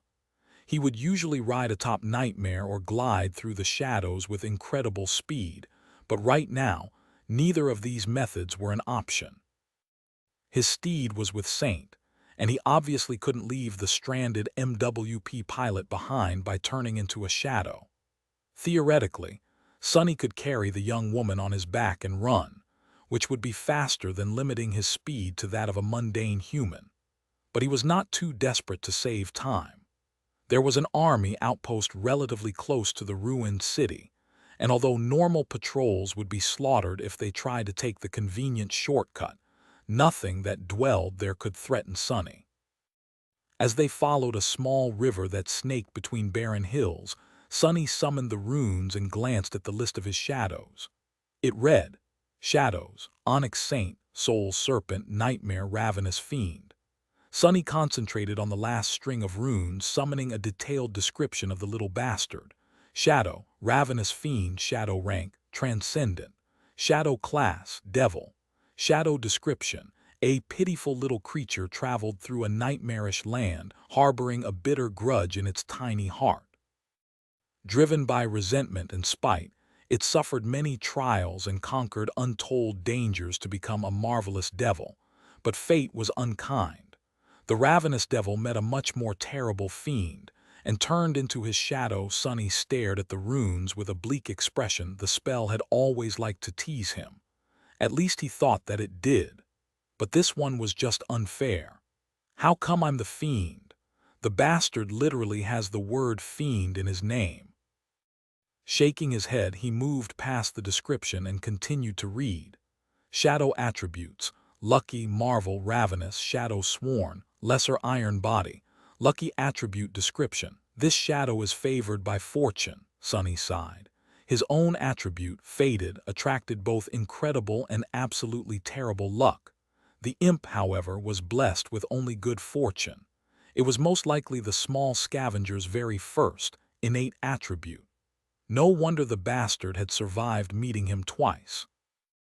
Damnation! Peeved by the blatant unfairness, Sonny continued to read. Marvel Attribute Description. This shadow is a marvelous learner. It is stunningly keen and supremely adaptable, absorbing new knowledge with astonishing speed. Lucky and smart. Well, who cares? At the end of the day, it still didn't help him survive meeting me for the third time. If the wretch was so smart, he should have avoided me like a plague. Sonny had seen these descriptions before, of course, but he still couldn't help seething over them. Ravenous Attribute Description. This shadow possesses an insatiable hunger and a frightening potential for growth. The more it eats, the more it will grow.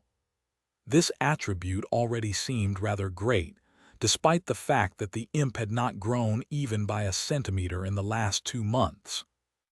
Sonny had fed him literally tons of armored alloy, as well as the corpses of many nightmare creatures with steel-like carapaces.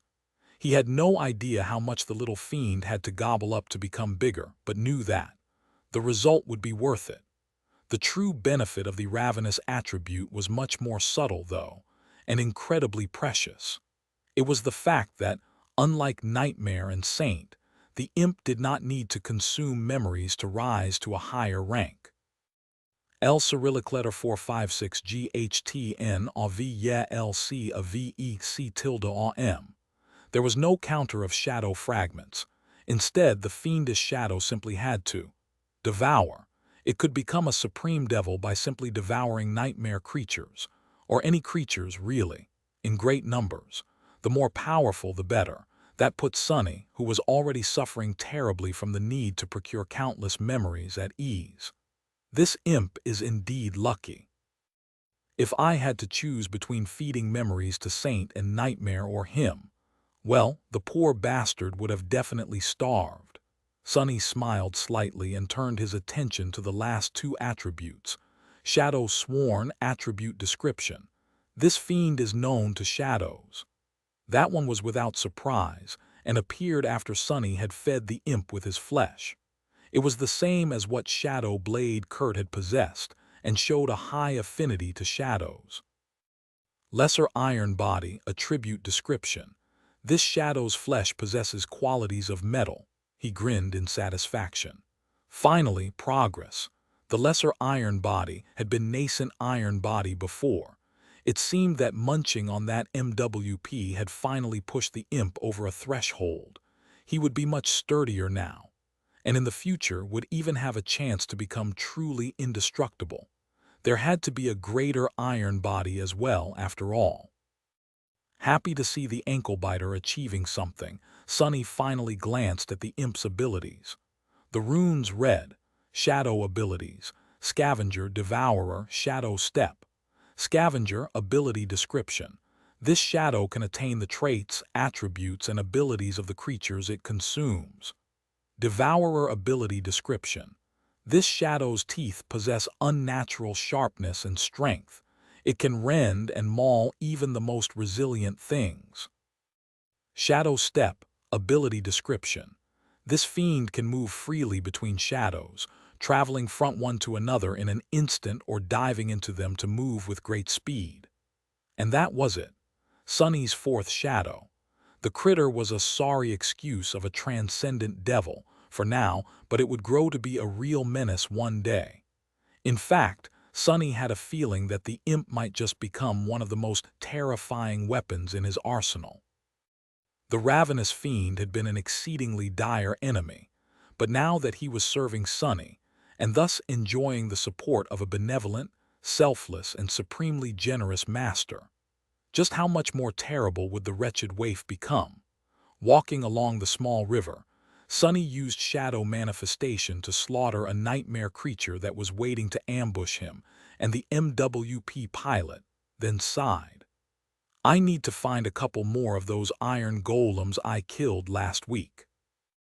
Or better yet, a whole swarm of them. A horde would be even better. My imp is a growing little wretch after all. He needs to eat. Chapter 1081. Lake ruined soon, they reached the army outpost. There had been a few nightmare creatures that attacked them on the way, including an especially vile, corrupted monster. Sonny tore the former apart with hands woven out of shadows, and cut the latter down personally with a blade created the same way.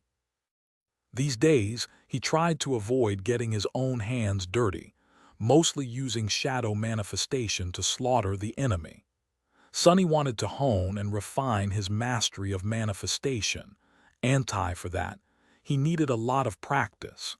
Additionally, he felt that it was unnecessary for him to get up close and personal with every god-forsaken abomination standing in his way.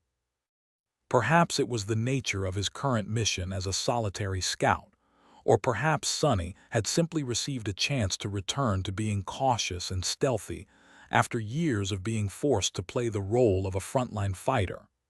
In any case, he strived to only enter melee range with an enemy if he was certain of killing the foe with a single strike. Usually, one of Sonny's strikes was enough. If not, he would avoid a confrontation entirely.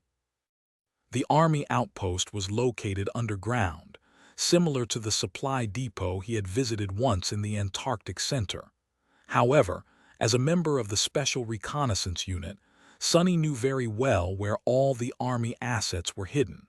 Better yet, East Antarctica had no problems with communications. Well, except for the usual interference of the call. So he had been able to radio about their arrival in advance.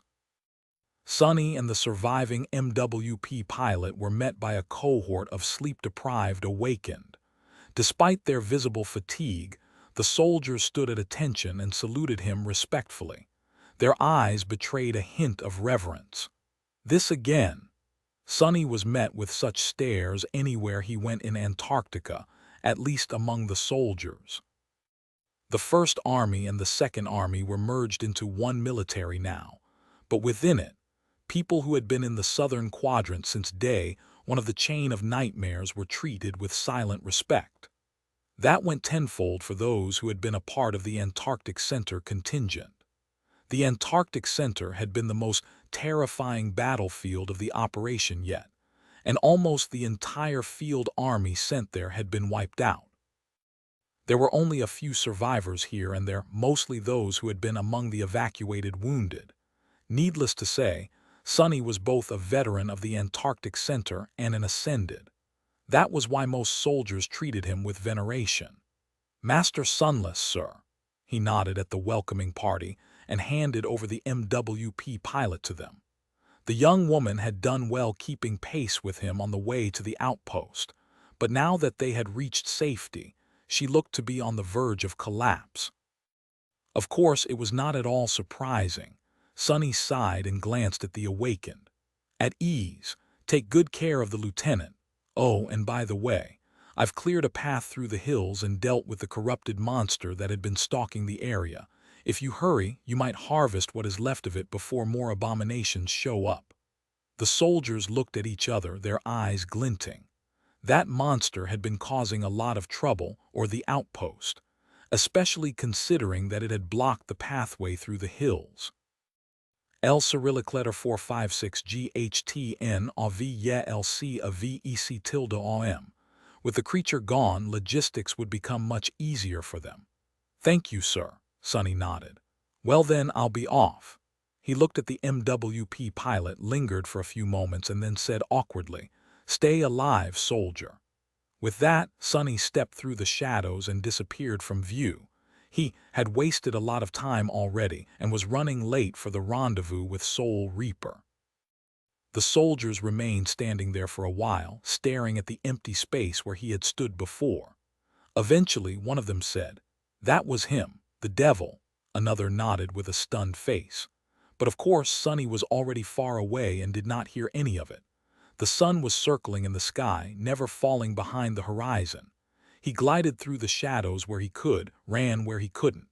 From time to time, Sonny simply hid in the shadows, waiting for large swarms of nightmare creatures to pass by. These pauses slowed him down, but they also allowed him to recover some essence. He avoided getting into fights to preserve more of it as well, and also because there was no reason to. It was already evening, or whatever passed for one in this strange land, when Sonny drew near another min. The city in front of him was almost entirely destroyed and drowned by a vast lake, with only the remains of tall towers rising above the icy water. The ruin was different from the one from before and much older. It had been left behind by the wars that humans waged on each other during the dark times, not the rampage of the chain of nightmares. Nevertheless, the drowned city was Sonny's current mission. He hid himself in the shadows of a rusted wreck and studied the ruin. There were bodies of nightmare creatures floating near one of the towers, painting the water black. Each of them seemed to have been killed by a single arrow. Sonny observed the area for a few minutes, noticing strange ripples on the surface of the lake. There were more abominations hiding underwater. Finally satisfied, he activated his comm and contacted Jet. "Reaper, it's Devil, I have arrived." A few seconds later, her voice came through the static. "Took you long enough. Where are you?" He looked around. "Southern shore, near an old wreck on the slope of a flat hill." Jet took a few minutes to respond. "I see it. Move west for about a kilometer, then follow a collapsed tower into the lake. From there, you'll be able to see 3 huge smokestacks.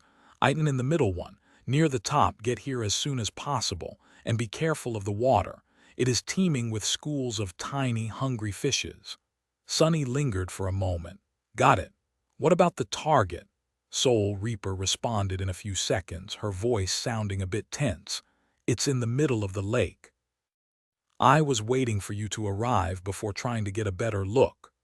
Nodding, Sonny glanced at the ripples in the cold water one more time, and then dashed out of his shelter. Chapter 1082. Ancient Chimneys. 1082 Ancient Chimneys. He reached the giant chimney without too much problem, avoiding the teeth of the vicious fish-like creatures with the help of the dark wing and a couple of perilous leaps. The structure was wide and incredibly tall, reaching at least 300 meters into the sky. And that was just the part visible above the water. There were a few holes in the frame of the alloy smokestack, so Sonny did not waste time jumping through one of them. He found himself in a vast, dark well, still water radiating bone-chilling cold a few meters beneath his feet. A tiny circle of light was visible hundreds of meters above. Sonny did not know what kind of industrial behemoth had demanded such an enormous chimney, 3 of them. In fact, and what kind of poison had been billowing out of them into the atmosphere in the past. However, even now, decades or even centuries later, the air inside was acrid and hard to inhale, reminding him of the worst days in the outskirts. Grimacing, Sonny looked around, and then jumped to a piece of scaffolding a dozen or so meters above his current position. Landing noiselessly on the weathered alloy, he smiled at Saint, who had been standing there, still as a statue, holding a bow in one hand. The taciturn knight turned her head slightly, acknowledging his arrival, then indifferently continued to watch the base of the smokestack. He could feel Nightmare hiding in the darkness nearby, dissolved into the shadow form. The black steed moved, greeting him, and then grew still once again. "Good work, guys," Sonny's calm hissed. "Get up here, I'm bored out of my mind." He sighed, then turned into a shadow himself and ascended the tall structure, gliding upward in a wide spiral. As SDMNY was going up the old alloy walls, he found himself involuntarily thinking about how long it would take Imp to eat the whole thing. Then he caught himself and scoffed. "Gods, what am I thinking about?" But it was really a lot of alloy. At the top of the smokestack, strange machines were installed into the mouth of the well, and the walls were blackened by fire and soot. The acrid smell was somewhat reduced by the proximity to the open sky. Jet was sitting on one of the pieces of machinery, her feet hanging above the abyssal drop. Noticing Sonny step out of the shadows, she closed the lid of an army-issued thermos, threw it into her backpack, and grinned. "Here you are," he nodded. "Yeah, sorry for making you wait." Soul Reaper shook her head. "I've been on a long reconnaissance mission the entire week. Honestly, having a chance to just sit and relax for a few hours was exactly what I needed." Let had joined the Special Reconnaissance Unit, just like Sonny. They mostly worked alone, but for the more dangerous missions, Army Command grouped 2 or more scouts together. As a result, the 2 of them continued to cooperate and fight side by side through most of the past few months. By now, they made for a very good team. Jet stood up and looked around, studying the ancient machinery. "Hey, do you know what these things were for?" Sonny shook his head.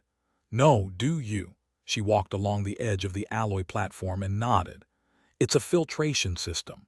Basically, one furnace pushed a constant stream of toxic smoke through the smokestack, and on top of it was another furnace. This one meant to burn all the toxicity out of the smoke and prevent it from getting into the atmosphere. L Cyrillic letter 456 GHTN AV yeah LC a VEC tilde AM.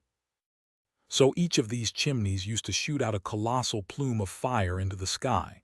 Must have been quite a sight, especially in winter. Sonny scratched the back of his head. "Sounds kind of stupid." Jet glanced at him with a bleak expression. "Well, I'm not an engineer, it must have worked. Otherwise, why waste all that time and energy on constructing filters? Anyway, let's get to the top.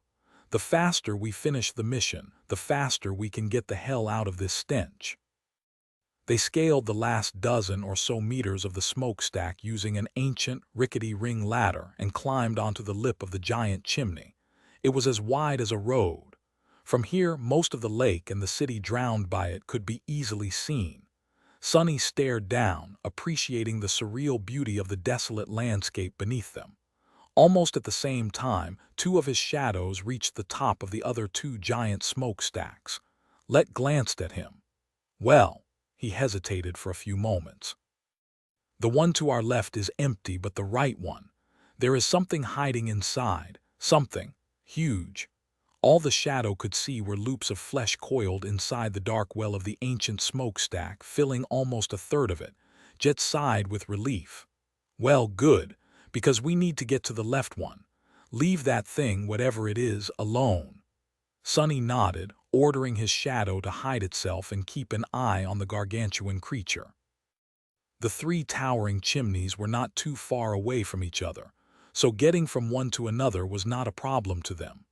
However, it was not very safe if something attacked you in the air. Staying alive would be a challenge.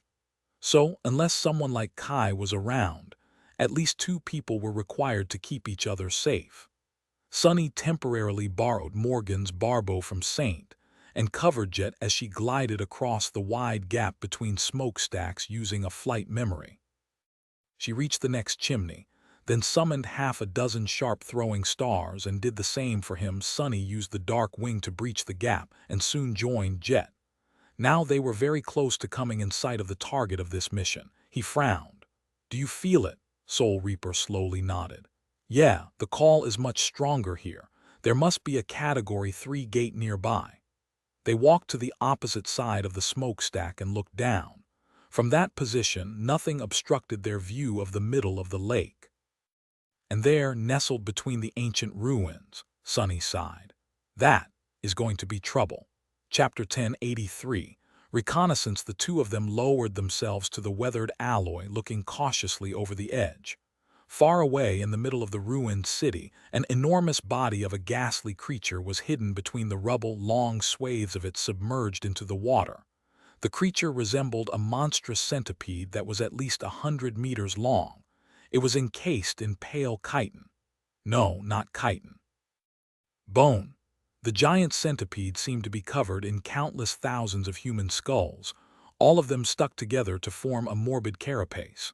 Its horrid maw was large enough to swallow an armored ape and full of grotesque, hone-white teeth. On its head, two tall, dead trees grew from the carapace of skulls like skeletal horns. Taking care to not fixate on the grotesque creature directly, knowing that some abominations could sense when they were being watched, Sunny couldn't help but feel a chill. That thing's going to be a nightmare. Silence was the key, and thus Sunny used the mystical blessing of dusk to communicate his thoughts, avoiding speaking aloud. Jet, receiving his silent message, responded in kind, her voice echoing in his mind against the backdrop of deathly stillness and the mournful wind. "Examine its mouth." Sunny did as she asked, his eyes widening at the sight below. The monstrous centipede writhed, its long neck contorting as it gagged and then retched up a mass of wet, slime-coated bones. It seemed for a moment as if the creature was having difficulty digesting its last meal, but then the pile of bones began to shift, slowly forming into a twisted, nightmarish figure. Rising unsteadily, the abomination stumbled away and vanished beneath the water's surface. Sunny's brow furrowed in disgust. How many of these abominations had the centipede spawned? After a brief pause, he turned to Jet, his voice grim. "It's one of those corrupted tyrants." Jet's face twisted into a frown. "It does seem that way, doesn't it?" Moving swiftly, Soul Reaper retrieved several bulky devices from her backpack. These were sophisticated sensor arrays and recorders, supplied by the Army and crafted using intricate spelltech technology. L Cyrillic letter 456 GHT NAV YLC VEC tilde AM. But despite their complexity, they proved useless in the face of interference from a nearby gate. Minutes passed, filled with futile attempts to gather information until Jet finally sighed and shook her head at Sunny. He simply shrugged. "Guess we'll have to contact Army Command." Without a word, Jet moved to a safer spot and activated her military communicator. Despite the harsh static, she managed to convey a message. "HQ, this is Recon 4 and Recon 9. Target sighted, threat level Core 5. Requesting analyst backup." A brief wait, and Jet signaled they needed to wait 3 more minutes. "They're moving fast. Must be important," Sunny thought, his mind racing. The situation seemed critical and he could sense the urgency. He summoned a memory, a rare and valuable tool that connected them to the Army headquarters through a twin circle of patina-covered bronze, allowing diviners to extend their senses across vast distances. Minutes later, as Jet rejoined him, a mental message reached Sonny. They're watching now. As the ghastly centipede continued its grim work below, both Sonny and Jet held their breath, fear dancing in their eyes. Time seemed to stretch as they watched, their minds racing. Eventually, the connection with headquarters was severed and Jet looked at Sonny. They're concerned about that monster. We need to stay put and observe. Report if it moves. Sonny's heart sank as he looked around, the wind biting into his flesh, the acrid smell lingering. Guess I'll catch some sleep. Jet's eyes widened in shock. What? I get to sleep first. I haven't slept in ages. A gloomy stare from Sonny, another sigh. All right, you go ahead. I'll watch over our friend here. Why does she even need to sleep? She's not even alive. Hours passed, shifts changed, and the tyrant continued its macabre work. When it finally moved, Sonny and Jet were quick to action, reporting to Army Command and preparing to follow. 2 entire companies were dispatched to face the abomination, the wolves and the night singers. Sonny's face twisted into a crooked smile at the thought of reuniting with old comrades Effie and Kai. The battle to come promised to be one for the ages. Chapter 10, 84. Following the tyrant for the next few days, Sonny and Jet stealthily pursued the skull centipede. These days were long, tense, and perilous. Not only did they have to brave the wilderness, but they also had to keep up with the ghastly abomination while not being seen or sensed by it. On a few occasions, they had almost been discovered, barely managing to salvage the situation at the last moment. Sonny was not sure what would have happened if the creature had found them. With Saint supporting the 2 scouts from the shadows, they at least had a slim chance of slaying the tyrant. But a battle like that would be a dire one. It would have had to be one of those battles where he was forced to put everything on the line, only surviving by the skin of his teeth. In the past, Sonny had fought plenty of battles like that. He had grown so used to walking the thin line between life and death that he did not even consider such things unusual anymore. That mad balancing act was just par for the course. However, he also knew that he would not remain on the winning side forever. If he kept risking everything, his luck was bound to run out one day. After Falcon Scott, his way of thinking about things shifted. Sonny was now much more experienced, and with that experience came cold, calculating prudence. His chances of defeating the skull centipede and its army of bone abominations would be much higher with the support of 2 entire companies of awakened, and so he was determined to meet this enemy on a battlefield of his choosing, with the odds stacked in his favor as much as the circumstances allowed. Jet was of the same mind. They followed the plan and put all their effort into remaining hidden. The centipede slithered across the vast plains of East Antarctica, eviscerating everything in its path. It had no mercy for the other nightmare creatures, slaughtered swarms of them like helpless ants. After each massacre, the giant abomination would devour the corpses of its prey and coil its body into a macabre burrow of skulls, then wreathe and spew out more bone fiends. The centipede's army continued to grow as it advanced through the wilderness. With each day, Sonny and Jet became more and more despondent. It had been hard to tell at the start, but now there was no denying it. The tyrant's course put it on a direct collision course with one of the siege capitals in East Antarctica. Each human stronghold on the continent was surrounded by vast masses of frenzied nightmare creatures, and even more dead ones. Tall piles of bodies covered the killing fields, growing with each passing day. If the skull centipede was allowed to launch an attack on a siege capital, it would already be bad enough. However, if it managed to gain access to all those corpses, the strength of its army would increase exponentially, and the threat posed by the creature would explode in magnitude. By then, only the intervention of a saint would prevent a disaster. The saints, however, were already busy racing endlessly from place to place, solving one crisis after another without rest. which was why it was important to stop the abomination as soon as possible.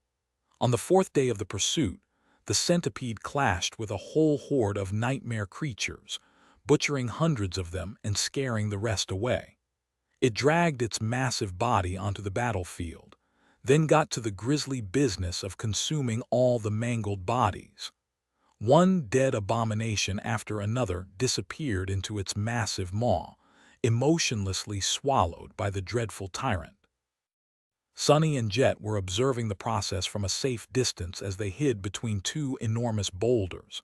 On the ground between them lay a scattering of bleeding carcasses. They themselves had engaged in a short and gruesome fight with a pack of nightmare creatures just minutes ago. Now that a suitable shelter was cleared, they could rest easy for a few hours. Sunny frowned. It killed too many this time, considering how long it takes to create a bone soldier. I'd say we'll be stuck here for a full day. The tyrant's army will grow by a lot, Jet shrugged. The more it is delayed, the better. Army command will have time to prepare. She watched the giant centipede devour its victims for a few moments, then took a few steps back and contacted the headquarters to make a report. Soon after that, Soul Reaper's icy blue eyes suddenly gleamed. Understood. She deactivated her comm and looked at Sunny with a grin.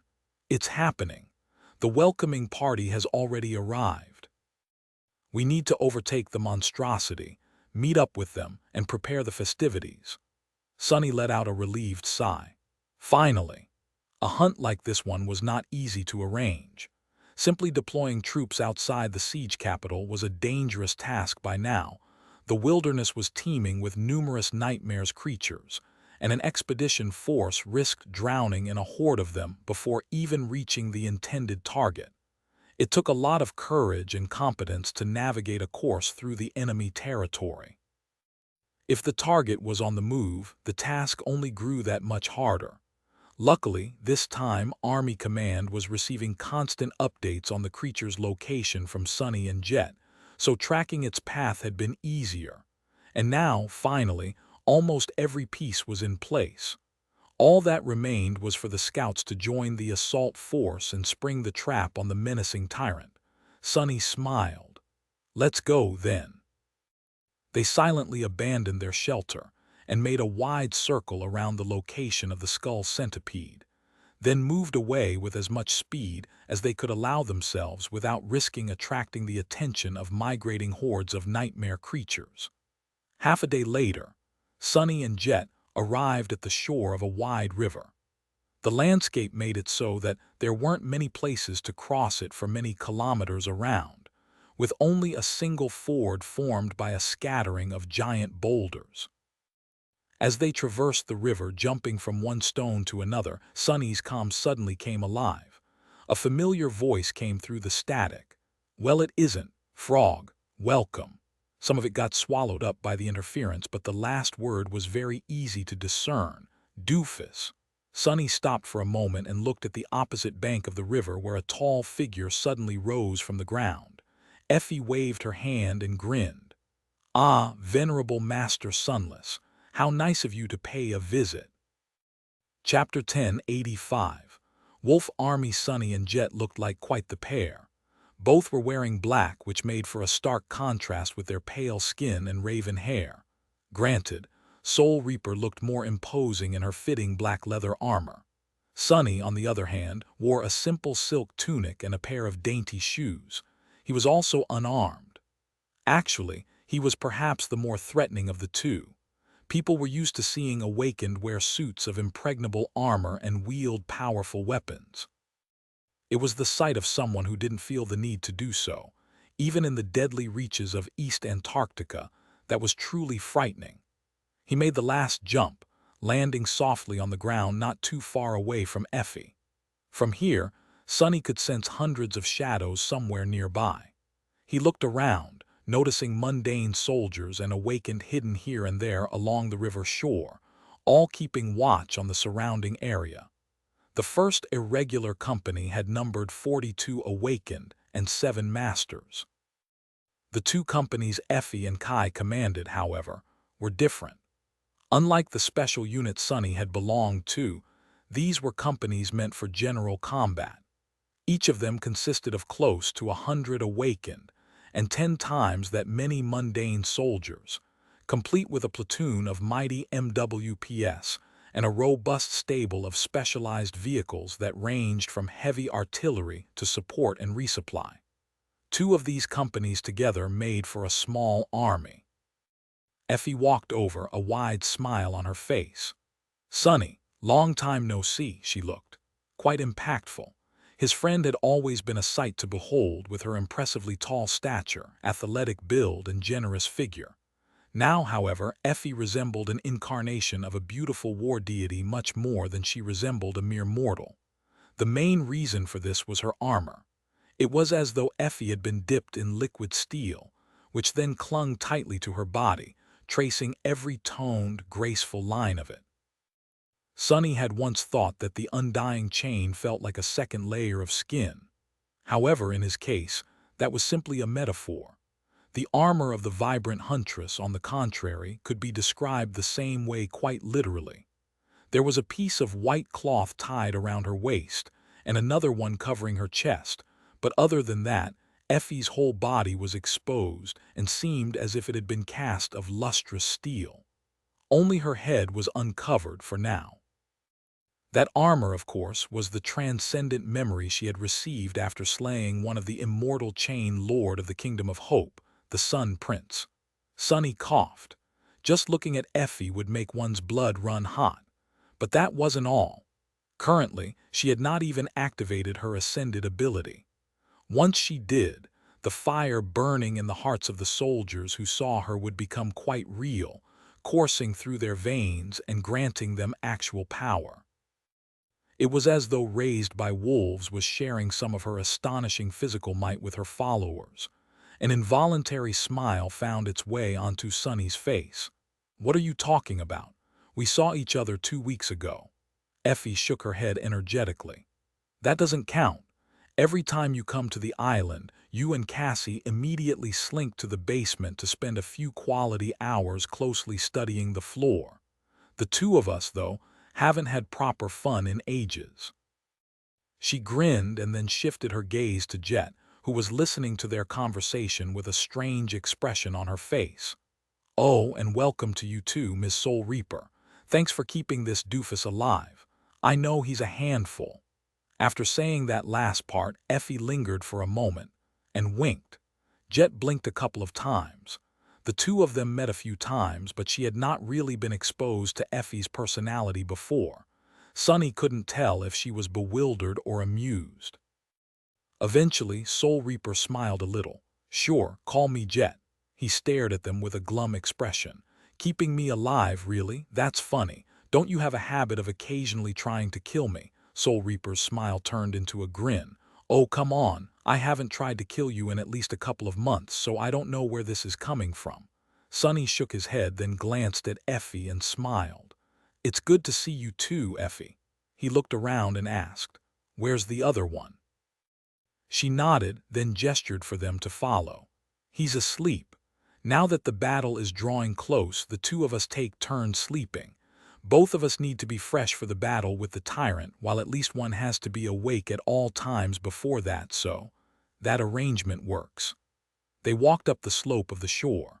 Gradually, the hidden camp of the small army revealed itself, with hundreds of soldiers soberly preparing for the upcoming battle. Awakened, mundane soldiers, MWP pilots, operators of combat vehicles. All of them were throwing wide-eyed glances at the 3 masters. "Who is that with the boss? Are those the SRU scouts? Is it me, or is our boss acting too friendly with that guy? Gee gods, isn't that Soul Reaper Jet? Holy hell, that's Soul Reaper and Devil. No way, let me see. I heard the 2 of them fought a corrupted titan in the Antarctic Center. That can't be right, can it? They wouldn't be alive if they did. Soul Reaper might be tough, but our boss is definitely tougher. I once saw Devil slaughter an entire swarm of nightmare creatures without lifting a finger. He just stood there and they were all shredded into little pieces. I swear to gods it's true." Sonny ignored the whispers and followed Effie. His shadows, however, took a good look around. He was about to go into battle side by side with these people, so he had to know all about them. The soldiers of the two companies looked competent, determined, and in high spirits.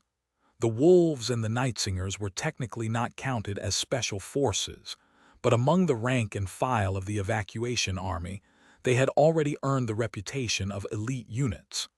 They were led by two of the most fearsome masters in the world, after all. The soldiers were mixed among each other, but funnily enough, it was easy to see which belonged to which company. The wolves were more boisterous, lively, and rough around the edges. The nightsingers were more calm, reserved, and good-natured. It was as if they had assumed the personalities of their leaders. Sonny smiled with the corner of his mouth, then shook his head. They walked along a row of camouflaged tents and approached a particular one, which looked no different from all the others. Effie suddenly made a fist and banged it against her bare thigh, producing a loud metallic ring.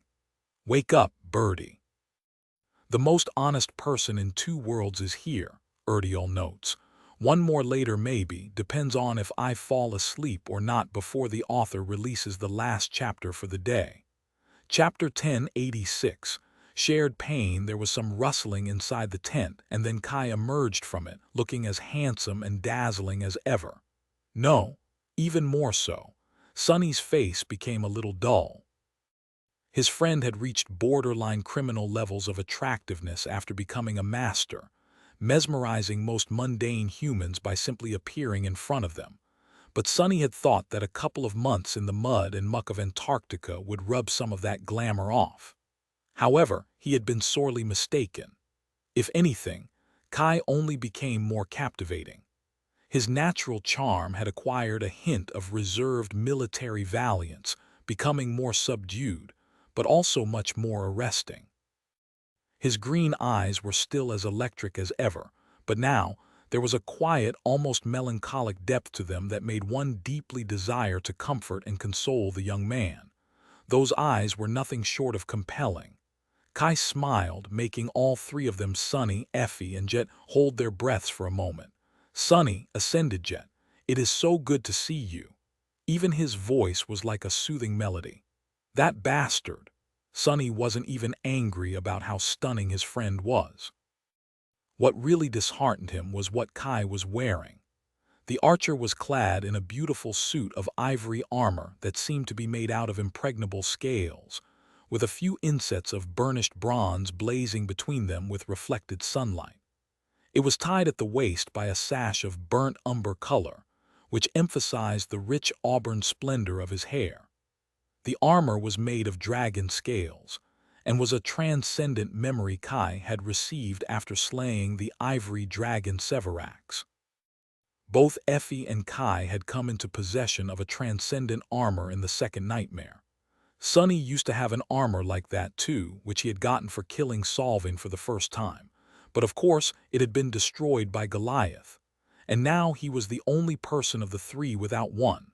"Ah, that really grinds my gears," Sonny winced, but was then distracted from his resigned self-pity by Jet, who smiled and stretched her hand out for a handshake.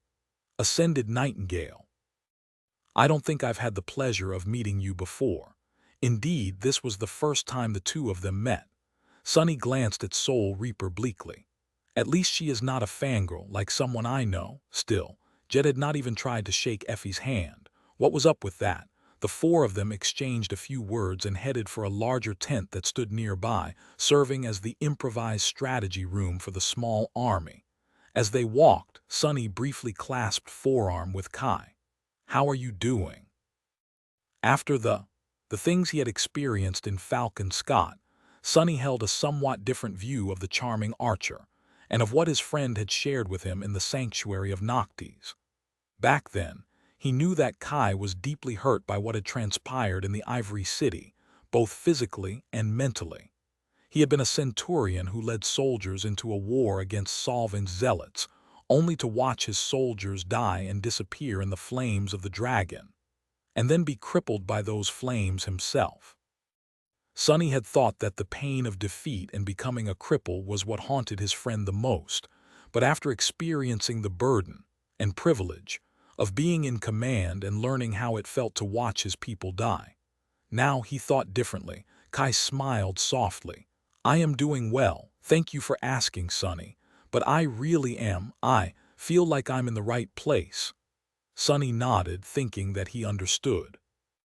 Kai had always had these naive notions of what was right and wrong, and what a good person was meant to do with the power all awakened possessed.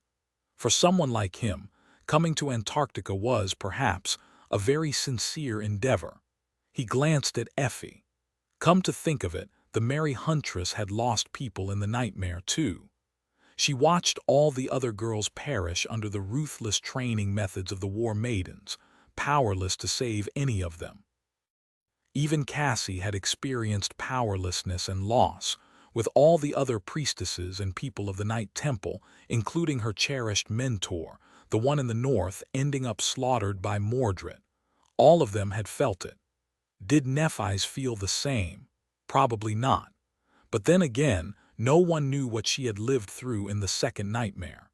Changing Star was strangely reticent about that particular ordeal. They entered the tent, gathering around a fold-out table that had a small holographic projector placed on it.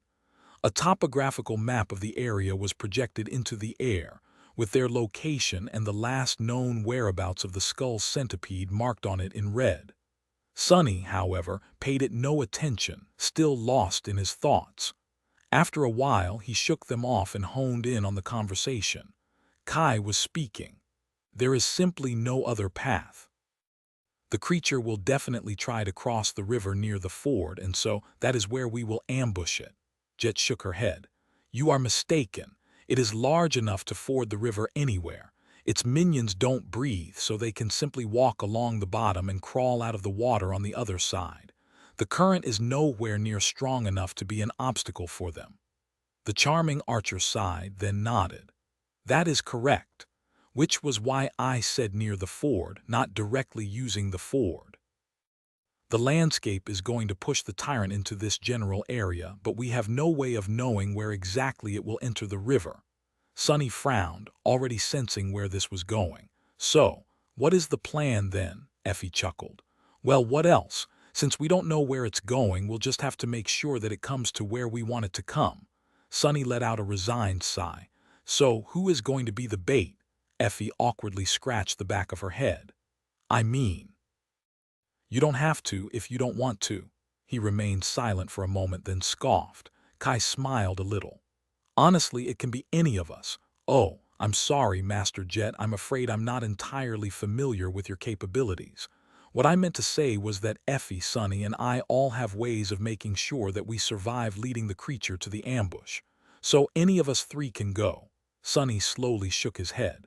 "No, I'll go.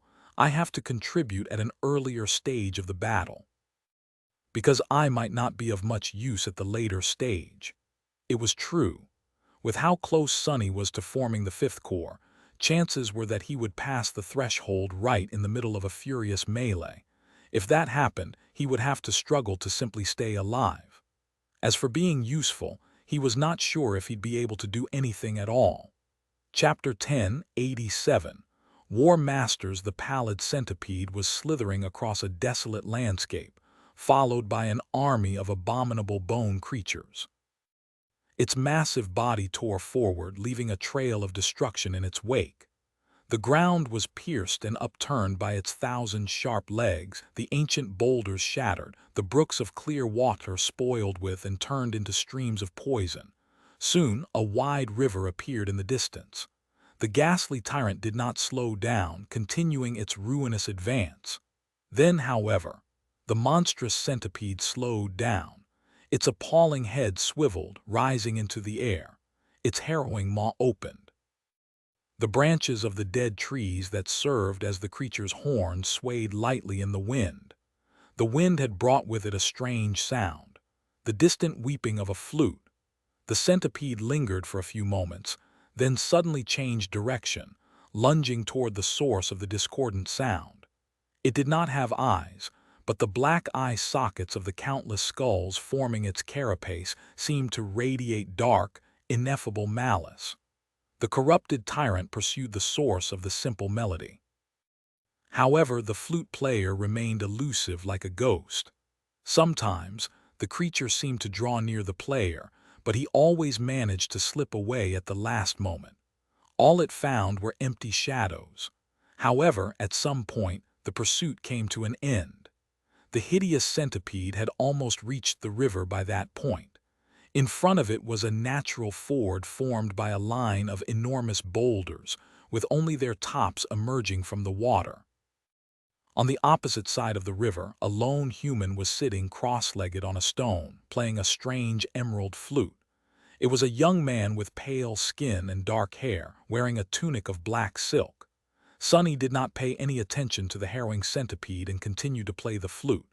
His fingers moved nimbly, but the melody he created was pretty rough, to say the least. He sighed. I thought I improved, but maybe not. On the other shore, the tyrant froze for a second, then rushed forward. The creature dove into the river, raising a towering wave, and its soldiers followed. Some of the bone abominations jumped heavily across the boulders, most simply dove into the cold water after their ruler. Sonny waited for a moment, then dismissed the bone singer and looked at the sky. The sun was still visible, but since it was close to the horizon, its light was dim. As he watched, several things happened at the same time. First, a series of explosions thundered, demolishing the boulders of the ford. Giant fountains of water rose into the air. Second, hundreds of human figures rose from the trenches dug higher up the slope. Third, a barrage of artillery shells and tungsten rounds descended upon the bone abominations from beyond the hills. The creatures shuddered, but resisted the mundane implements of war. Their progress, however, was slowed. That was when the awakened attacked. Numerous enchanted arrows and magical projectiles rained on the soldiers of the skull centipede's army. This time the damage was apparent. A hulking creature that had just fallen into the river exploded into hundreds of bone fragments. Another lost a limb. Yet another one was suddenly covered by a layer of sizzling amber liquid that corroded the bones, eating through them like acid. And more, much more. But that was just the start. Even though that initial salvo destroyed dozens of dreadful abominations, there were many hundreds of them left. There was the tyrant itself as well. A beautiful figure that seemed to be cast of steel appeared on the slope in front of the trenches, wielding a spear and a large round shield. Her voice boomed across the battlefield, filling the hearts of the soldiers with maddened fervor. Wolves, prepare for war. Sonny turned his head and glanced at Effie, feeling his blood boil from her battle cry. As he did, a strange thing happened. He suddenly felt exhilarating power rush into his body. It was as though he was suddenly as mighty as a ferocious beast, as resilient as a granite wall, and as sharp as a steel sword. And that was not just a feeling. His strength, speed, endurance, and resilience did indeed undergo a striking improvement. It was as though his body had received a comprehensive overhaul, becoming so much more suited for battle. Incredible. Every time he was exposed to Effie's ascended ability, Sonny couldn't help but feel awed. For him, who had already enjoyed the augmentation of the shadows, the physical boost was not that pronounced. But for the awakened soldiers, and especially mundane humans, it must have been a true blessing. The most frightening part, however, was that this ability had no limit to how many people could be empowered by it. Anyone who saw Effie and was deemed an ally by her would receive its benefit. Their number did not even affect the rate with which she consumed essence. The only detriment, albeit a small one, was that the soldiers had to maintain a line of sight with their commander to enjoy the boon of her power. However, considering that Effie almost always preferred to fight on the front line, that was usually not a problem. Just as he had expected, the eyes of the soldiers ignited with burning resolve at the sound of her voice. The soldiers of her company suddenly raised their heads and let out boisterous howls, acting like an army of actual wolves. And then another voice joined them. this one sonorous and clear, easily drowning out all the rest, Kai's voice. When Sonny heard it, his heart suddenly shook. Instantly, all the unnecessary thoughts were erased from his head, leaving only the pure, flaming, indomitable desire to do battle. Even though this change was not physical, it might have been even more profound than the empowerment of Effie's aspect, because it affected the heart. Even Sonny, for whom the effect was somewhat muted because of how guarded his mind and soul were, felt incredibly inspired. The clarity bestowed by Kai's call would do wonders for the soldiers in this battle. Sonny shook his head slightly. Scary. Kai's ability was just too terrifying. An Ascended would most likely be able to resist it to some degree, but mere Awakened had no choice but to be compelled. As for mundane humans, if the handsome enchanter chose to misuse his powers, they would do anything he told them to. They would happily end their lives if he asked. Luckily, Kai would never do that. Instead, he used his power to inspire the soldiers and make them stronger. With Sonny serving as a perfect scout, Effie strengthening the bodies of the soldiers, and Kai inspiring their hearts, the threat of the corrupted tyrant suddenly did not seem overwhelming. As the head of the skull centipede emerged from the water, it was met with a furious onslaught of attacks. Strengthened by their two leaders, the small army was burning with the desire, an ability, to win this battle. Chapter 1088. Force Multiplier. Before, the future seemed grim for the expedition force of the evacuation army.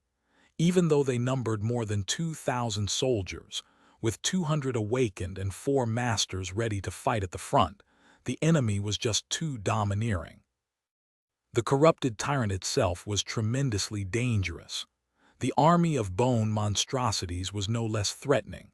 However, both Effie and Kai were incredible sources of strength, acting as force multipliers for the whole regiment.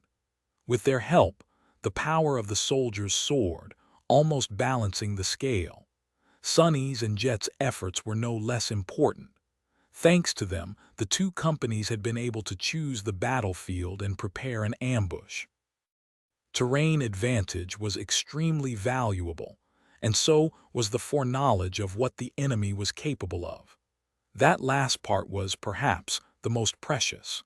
The two scouts had not only gathered intelligence about the location of the enemy and the number of minions under its rule, they had also provided the analysts and diviners of the army with an opportunity to study the tyrant. Thanks to that, the human force did not have to go into the battle blind. Even though they did not know every detail of what the skull centipede was capable of, they did know the most important parts. For example, they knew that the confluence of the power that the giant abomination possessed was, surprisingly, hidden in the 2 dead skeletal trees that grew from its head, serving as the tyrant's crown and horns. In fact, Army Command had gone as far as to suggest that the true abomination was not the centipede itself, but the network of tree roots that permeated its monstrous skull, growing through the creature's brain matter. As such, the small army's first goal was to destroy one, or better yet both of these trees.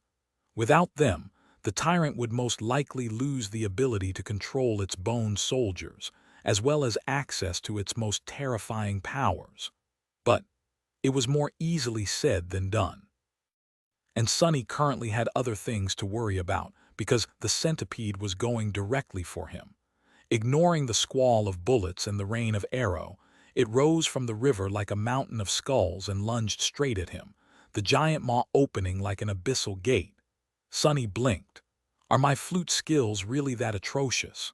Listen, there's really no need to be that angry. A moment before the dreadful tyrant crashed into the boulder he was sitting on, Sonny leaned back and dissipated into the shadows. The centipede plunged down, shattering the ancient stone and turning it to dust. Stone shards and a great deal of dirt flew into the air, rising like a cloud. Sonny finished a backward roll much further up the slope, appearing behind the trenches and the mass of soldiers. He rose, flicked a few pieces of dust off his tunic, and glanced in the direction of the giant abomination. The skull centipede turned its head in the direction of the firing soldiers, its jaw still hanging open. Then its enormous body tensed, ready to shoot forward. Before it could, however, something flashed through the air and impacted against the tyrant's head. The mysterious projectile was none other than Effie, who had used her own body as a siege ram. After rushing through the battlefield like a hurricane, she jumped and made her body into a ball, hiding it behind the round shield. When the dusk shard struck the tyrant, numerous skulls were instantly pulverized into bone dust. However, even more were revealed, becoming visible through the crack in the morbid carapace. The force of the impact was so tremendous that it not only slowed the centipede down, it actually threw the abomination back, pushing it back into the river. Effie herself was tossed to the ground and landed in a roll, jumping back to her feet a moment later. Her sculpted steel body did not look damaged at all. If anything, the huntress looked as exuberant and robust as ever. As her war cry resounded across the battlefield, the first wave of the hulking bone abominations clashed against the line of awakened. A ferocious melee exploded into a cacophony of ear-piercing noise. The tide of nightmare creatures seemed unstoppable, as if it would easily wash the human fighters away in a wave of desperation and blood. But it didn't. The first reason for that was Jet, who threw herself into the flood of abominations a few moments before the clash and broke the enemy's momentum. Her naginata easily passed through the layers of bone, destroying the rotten souls of the tyrant's minions. Both the bone puppets and soul reaper herself could be considered living dead. However, even among the dead, she was an exalted existence. The second reason was the awakened themselves. Even though most of the ghastly abominations were fallen, it barely looked as if there was a gap of power between them and the human fighters. Empowered by raised by wolves and emboldened by Nightingale, the soldiers fought with might and ferocity that was far beyond what they should have been capable of. It was really quite astonishing to see. Sonny shifted a little. Time for me to enter the fray as well, I guess. He had to act restrained in this battle. However, that did not mean that he couldn't do anything. More and more bone fiends were crawling out of the river, and the skull centipede itself had already recovered from Effie's devastating blow. It was lunging forward once again, this time aiming for the ironclad huntress. Sonny opened a leather satchel that hung on the silk cord tied around his waist and took out a small, intricately engraved stone lantern. Then, he tossed it across the battlefield, aiming for the line where the shore met the cold water. As soon as the shadow lantern landed, it was as though all light was devoured from the wide area around it. Many bone abominations entered the sphere of darkness. However, none of them emerged again, as if swallowed by the shadows. Well, of course they didn't. After all, out there in the darkness, unseen, Saint was already waiting for them with the sin of solace in her hand. After unleashing her on the battlefield, Sonny concentrated on using shadow manifestation to reduce pressure on the soldiers. He tried not to destroy any of the bone abominations himself, maiming and suppressing them instead. Despite his efforts, however, a generous stream of shadow fragments poured into his soul, threatening to render him defenseless too soon. Sonny frowned, then looked in the direction where Effie was trying to distract the skull centipede and prevent it from reaching the trenches. She was holding the tyrant at bay, barely. For now, a dark grimace appeared on his face. It's all up to Kai then. Chapter 1089. Falling Star. Effie was having a hard time standing her ground against the giant centipede. In fact, she was barely holding on. Even though a furious barrage of bullets, enchanted arrows, and magical projectiles was raining on the ghastly carapace of skulls, the abomination did not seem slowed down at all. Its massive body moved with dire speed, thousands of scythe-like legs tearing up the ground with each motion. The difference in size between the tyrant and the fearless huntress was just too big. Effie's only saving grace was that her body, despite being hundreds of times smaller than that of the ghastly centipede, seemed to contain truly astounding strength. She was incredibly swift and agile, as well, dashing around with stunning speed to dodge the crushing blows of the monstrous creature. Above everything else, the huntress was all but invulnerable. Her innate resilience was reinforced by two aspect abilities, and then strengthened by a transcendent armor on top of that. She had received several glancing blows from the abomination, which would have turned almost any other master into a broken corpse. Effie, however, was able to shake them off and continue to fight. Of course, there was no such thing as true invulnerability. The huntress was fine for now, but she was still dancing with death. The round shield she wielded possessed an enchantment called Indomitable, which functioned similar to Sunny's own Feather of Truth, and allowed Effie to change its weight at will. Her spear was not able to deal serious wounds to the tyrant, but its strikes must have stung. Sunny saw the creature recoiling after the huntress managed to land a solid blow. All that allowed raised by wolves to tie down the skull centipede, at least for a short while. However, it did not mean that she would win. It took all Effie had to simply match the menace of the corrupted tyrant's massive body, all her abilities, all her skill, and all her powerful memories, while the abomination had not revealed any of its powers yet. Once it did, the situation would inevitably change. And that moment had already come. As Sunny watched, Effie managed to push the centipede back once again. The shockwave of the impact threw her back as well. The huntress slid through the dirt, leaving two grooves in it. Her spear shot down, piercing the ground and bringing her to a sudden stop. A moment later, she was already lunging forward, ready to deliver another strike. However, the tyrant seemed to be fed up with their furious clash. The skull centipede raised its appalling head, the branches of the dead trees growing from the carapace of skulls swinging in the wind. Sunny's eyes widened slightly as he felt a sudden chill run down his spine. It was as though the wind that brushed against the skeletal branches was full of tormented whispers. A small black dot appeared in the air between the two trees. The dot warped and twisted, collapsing in on itself, and then began to grow, devouring the fabric of reality itself. It seemed as if an abyssal gate was starting to open in the air above the creature's head. Crap! Sunny instantly knew that nothing good was going to happen if the circle of darkness was allowed to finish forming. He made a move to step forward, but at that moment, a stream of light tore the sky asunder, falling from somewhere high above with inconceivable speed. It streaked across the battlefield like a flaming comet and crossed paths with the centipede's head, exploding with blinding radiance. A low boom resounded, followed by the sound of shattering wood. Kai had arrived. The plan of the battle the four masters had come up with assigned each of them an important role. Sunny was responsible for luring the tyrant to the ambush site and creating an obstacle for the bone fiends crawling out of the river.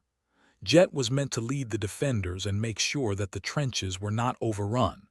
Effie's role was to stall the centipede, and more importantly, distract it. But it was Kai who was the key to their success, or failure. The whole plan depended on whether the tyrant would be able to unleash its harrowing powers. To prevent it from happening and reduce the skull centipede to a mere giant beast, the trees growing from its head had to be destroyed. That was what Kai had to accomplish. He had hidden himself high in the sky and bid his time, waiting for an opportune moment. Then the archer plunged down, burning his essence and using gravity to reach truly astonishing speed. And now he delivered his attack, using that speed to close the trap they had set. The flaming comet was Kai himself, and he held a slender, shining saber in his hand. All of it happened in the blink of an eye.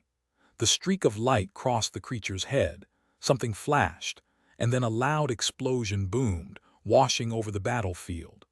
A split second later, Kai fell into the river. His speed was still so tremendous that he slid across the surface of the water without plunging into it, and only slowed down after being pushed 100 meters away from the shore. The head of the skull centipede, meanwhile, was flung to the side. One of the dead trees crowning it was completely shattered, its trunk exploding into thousands of sharp splinters. The circle of darkness collapsed and disappeared without a trace, never receiving the chance to fully form. Sunny let out a relieved sigh. It worked. The tyrant opened its maw, letting out a blood-chilling screech. The bone fiends trembled, becoming disorganized and somewhat sluggish. The soldiers roared with dark glee, invigorated by the sight of the giant creature losing one of its horns. Effie was already advancing, her spear ready to strike. Kai had managed to regain his balance and pushed himself off the surface of the water, shooting back into the sky and summoning his bow. A black arrow suddenly shot out of the cloud of darkness surrounding the shadow lantern. Empowered by Saint's transcended strength and the Death Dealer enchantment, the arrow struck the neck of the tyrant with harrowing force, annihilating layers of skulls and ripping a huge chunk of flesh out of it. However, Sunny did not pay any of it much attention, because right at that moment the spell whispered into his ear, "You have slain a fallen monster, malignant root sapling. Your shadow grows stronger." Sunny froze, his face turning deathly pale. "Here we go again." The voice of the spell grew louder. "Your shadow is overflowing with power." Chapter 1090. Tyrant, your shadow is overflowing with power. Your shadow is taking shape. Your shadow.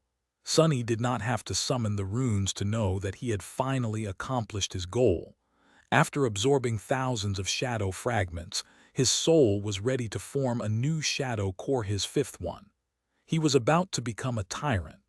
A conflicting mess of emotions rose in his heart. Of course, Sunny felt a sense of joy and triumph. His power was about to take a significant jump after all.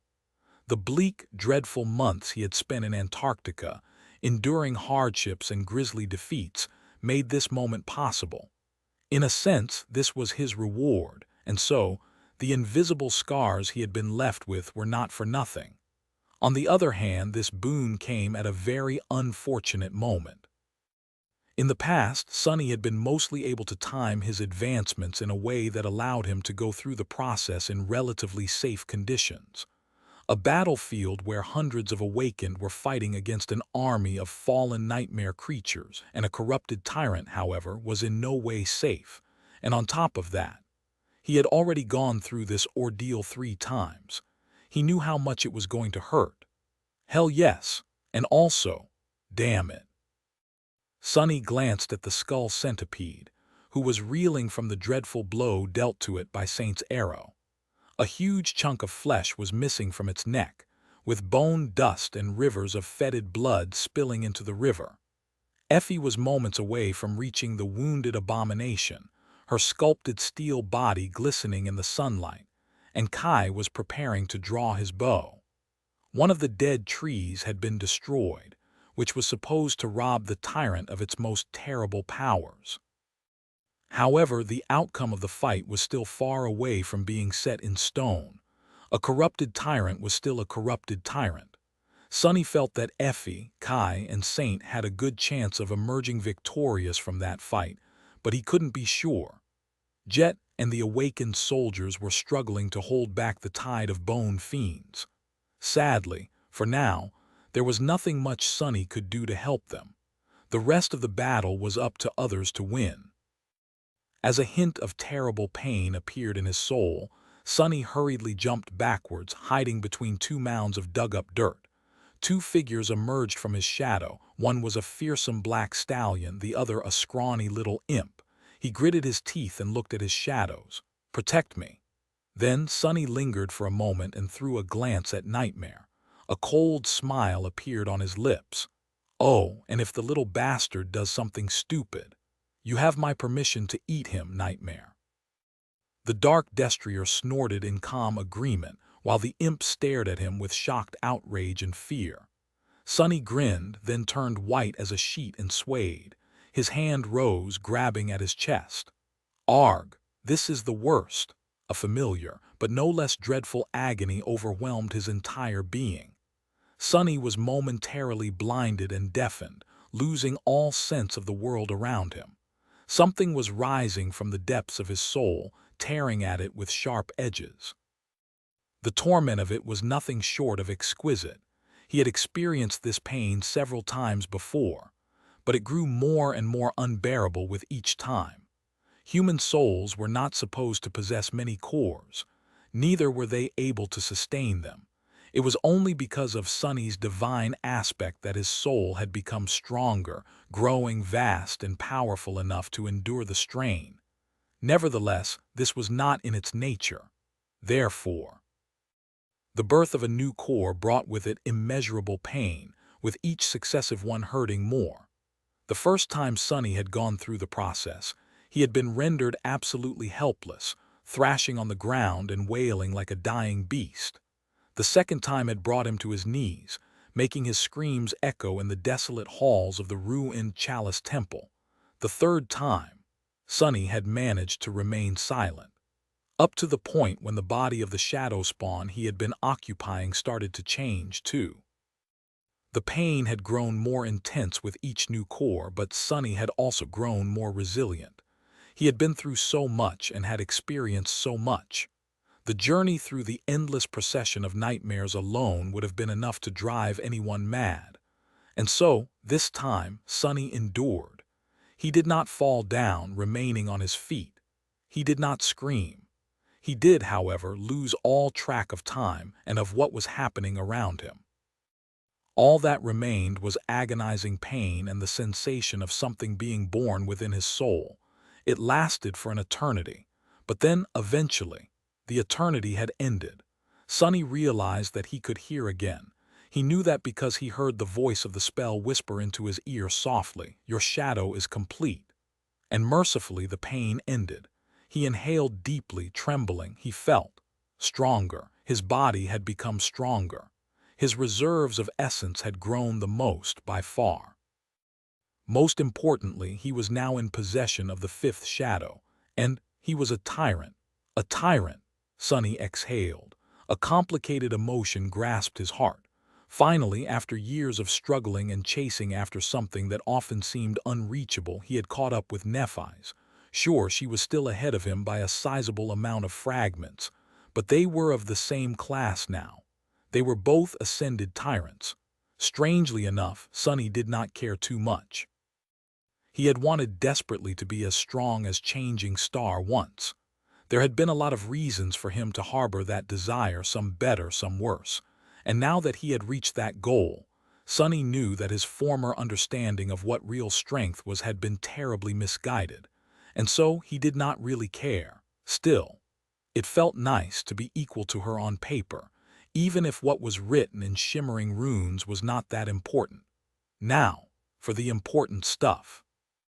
Sonny shifted, turning his head to observe the battlefield. There was another tyrant nearby, and that tyrant posed a threat to his friends and the soldiers, so the creature had to be dealt with. Chapter 1091.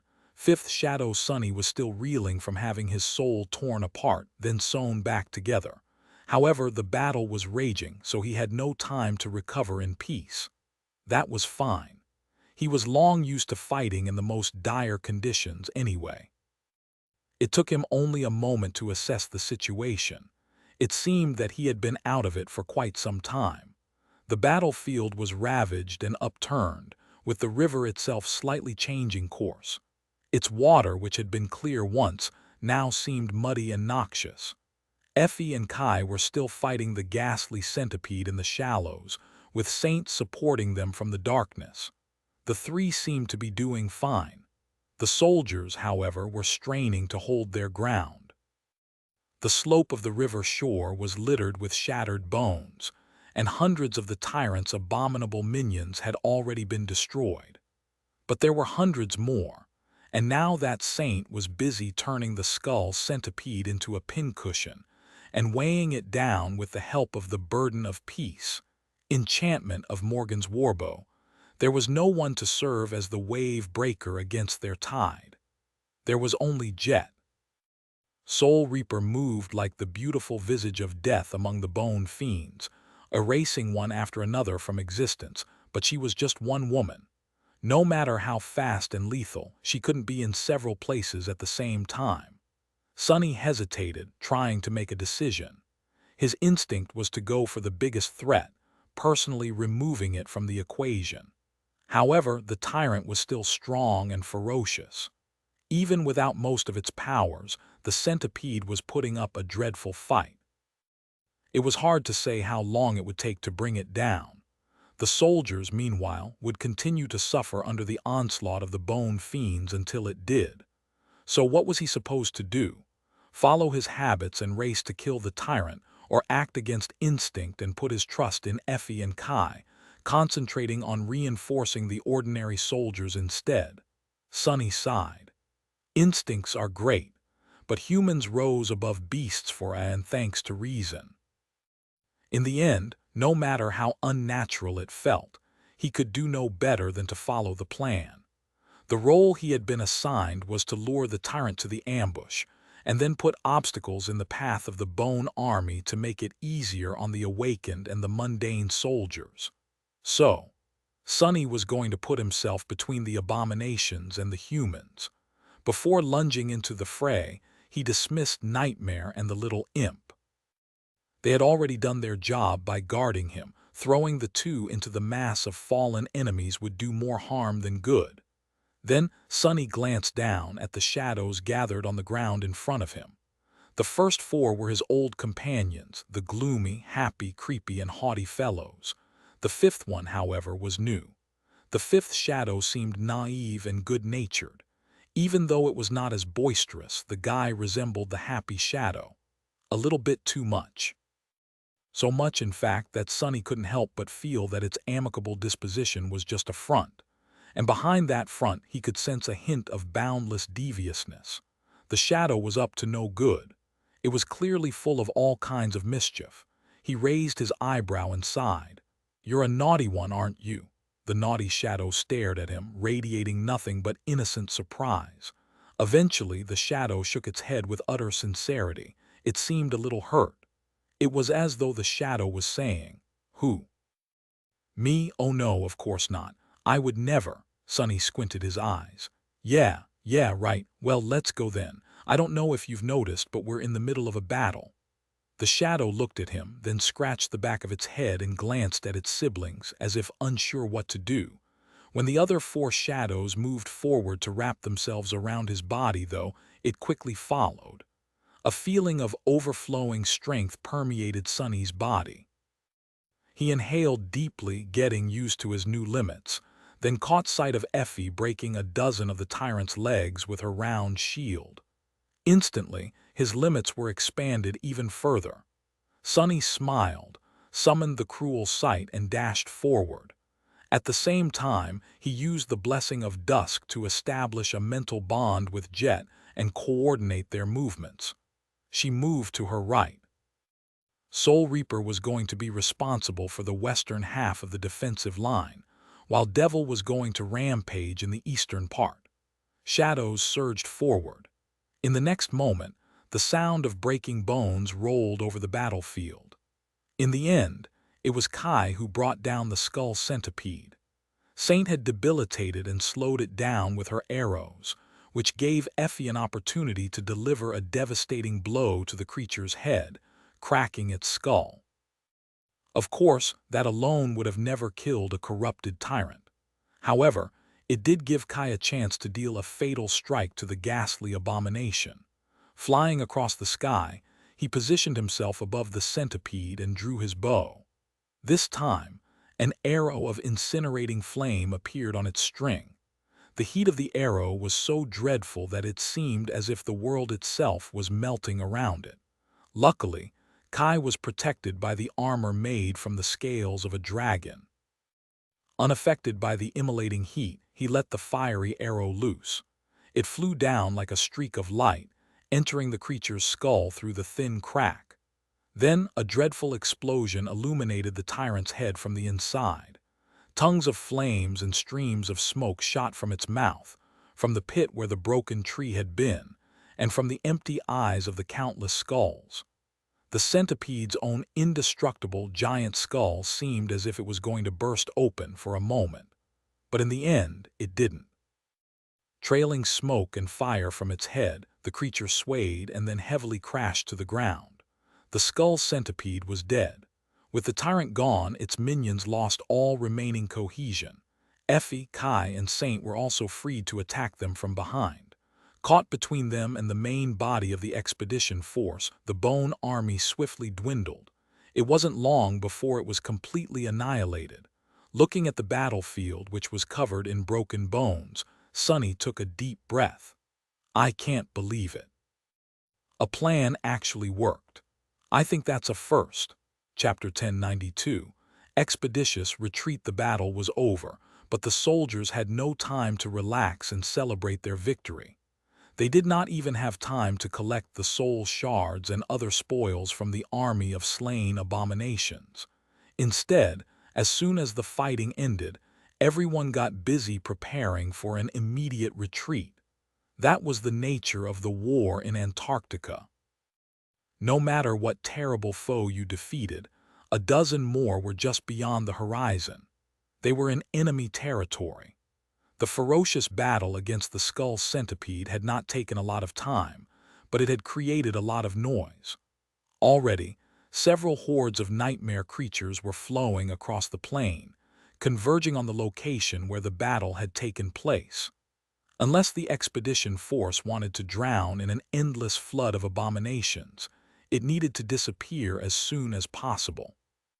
Sonny, Jet, Effie, and Kai were gathered in front of the skull centipede's massive corpse, careful to steer clear of the water. They did not know what the poison was exactly, but the river was visibly tainted. Even in death, the corrupted tyrant continued to spread death and destruction.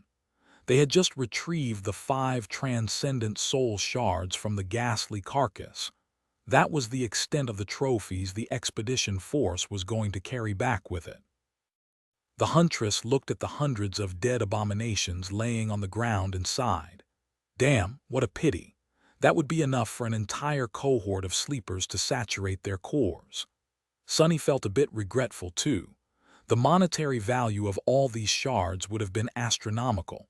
Granted, now that the chain of nightmare had flooded the waking world with abominations, the price of shards was not what it had been before. He knew it from his occasional correspondence with Aiko.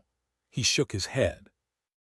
That might be true, but what's the use of having all these shards if we die before reaching a siege capital? Kai nodded.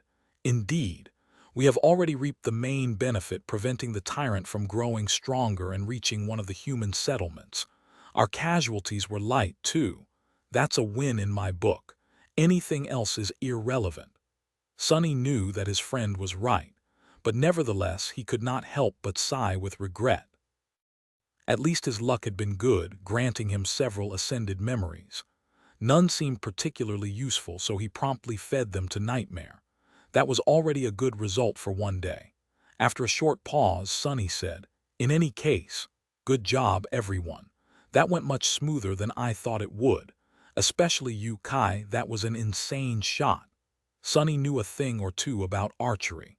Shooting an arrow through a thin crack in the skull of a moving target while flying at high speed. That was one for the books. The charming archer had been the one to destroy the skeletal trees as well. Kai smiled shyly. "Thank you. To be honest, I can't quite believe it. I never thought that I would kill a corrupted tyrant one day." His green eyes turned slightly wistful as if he was recalling the past. Sonny blinked a couple of times. "What on earth are you talking about? Can't believe it," says the guy who jumped into the mouth of a dragon to kill it. Kai coughed while Jet glanced at him and raised an eyebrow. "A dragon? What kind of a dragon are we talking about?" The archer shook his head. "It was just a transformed saint in the nightmare." This time it was Soul Reaper's turn to blink. "Ascended Nightingale killed a saint." Her voice sounded a little dull. Effie suddenly laughed. What about it? I killed one too, a huge pain of a bastard, and that one, she pointed at Sonny. He actually killed the same saint twice. Speak about holding grudges. Jet rubbed the back of her neck with a neutral expression. Huh, and I thought my second nightmare was exciting. At that moment, Kai turned his head slightly as if listening to something. He was most likely receiving a message through his comm, and indeed, a few moments later he called out to them, "Everything is ready. We can depart in 3 minutes." Sonny let out a relieved sigh. The two companies had been quick to organize themselves for a rapid march, and so they would be able to leave before any of the migrating hordes arrived. Kai looked at Sonny and Jet, then at Effie. Then he asked hesitantly, "Oh, are we going to take my ride or yours?" Effie scoffed. "Does it matter?" She grinned and answered her own question. "Of course it matters. Do you think that I don't know how pampered you are by your soldiers? That guy. Ah, it's really unfair. He has a fan club even in the army. They bring him all kinds of little gifts, including snacks and sweets, so I think we need to celebrate, and I think you're treating." Kai looked away in embarrassment. Those aren't gifts. People are just concerned about their commander. I can't really refuse either. They become sad if I do." Sonny grinned. Whatever you say." The archer shook his head. "All right, then we will ride in my app. We can work on compiling a report for Army Command in the process, too." With nothing more to discuss, they hurried to leave the scene of the battle. Riding a personnel carrier at the head of a column of soldiers made Sonny remember the cold, dark days in the Antarctic center.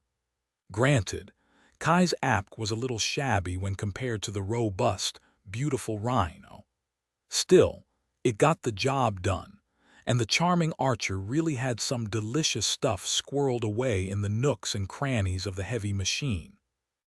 The expedition force left the ravaged river shore behind and rushed across the plain, escaping the approaching mass of nightmare creatures. They masterfully navigated the landscape, avoiding the wandering swarms and keeping out of sight as well as they could. The column had to fight off a few packs of abominations, but these skirmishes were too inconsequential to pay them any attention. Things like that were unavoidable when a large force traveled across Antarctica. Everything was going well. But of course, it had not gone well for long. At some point, the loud sound of an emergency message rolled through the interior of the app. Sonny looked up and turned to the communication terminal, frowning. As soon as the damned thing lit up, he knew that something had gone really, really wrong. Chapter 1093. Perfect moment. The app was a little cramped, but the four masters were able to make themselves comfortable. They were sitting on empty ammunition crates, enjoying some of the snacks Kai had presented them with. The mood in the interior of the armored vehicle was surprisingly relaxed, and the awakened crew under the archer's command were respectfully giving them some space. Effie was talking. Wait. What? That is hilarious." The conversation had taken a random turn, leading to Kai sharing the details of how he and Sonny first met.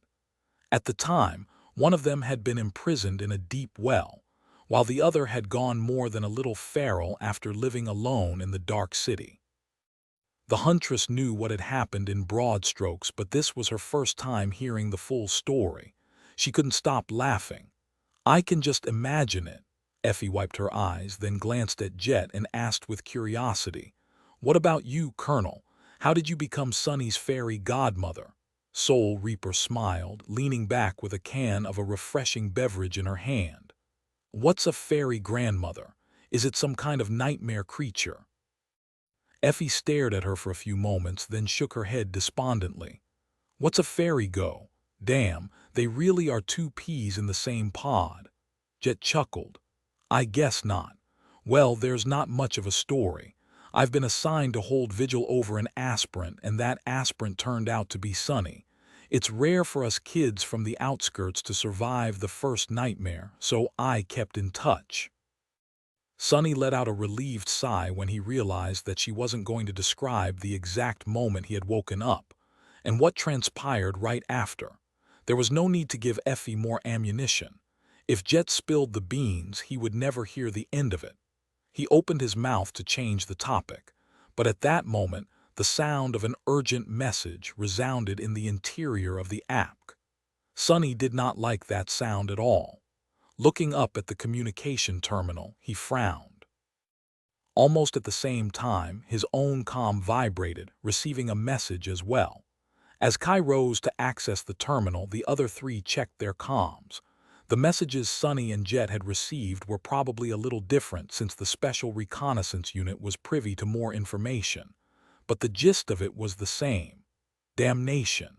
Sonny glanced at his friends, reading the same somber tension on their faces.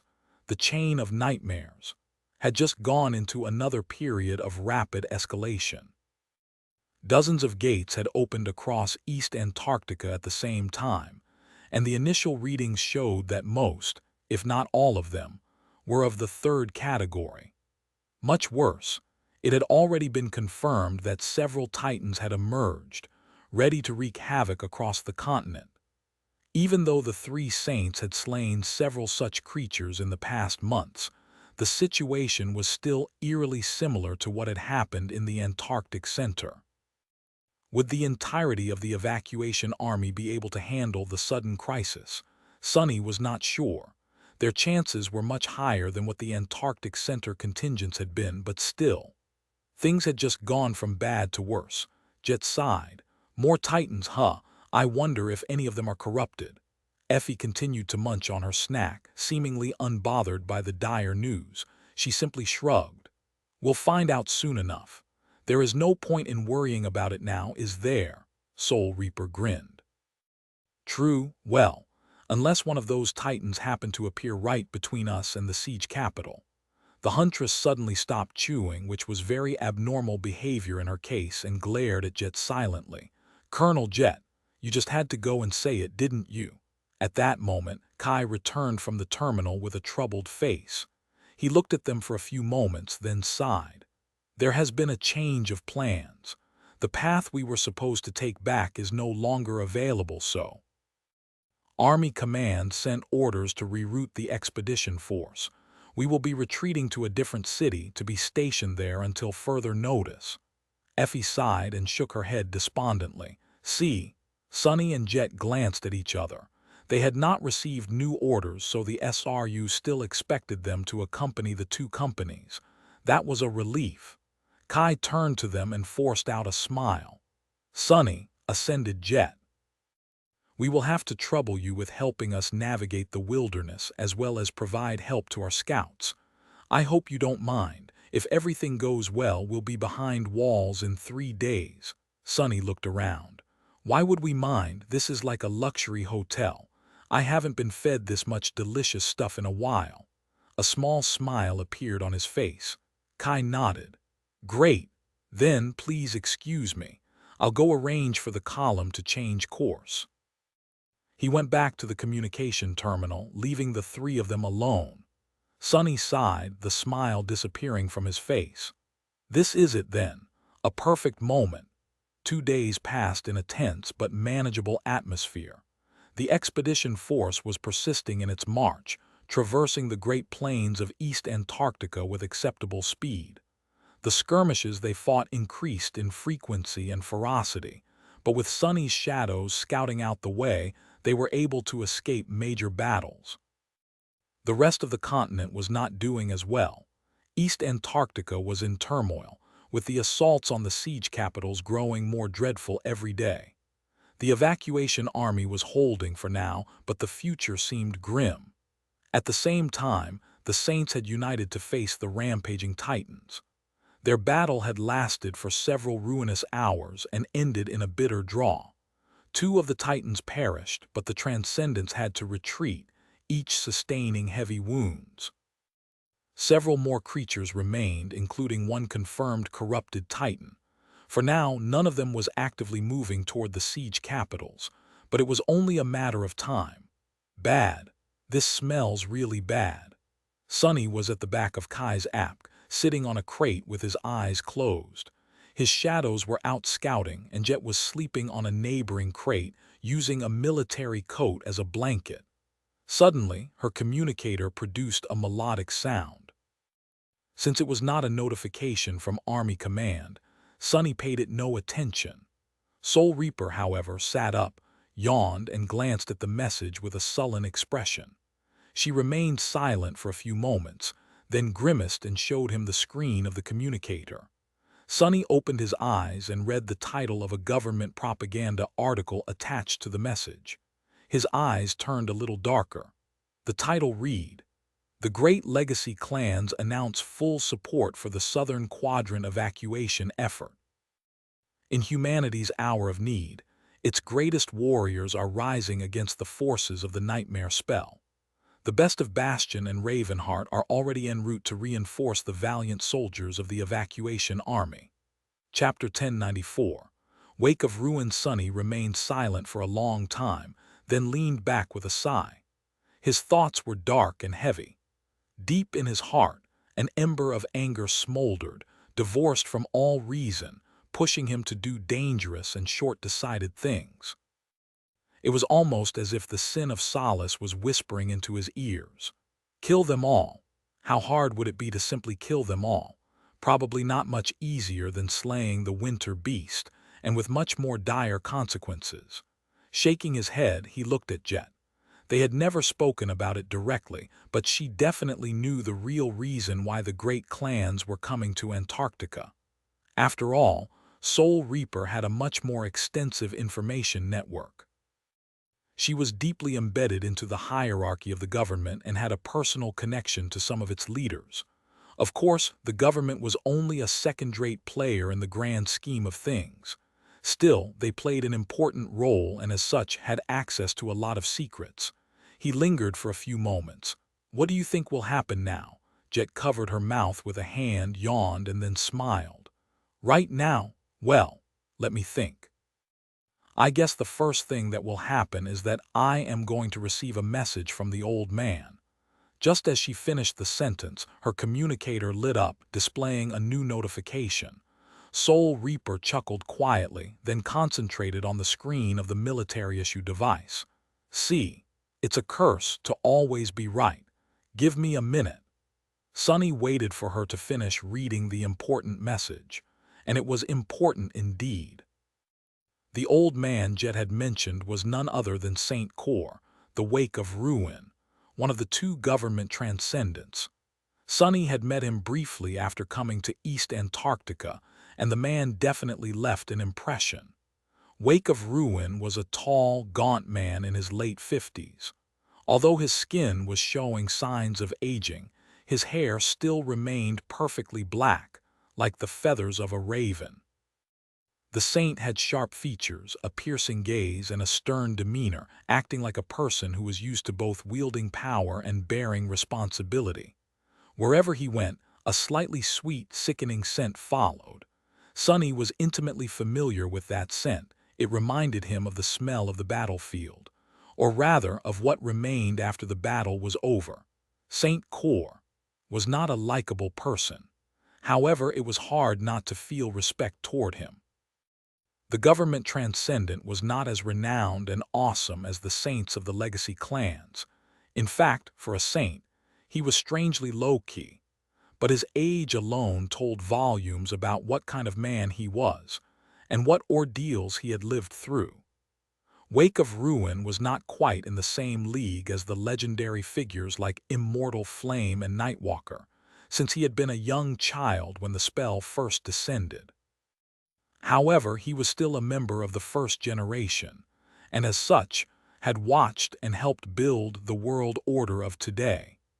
Even if Saint Cor had become transcendent later than the members of the second generation like Anvil and Kai Song, he was still, in a sense, their elder. Sunny did not know what the arrangement between the government and the great clans was exactly, but the mere fact that Wake of Ruin was allowed to be the exclusion from the rule and did not serve any of the sovereigns hinted that there was more to the old man than appeared on the surface. He was the field commander of the whole Antarctica operation, and Jet seemed to enjoy quite a close relationship with the veteran saint. She was one of his most trusted agents. So it wasn't a surprise that Soul Reaper would be one of the first people to be contacted by Wake of Ruin after the news of the legacy forces coming to the southern quadrant were made public. Lucky me. Sonny did not have close ties to the upper echelons of the government, but as Soul Reaper's confidant, he would be privy to the vital information almost as soon as she. Come to think of it, he also had eyes and ears inside Valor thanks to Nephi's and Cassie, and enjoyed the friendship of one of the heirs of the House of Night. He even had a bond with Saint Bloodwave and was friendly with the White Feather clan. Huh, I guess I am better connected than I thought I was. And that was without even considering his venerated status in the evacuation army. Waiting for Jet to finish reading the message, Sonny grinned. Maybe I should seduce one of Sation's sisters, just to complete the trifecta. Those women from the great clan Song Kai Song's adopted daughters were all a bit scary, though. Well, there's Mordred as well. The naughty shadow gave him a sly glance, making Sonny blink a couple of times. What the hell are you on about? I didn't mean it that way.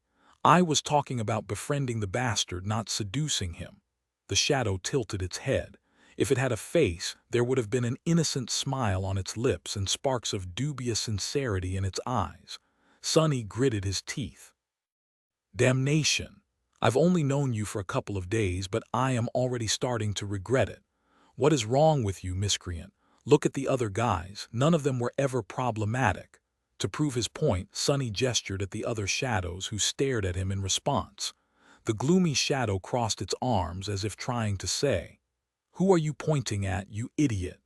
The happy shadow nodded energetically, expressing something like, "Of course. We would never cause problems for our master." "Master, you're the best," with all its being. The creepy shadow was staring at him with its usual creepy inexpressiveness, but its thoughts were easy to guess. It had to be something like, "I wonder what it would feel like to slice the new guy open. What do his insides look like? What is the texture, Do shadows have insides? I want to know." The haughty shadows wore their usual arrogant look, radiating the "keep me out of this plebeian conversation" peasant feeling with their disdainful pose. The naughty shadow glanced at Sonny with amusement. Sonny sighed. "All right, point taken." Chapter 1095, High Praise. Eventually, Jet put away her communicator and stared into the distance for a few moments, thinking. Then she turned to Sonny. He asked, "So, what's the word?" Soul Reaper had a contemplative look on her face. "The good news is that we're getting reinforcements. Both Valor and Song are sending strong contingents. 2 saints each, a handful of masters, and a supporting retinue of hundreds of awakened. All of them the absolute elites of the legacy clans, of course, some direct descendants, some loyal retainers. You can imagine how powerful of a force that is." Sonny nodded. Despite his animosity toward the great clans and those legacies that served them, even he had to admit that these people had not ended up in the position of highest power by accident. Legacies were born and bred to be perfect warriors, and in that pursuit they were ruthless both to their enemies and to themselves. An awakened from a legacy clan was worth their weight in soul shards on the battlefield. It was only when compared to the survivors of the Forgotten Shore that they did not seem that exceptional. But the former dreamers of the Dark City were an abnormality themselves. Hundreds of legacy awakened could achieve a lot in East Antarctica.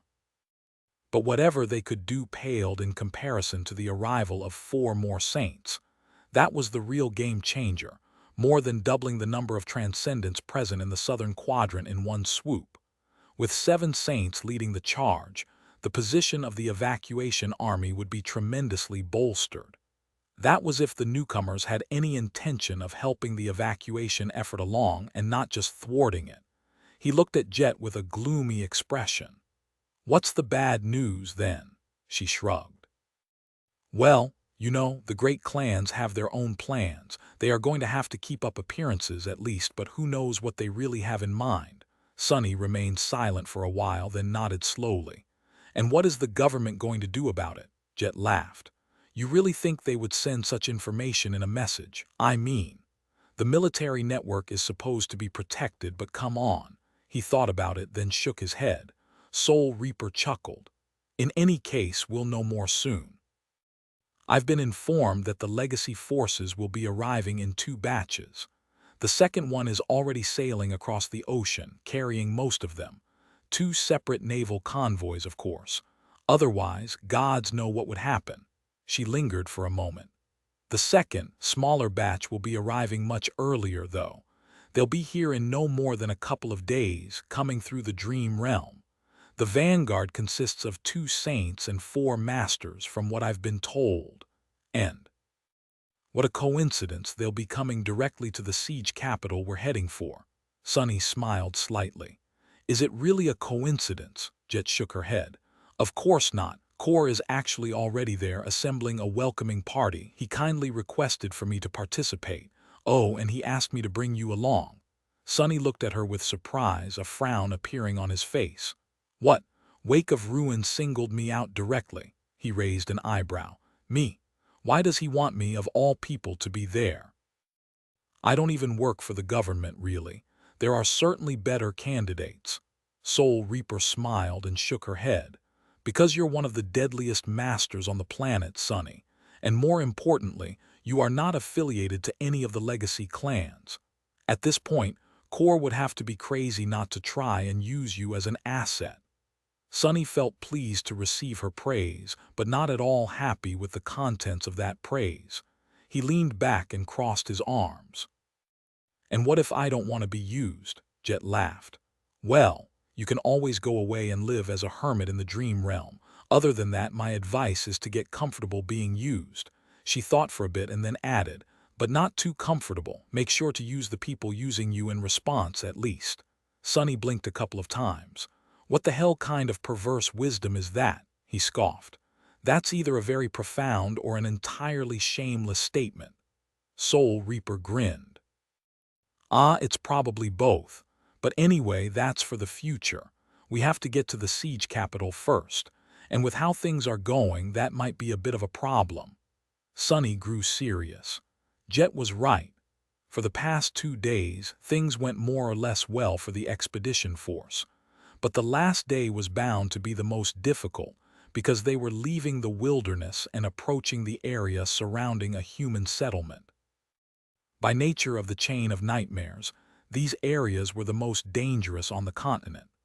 A constant stream of abominations was flowing toward the siege capitals to lay assault their walls, and the closer one got to a city, the higher the concentration of nightmare creatures was. Fighting a pitched battle was inevitable if the expedition force wanted to reach the gates of the human stronghold. Yeah, let's make sure that everything goes smoothly first.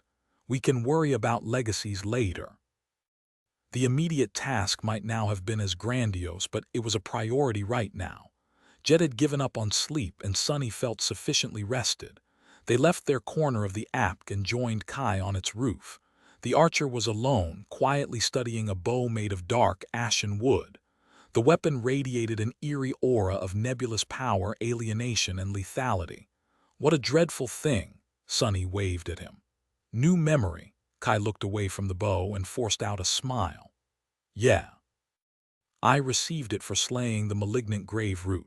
It's a daunting bow to use, to be honest.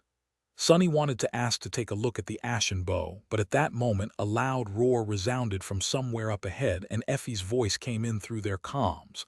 Ah, damn it. That swarm Sunny scouted an hour ago. They're coming sooner than we expected. Get ready. Sunny, Jet, and Kai glanced at each other, then sighed, summoning their best memories. The last day, indeed, was promising to be really troublesome. Chapter 1096. Murder of crows. They defeated the swarm. However, the smell of the blood attracted a migrating horde, so the expedition force had to fight their way through the flood of nightmare creatures as well. Eventually, the column broke free and escaped into the vast plain, but the peace was short-lived. Very soon, they had to fight another skirmish, which grew into another battle, which grew into an unending onslaught of enemies that threw themselves on the speeding vehicles without reprieve. The mundane soldiers fought admirably. Although not as experienced as the veterans of the First Army, these men and women had also tasted their fair share of bloodshed and strife. Everyone was calm and collected, performing their duties with deadly efficiency and poise. Their performance was immaculate, and their morale seemed unshakable. Was it because the Second Army had not lived through the same hopelessness as the soldiers in the Antarctic Center, or was it because Effie and Kai were able to inspire them better than Sonny had been able to inspire his soldiers? He was not sure. Regardless, the Wolves and the Nightsingers were a spirited bunch. The Awakened were as resolute as the Mundanes. Although fewer in number, the impact they had on the battlefield was immeasurably higher. All kinds of aspects worked in harmony to create an impenetrable death zone around the column. The abominations that managed to survive it were promptly dispatched by the melee fighters. And of course, the influence of the four masters was even greater still. Effie was serving as the vanguard of the expedition force, cutting a bloody path for the vehicles to follow. Her lustrous figure weaved through the mass abominations, leaving devastation in its wake. The bodies of the creatures she killed were left crumbled and broken, as if an invisible colossus had crushed them under its feet as it walked across the vast plain. The blows raining on her sculpted steel body in turn rang against metal without ever slowing her down. Kai was soaring high in the sky, observing the rolling battlefield in its entirety, and taking out the most dangerous creatures before they could approach the column. His arrows seemed to have a mind of their own, unfailingly slipping through the tiniest cracks in the armor of the abominations. Usually, one arrow was all it took to bring even the most fearsome creature down.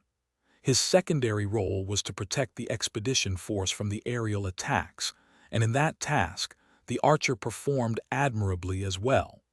Jet was protecting the rear of the column, holding the pursuing enemies back. Her throwing stars fell like iron hail, seemingly numerous.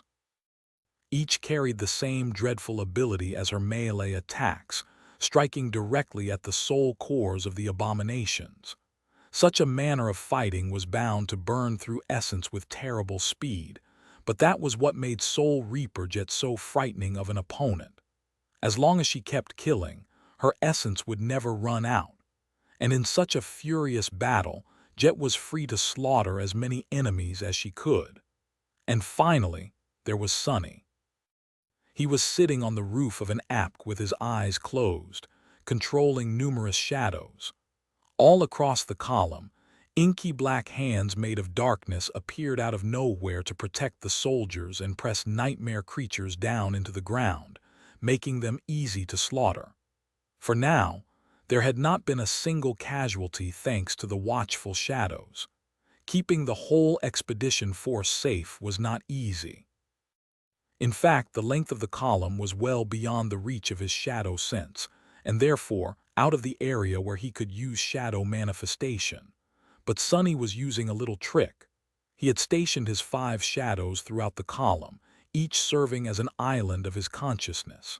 His senses and his ability to control wild shadows were extended manifold that way. He could summon Saint to help out, too. But for now, Sonny was holding back from calling upon the taciturn night. The truth of the matter was that he wanted to keep her existence hidden. More or less everyone who had learned of their connection in the Antarctic Center were either dead now or could be trusted to keep the secret. Here in East Antarctica, he had mostly acted alone in the wilderness or side by side with Jet, so Saint had not been exposed. The only exception was Song Sation, but she had last seen the taciturn night in the catacombs below the Dark City. Saint had changed a lot since then, both visually and in terms of rank. Connecting her past and present self would be almost impossible. As for the legend of Mongrel, no one knew who he was and where he had come from in the first place. More than that, after the events of Falcon Scott, many people believed that Mongrel had fallen heroically while protecting the last siege capital. From what Sunny had heard, there was already an epic propaganda film about the life and tragic sacrifice of the mysterious swordsman being cooked up back in the NQSC. He shuddered at the thought. In any case, Sunny was handling the battle fine for now, and he wanted to keep Saint as his hidden ace for a while. That was why he had only summoned her within the sphere of darkness created by the shadow lantern during the battle against the malignant grave root. Although, I'm not sure if I can keep this up much longer. As the siege capital drew nearer, the onslaught of the nightmare creatures only grew more intense. Sunny was already struggling, and his reserves of essence were swiftly reducing. Something had to change, and soon it did. He smelled it before he felt it. A sweet, sickening scent was suddenly carried over by the wind. Then the battlefield was suddenly shrouded in a vast shadow. Sunny opened his eyes and looked up at the thing that had blotted out the sun. Above them, a myriad of crows filled the sky. There were numerous thousands of them, all circling like a giant whirlwind of darkness. As he watched, the countless crows pivoted with eerie synchronicity and dove down. Their black beaks and vicious talons emanated a sense of deadly sharpness. The myriad of crows was wake of ruin. That was his transformation. What came in the wake of a bloody battle? A swarm of carrion birds. The saint had arrived to guide them into the city personally. Chapter 1097. Special envoys. Ever since coming to Antarctica, Sunny had been to so many underground strongholds and attended so many meetings in windowless rooms that all of them started to blend together. They all looked the same and felt the same. Even the people inside the room started to seem the same after a while. This time, however, he found himself in a stately and luxurious hall, which was a nice change of pace. The interior was tasteful, but lavish. The tall windows let in natural sunlight. The filtered air was cool, crisp, and fresh. What was there not to like? He was relaxing in a comfortable chair, idly waiting for Wake of Ruin to arrive. Jet was nearby, in a similarly laid-back pose. The Transcendent had summoned them immediately after the expedition force had reached the siege capital. And yet, he was running late. Neither of them minded. They had barely had time to wash the dirt of the road off themselves before coming to the spacious hall. After weeks spent in the wilderness of East Antarctica, every moment of leisurely peace was like a precious gift. Sunny was lazily thinking about the outcome of the latest battle. After the swarm of crows had descended on the nightmare creatures, hundreds of them were torn apart in an instant. And the slaughter did not stop until the column was safely behind the city walls. The sight of it was frightening and magnificent in equal measure. What a powerful transformation! Of course, he wouldn't go so far as to say that Wake of Ruin's transcendent form was more powerful than that of, for example, Saint Tyrus. Rather, they were best suited for different tasks. The government saint excelled in battles against large numbers of nightmare creatures or potent adversaries that did not possess a lot of physical defense. He was also extremely hard to kill, since that would require exterminating every single one of the myriad of crows. Although there would probably be some repercussions for Saint Corps if the swarm sustained heavy losses. Sky Tide, on the other hand, could deliver a much more dire punishment to a single powerful enemy. Her ability to control wind and lightning also made her a more versatile and well-rounded saint. Sunny tried to imagine what would happen if the two transcendents clashed. The mental image of a giant thunderbird being swarmed by a vast whirlwind of black crows in the dark skies was truly an awesome one. Who would win, he was not sure. Saint Tyrus would be at a slight disadvantage due to being robbed of one of her trump cards. True, she often relied on aerial superiority to slay her foes. But then again, Saint Cormac had also been a flying beast. That had not prevented her from tearing off his wyvern head. Jet glanced at Sunny and smiled. "You're thinking about murder again, aren't you?" He turned his head and gave her an impassive look. "Yes." "Why?" Soul Reaper laughed. "No reason." Sunny studied her with a contemplative expression. Come to think of it, her crow echo was a strange one. Was there perhaps a connection between it and the saint of carrion birds? He wanted to ask, but at that moment the doors of the palatial hall opened, and Wake of Ruin himself walked in, looking as tall and gaunt as ever. A subtle scent of rot and slaughter followed the old man like an invisible mantle. Saint Cor was wearing an austere military uniform that had an insignia of 4 stars emblazoned on its sleeve. His sharp, pale face was framed by unruly raven-black hair, and his dark eyes were staring at them with bleak dullness. When he looked at Jet, however, a hint of cold fondness appeared in the weathered lines of his unfriendly face. "Soul Reaper, ascended sunless, welcome." His voice was hoarse and a bit grating. They had both stood up when the saint walked in, so he gestured for them to sit. Then Wake of Ruin took a chair opposite them. "How did your last mission go?" They glanced at each other. Jet was the one to respond. "It was all right, sir. We scouted out a corrupted tyrant, met up with the wolves and the night singer, and helped them take the creature down. Casualties were minimal." He nodded, seemingly indifferent to the news of a powerful creature being slain, which was only expected. As the field commander of the entire operation, St. Cor must have been receiving reports like this quite frequently. His next question, however, was a bit surprising. "How do you like it in the SRU?" Jet lingered for a moment. "I like it just fine, sir." The old man shifted his gaze, subjecting Sonny to a piercing stare. "What about you, young man?" Sonny shifted uncomfortably, suspecting that there was a hidden meaning to the question. He shrugged. "I feel like it's a good fit for my abilities." Wake of Ruin studied him for a few seconds, then nodded.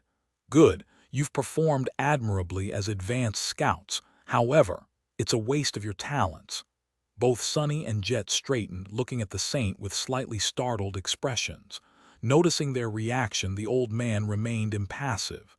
"Consider yourself reassigned effective immediately. The proper paperwork is already being delivered to the SRU headquarters." "What?" Sonny stared. Just like that, they got a new job. Without even being asked, Jet cleared her throat. There were many questions burning in Sonny's mind, but she asked the most important one. "Sorry, sir, but reassigned to where?" St. Cor stared at her for a moment, then pointed to himself. "My personal retinue. That's officially. Unofficially, however, you'll be acting as special envoys assigned to the legacy forces. Each of you will be a contact person between the evacuation army and the great clans." Sonny suddenly hated how opulent and lavish the spacious hall was. He frowned. "With all due respect, sir, I get it why Ascended Jet might be considered a good candidate for such a position, but what do I have to do with any of it? Surely, you must know that my relationship with the great clans is a bit rocky. That is nor even mentioning whether I want the job or not." He had spent 6 months hiding in the waking world to avoid the wrath of clan valor after all. Had the old saint gone senile or what? Wake of Ruin turned his heavy gaze back to Sonny and calmly raised an eyebrow. "On the contrary, I think that you are the best person for the job, Ascended Sunless. You are quite close to one of the leaders of the Valor delegation, no?" Sonny tilted his head a little. "That depends on who that leader is, I guess." St. Cor smiled slightly. The smile made his gaunt, pale face look even more unnerving. The old man glanced at an antiquated wristwatch adorning his hand and then said, his voice sounding cold and aloof, "Why, it's young Lady Nephi's of Valor, the Changing Star, of course." He looked away from the watch and added matter-of-factly, "She'll be arriving alongside Valor's other emissaries soon. Actually, I think they'll be there in a few minutes." Sonny's eyes widened. Chapter 1098, Appalling Curse. "I certainly knew that Neph was coming to Antarctica, but why is Wake of Ruin calling her one of the Lee?" What, in a few minutes?" Sonny stared at the veteran saint, dumbfounded. He had been anticipating meeting Neph again for a long time, but now that it was mere minutes away, his thoughts were in disarray.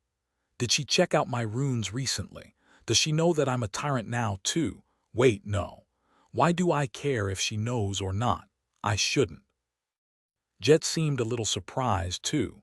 Weren't they supposed to arrive in a couple of days? St. Cor shrugged. They were, but with Tyrus receiving some free time due to the three of us being beaten black and blue in the last battle, the schedule has been moved up. Ascended sunless, and you arrived just in time. Sonny tried to digest the information. He knew that the legacy reinforcements would be coming in 2 waves. The second one consisted of the bulk of their forces, traveling by sea, while the first one was supposed to be the vanguard and consisted of just a few people. They were going to travel to Antarctica through the Dream Realm. The process was both simple and complicated. They needed a saint who had already established a tether in the southern quadrant. In this case, Saint Tyrus. The members of the vanguard had to either already be anchored in the same citadel as she or be brought there by a different transcendent. Then Sky Tide would be able to bring them with her to the waking world, thus transporting the necessary people to Antarctica. The vanguard had to be small because saints were limited in how many living creatures they could carry with them between the 2 worlds, just like masters were limited in how much inanimate weight they could bring. Usually, a saint could only transport 1 or 2 people at a time, and that consumed a fair amount of essence. Coming to a sudden realization, Sonny looked around. He was starting to understand why such a lavish place was chosen for their impromptu meeting. The opulence of the Grand Hall was not for the benefit of 2 ascended. Wake of Ruin was rolling out the red carpet for the powerhouses of the great clans. He looked at the old man, thinking. St. Cor smiled. I'm starting to suspect that you are not of a very high opinion about the great legacy clans, young man. Sonny gritted his teeth, trying to hide contempt and anger from seeping into his gaze. That is putting it lightly, sir. The old man studied him with a bit of curiosity. Why? Sonny gathered his thoughts, trying to come up with a convenient answer. Eventually, he said evenly, I guess it boils down to the fact that they are traitors. Wake of Ruin raised an eyebrow. Traitors? Interesting. How so? Sonny sighed. Awakened are supposed to be humanity's sword against the spell, no. The legacies are the greatest of the awakened, and yet they have seemingly given up on challenging the spell. Much worse, they refused to come out of the sheath when we needed them. This whole disaster could have been salvaged if they had done their duty. He had not mentioned the millions of people who had died in the Antarctic Center, and neither had he mentioned the tens of thousands of soldiers that perished with them. He doubted that such numbers could touch the heart of St. Cor. The old man was one of the leaders of the government, after all.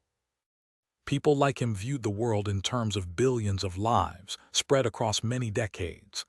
If Sonny told him that he was burning with anger toward the great clans because of the death of just 3 awakened, the old man would have probably thought him crazy. Wake of Ruin sighed. I see. Indeed, as long as you know anything about the world, it is easy to dislike the great clans.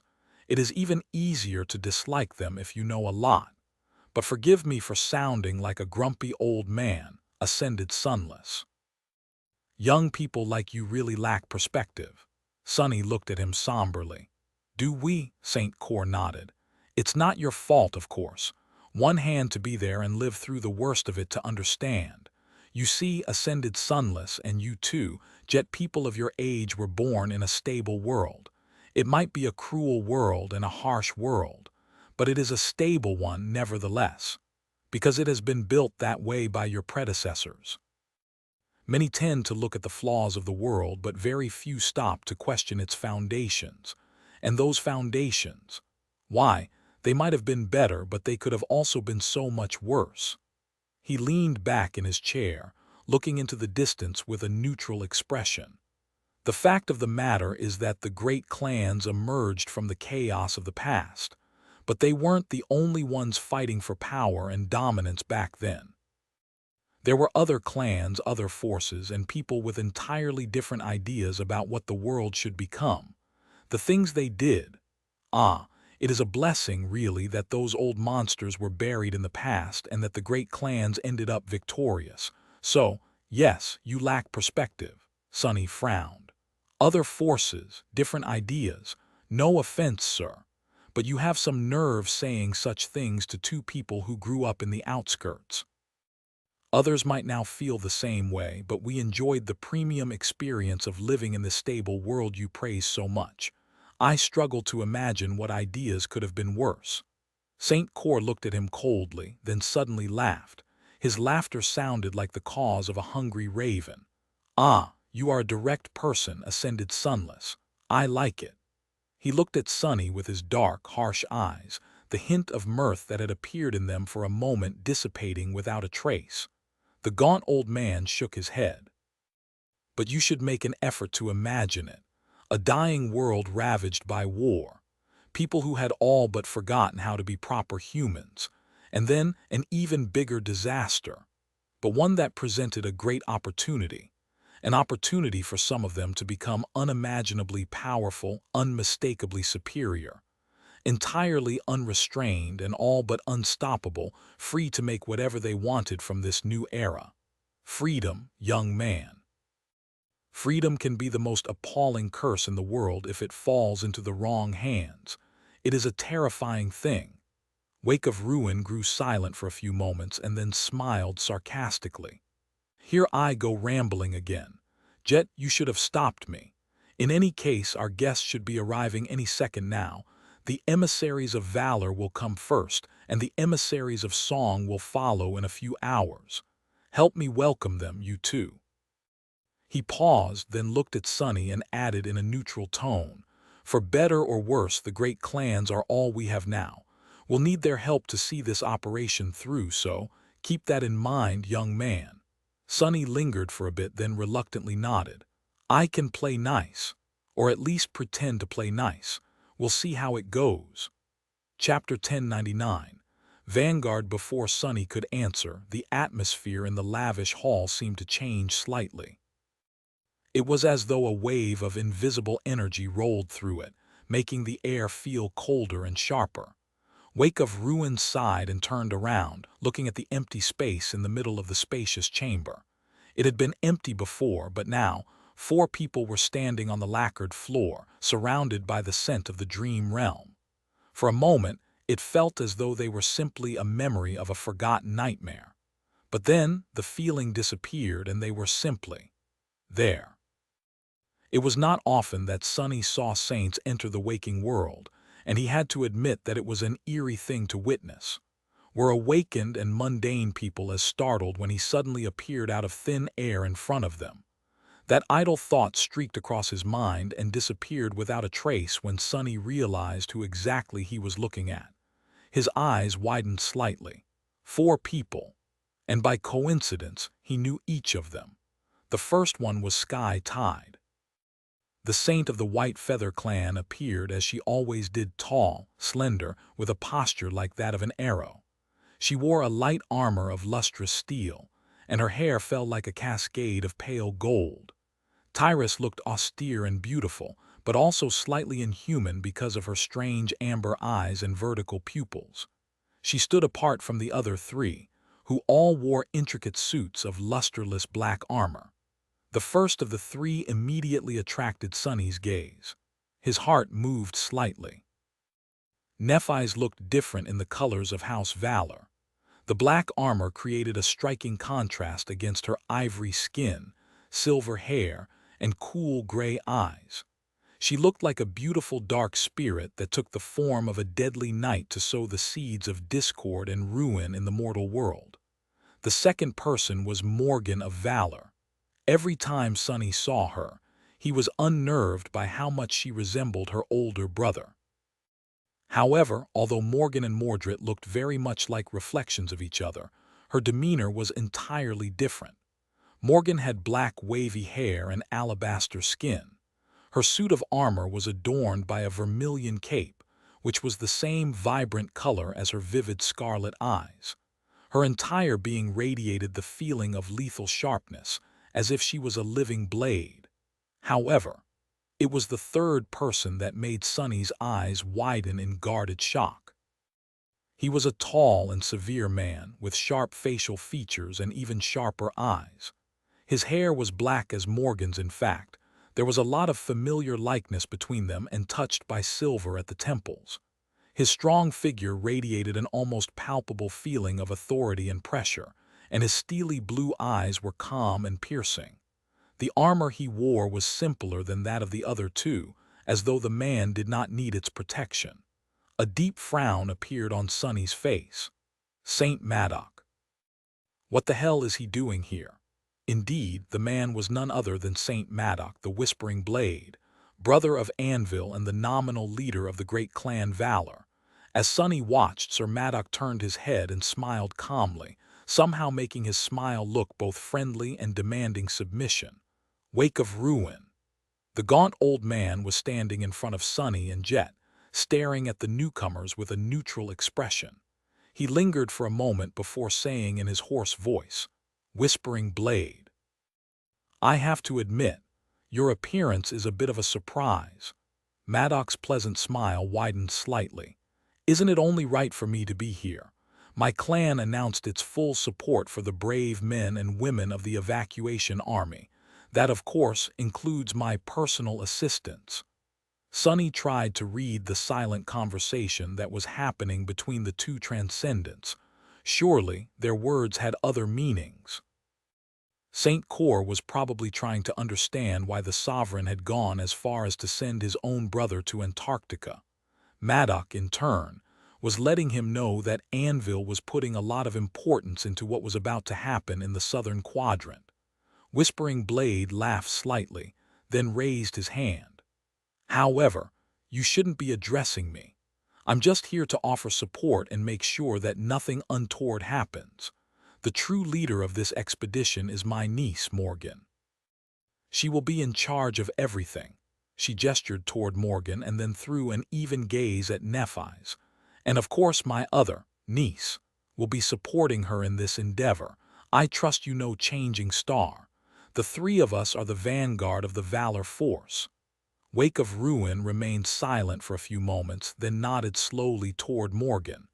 "In that case, welcome to Antarctica, Lady Morgan, Lady Nephi's."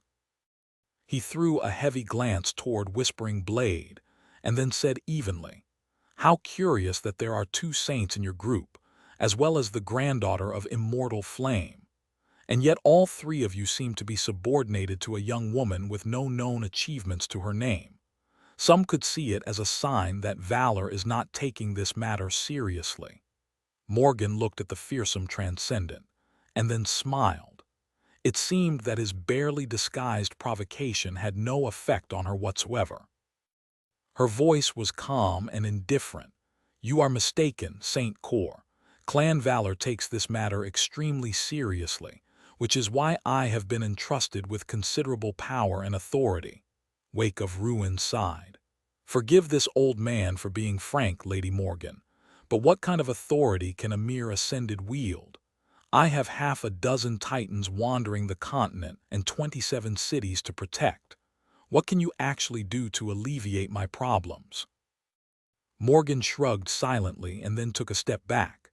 Madoc, Tyrus, and Nephi's remained motionless as a whirlwind of sparks suddenly filled the spacious hall.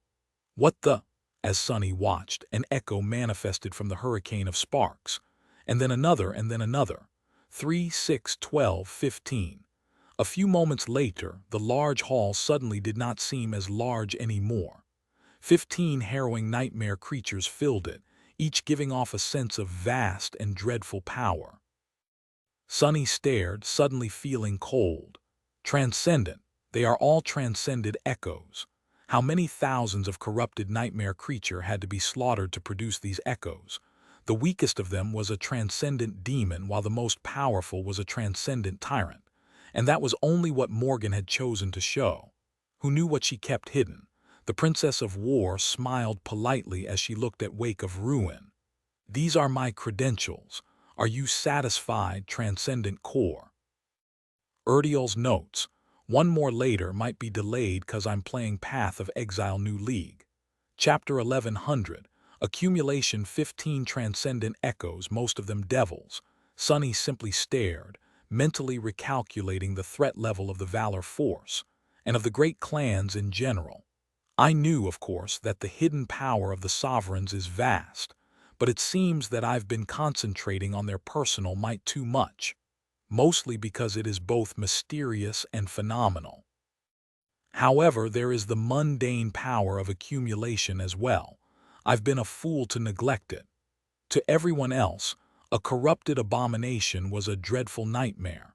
Even to saints, transcendents fought against the corrupted and were more than capable of slaying them, but every such fight was a risk, especially against the creatures of higher classes.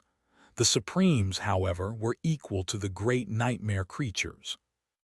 Sonny had been under the impression that the sovereigns mostly stayed within the confines of their domains, but maybe he was not entirely right. Someone like Anvil or Kai Song could slaughter corrupted abominations with the same ease he could butcher awakened creatures. It only made sense that they had accumulated a legion of powerful echoes over the decades, including scores of transcendent ones. Sonny suddenly broke out in a cold sweat. Hell, who says that transcendent echoes are the limit?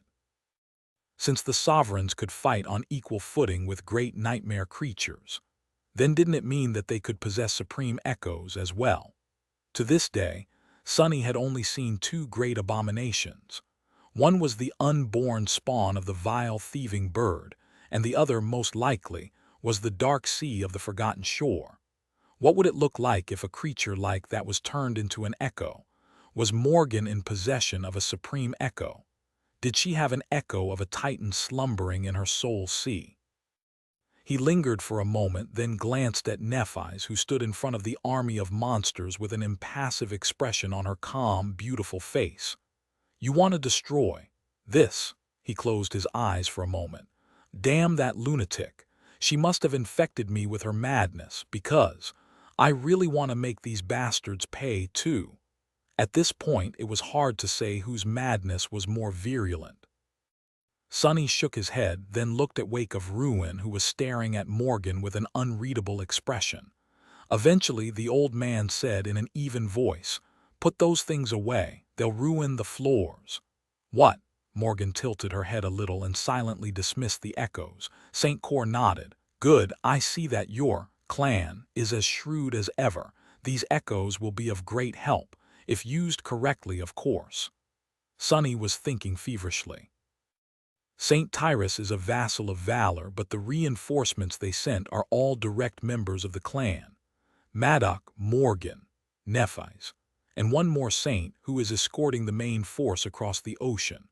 With these 15 transcendent abominations, they alone could be considered on par with the entire evacuation army, if not more powerful than us.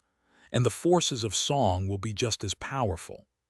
There was already one saint of the Song clan in East Antarctica, a vassal, just like Sky Tide.